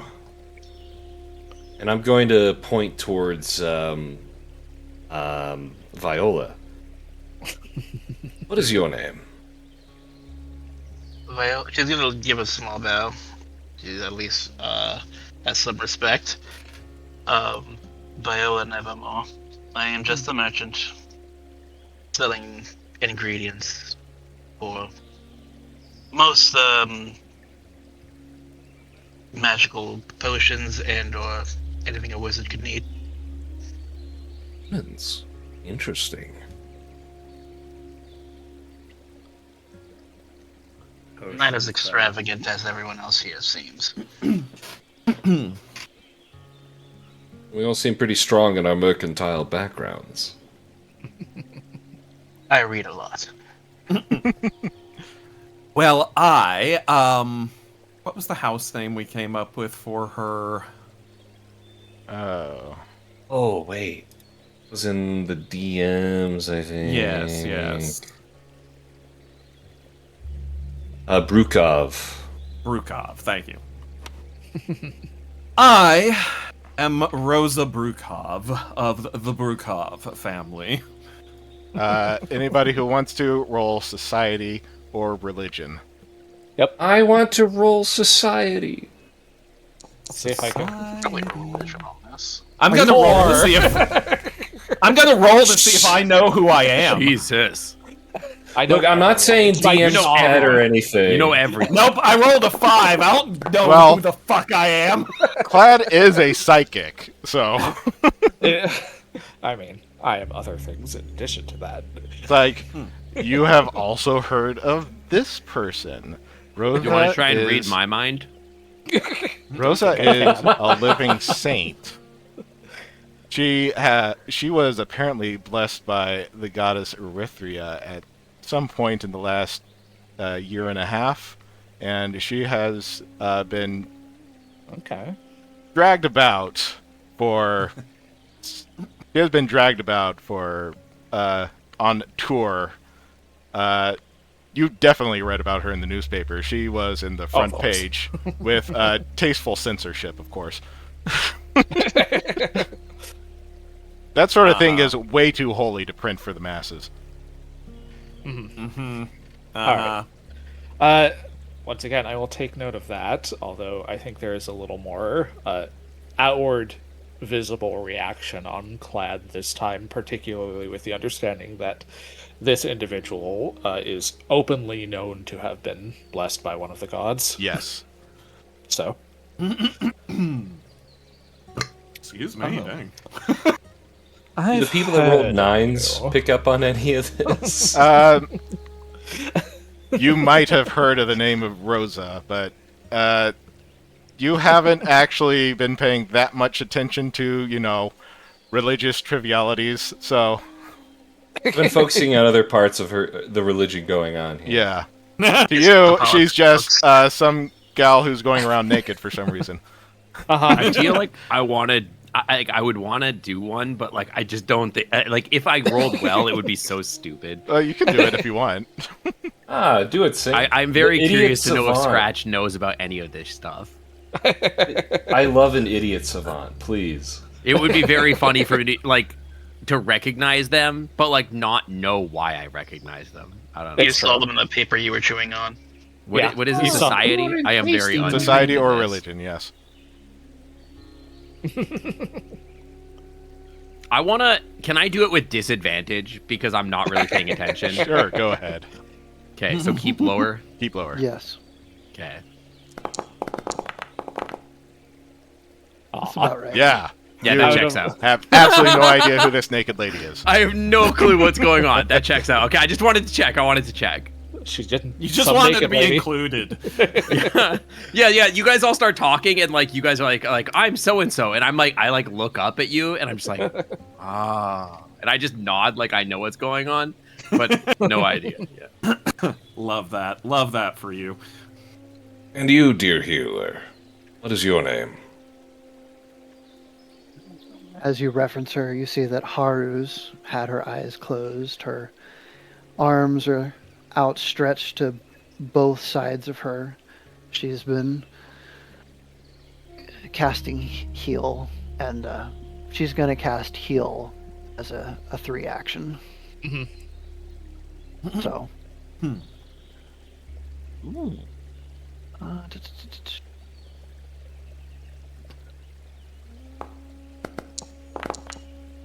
Wow. Well, everybody heals 1 if you're hurt. Woo! Okay, is there just a thing that I click on? You can click it the and button drag that it says onto your heal. character. On the chat. Just hit the button that says heal. I'm looking for it. It's in the chat on the I see it. gallery. She'll open her eyes and she'll say, I found it. "My name is Haru. I am here to heal and help. And that's all." Well, you're certainly doing a very good job of that. Let me tell you quickly. I took a minute to look into these dissolved monsters. Mm-hmm. What did you discover? Nothing new, unfortunately, in the sense that I cannot tell any difference between these and the naturally occurring ones. That is concerning, to say the least. But I it tracks agree. with what we learned on the inside, anyway. And what have you learned? The professor in charge of this exhibit admitted that they had found a way to synthetically create these monsters, and had created these creatures as a means of forced labor. Yes, I believe he mentioned as much before you went inside. Was there anything else that you managed to find while back there? Nothing. I'm going to look at you sternly, Clade, motioning to saying, "I know you put them in your backpack." Do you? What's your Do you? perception You modifier? need to roll for that. +5. My thievery to hide these was 16, so Yeah. I beat your perception modifier. Yeah, so you did not see him do this. All right, never mind. I'm just going to say nothing that didn't already confirm what we know, unfortunately. He was gathering up some papers that he believed the people who caused this ruckus ran off with some of them. and asked us if we'd be willing to go retrieve them. Personally, I'm inclined to. It's gold. No reason I'll be to... honest. I don't like this very much. I've seen a lot when it comes to these monsters and the runoff that they spawn from. It's all bad news. Of course it is. That's why we don't want random brigands having access to this magic, certainly. No, and I certainly would rather have this technological information out of anyone's hands if I had my say in it. Naturally. He did not have all of his research notes. Based on what he said, they were cut down by about 2/3, so he's missing a fairly significant chunk of his information, and probably won't be able to attempt anything like this again until they manage to remake those notes and experiments. And all of these papers were gone by the time you all walked back. I don't suppose anybody found any. I think that's what we're going Everyone to just go silently find. turns and looks. I don't think anybody noticed. So far as anybody knows, the professor just gathered up all of the all the remaining papers and limped off with them. He did say that there were papers missing, so I assume somebody might have rented. Because you said that the window was broken, like somebody came in from the back window, right? Yes, somebody had broken window. I suddenly realized that there's broken glass, and I skittered back to get the glass. Wait. I'm gonna scruff him. Scruff him. She said broken window out loud. Oh, goodness. Well, I assume everybody's had a chance to meet Scratch at this point. I was hoping they would make I guess an I'm going to get yanked back by the scruff. I didn't make it. I mean, that depends on a grapple check. If you want to make a grapple check. But... Yeah, if you want to make it, that's completely fine. We can investigate it again. We didn't check what happened outside that window. I'm not worried about contesting it. I think it's That's funnier fair. if I just get scruffed. That's valid. I agree. Scratch, is it? One. Yeah. what he says He's a handful. Scratch. Okay, well, it's a pleasure to meet you again, Scratch. I hope you enjoyed the food I gave you. He nods very quickly. He says I'm trying to think of how he would say this.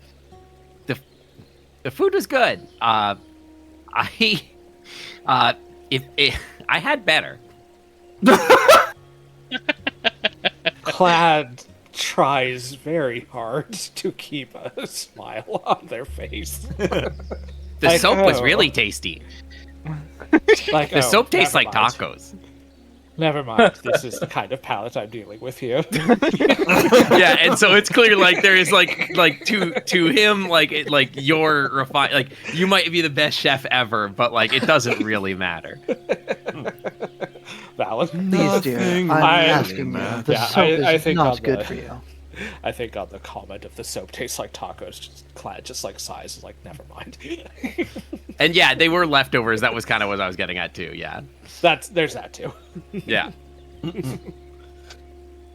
But yeah. How's the sun looking?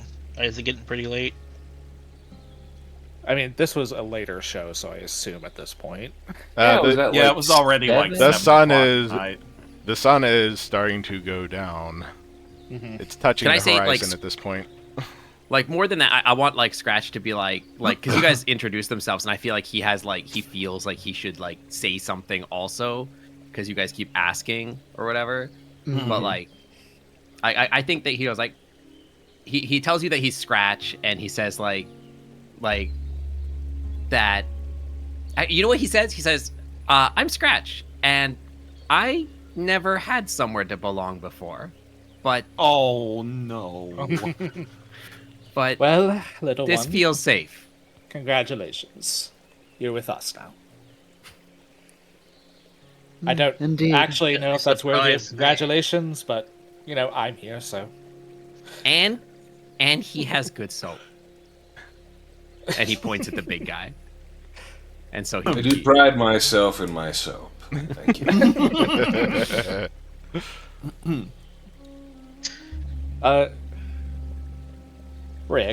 just as a kind of role play thing, could I ask anyone who cares to roll a perception check to sense motive on Clad? Sure. Would that be perception or insight? Yeah, it's perception to sense motive. Unless you have something that allows you to use, like, deception. You see, I've got all kinds of feats for this kind of thing. Perception gives you sense motive. Okay. Oh, is that like a roll on its own? I just don't know. So just roll perception. Perception. Wow. Okay. Apparently, I got an 18. I'm gonna roll here, but I'm also going to, like, if it succeeds, describe what I mean by that. Everyone's doing really well here. Okay. Those of you who got over a 17, which is everyone but Baza and Scratch. Yeah, that checks Clad, out. That's the thing I'm built for. He's a merchant. She knows this stuff. Clad pointedly did not give you a family name when they were describing themselves to you. Oh, that is something Rosa would notice. Okay.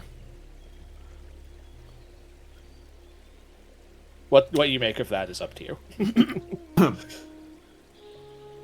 I think Haru's she's not far going more to concerned. Haru acknowledge probably this. wouldn't care too much, in all honesty. She doesn't. But She does not. Rosa and Viola, that might strike something with the two of you. A tad odd for someone as fancy as you that wouldn't say, but she takes note of it. Scratch just thinks that, like, having just a name like Scratch is normal, so he doesn't think anything of it. That's valid. Yeah. Well then, should we be off to an inn of some sort? We should. The housing budget is Rick. going to... One at a time. Sorry. I was going to ask because... Yeah, go ahead.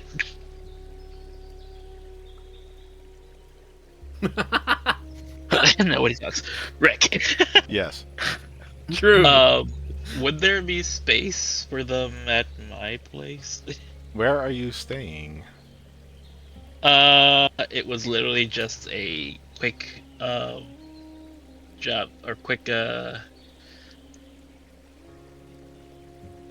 I want to say apartment. I don't know how this works here.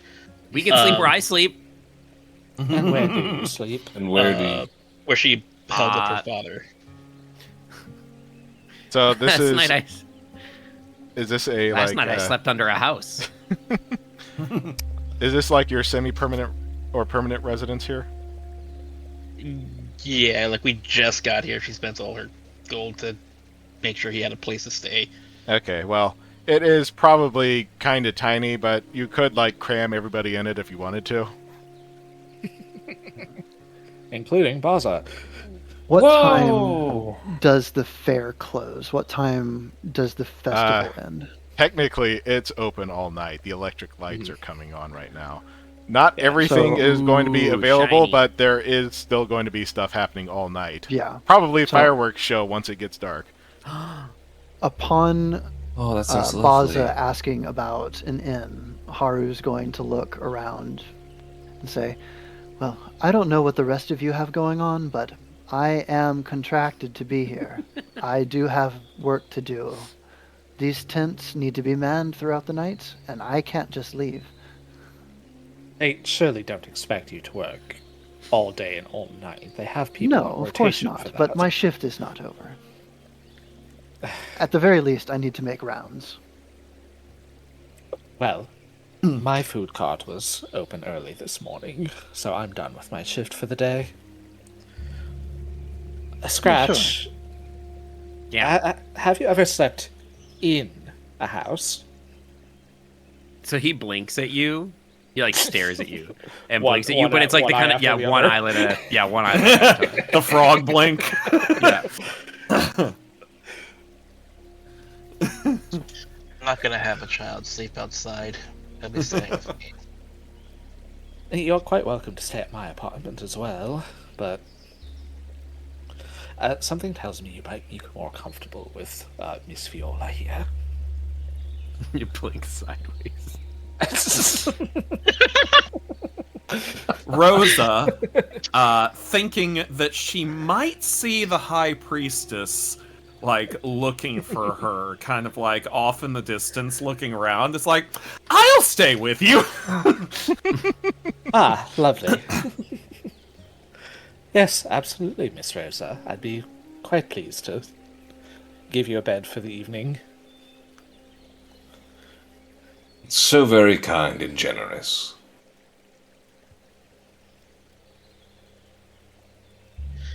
I suppose we should have a place to meet up if we're going to be doing this. Naturally. I have another shift tomorrow, although I think this obligation might take precedent. Why don't we meet up at the entrance to the fair? I can have one of my assistants tend to the cart. Tomorrow morning? Works for me, I suppose. Okay. Is there anything else that you want to do here before we close? Is there anything... Oh, can we get cotton candy? Whale's gonna hang her head. Asking the real questions. It's important, you know? Is there anything that looks salvageable from these bodies? From the bodies? No. They turn to magical contaminant sludge that is probably going to, like, break down even further in time. And it's all been gathered up by the grad students who are probably carting it away before it gets too dark. She's gonna look over and just, like, as she's passing by, she's like, what a waste. Can't even harvest the parts. That's probably gonna happen around me a lot.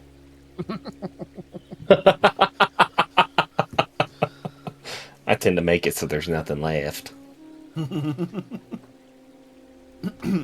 This is a very silly bunch. You don't say. I do say. I just said, in fact, I am myself. the only way I ever knew about. Three lying merchants with dubious motive. A chronic healer. A chronic Actually, barbarian. This occurred to me. And our poster model. Haru, what was the check that you had to examine the remains?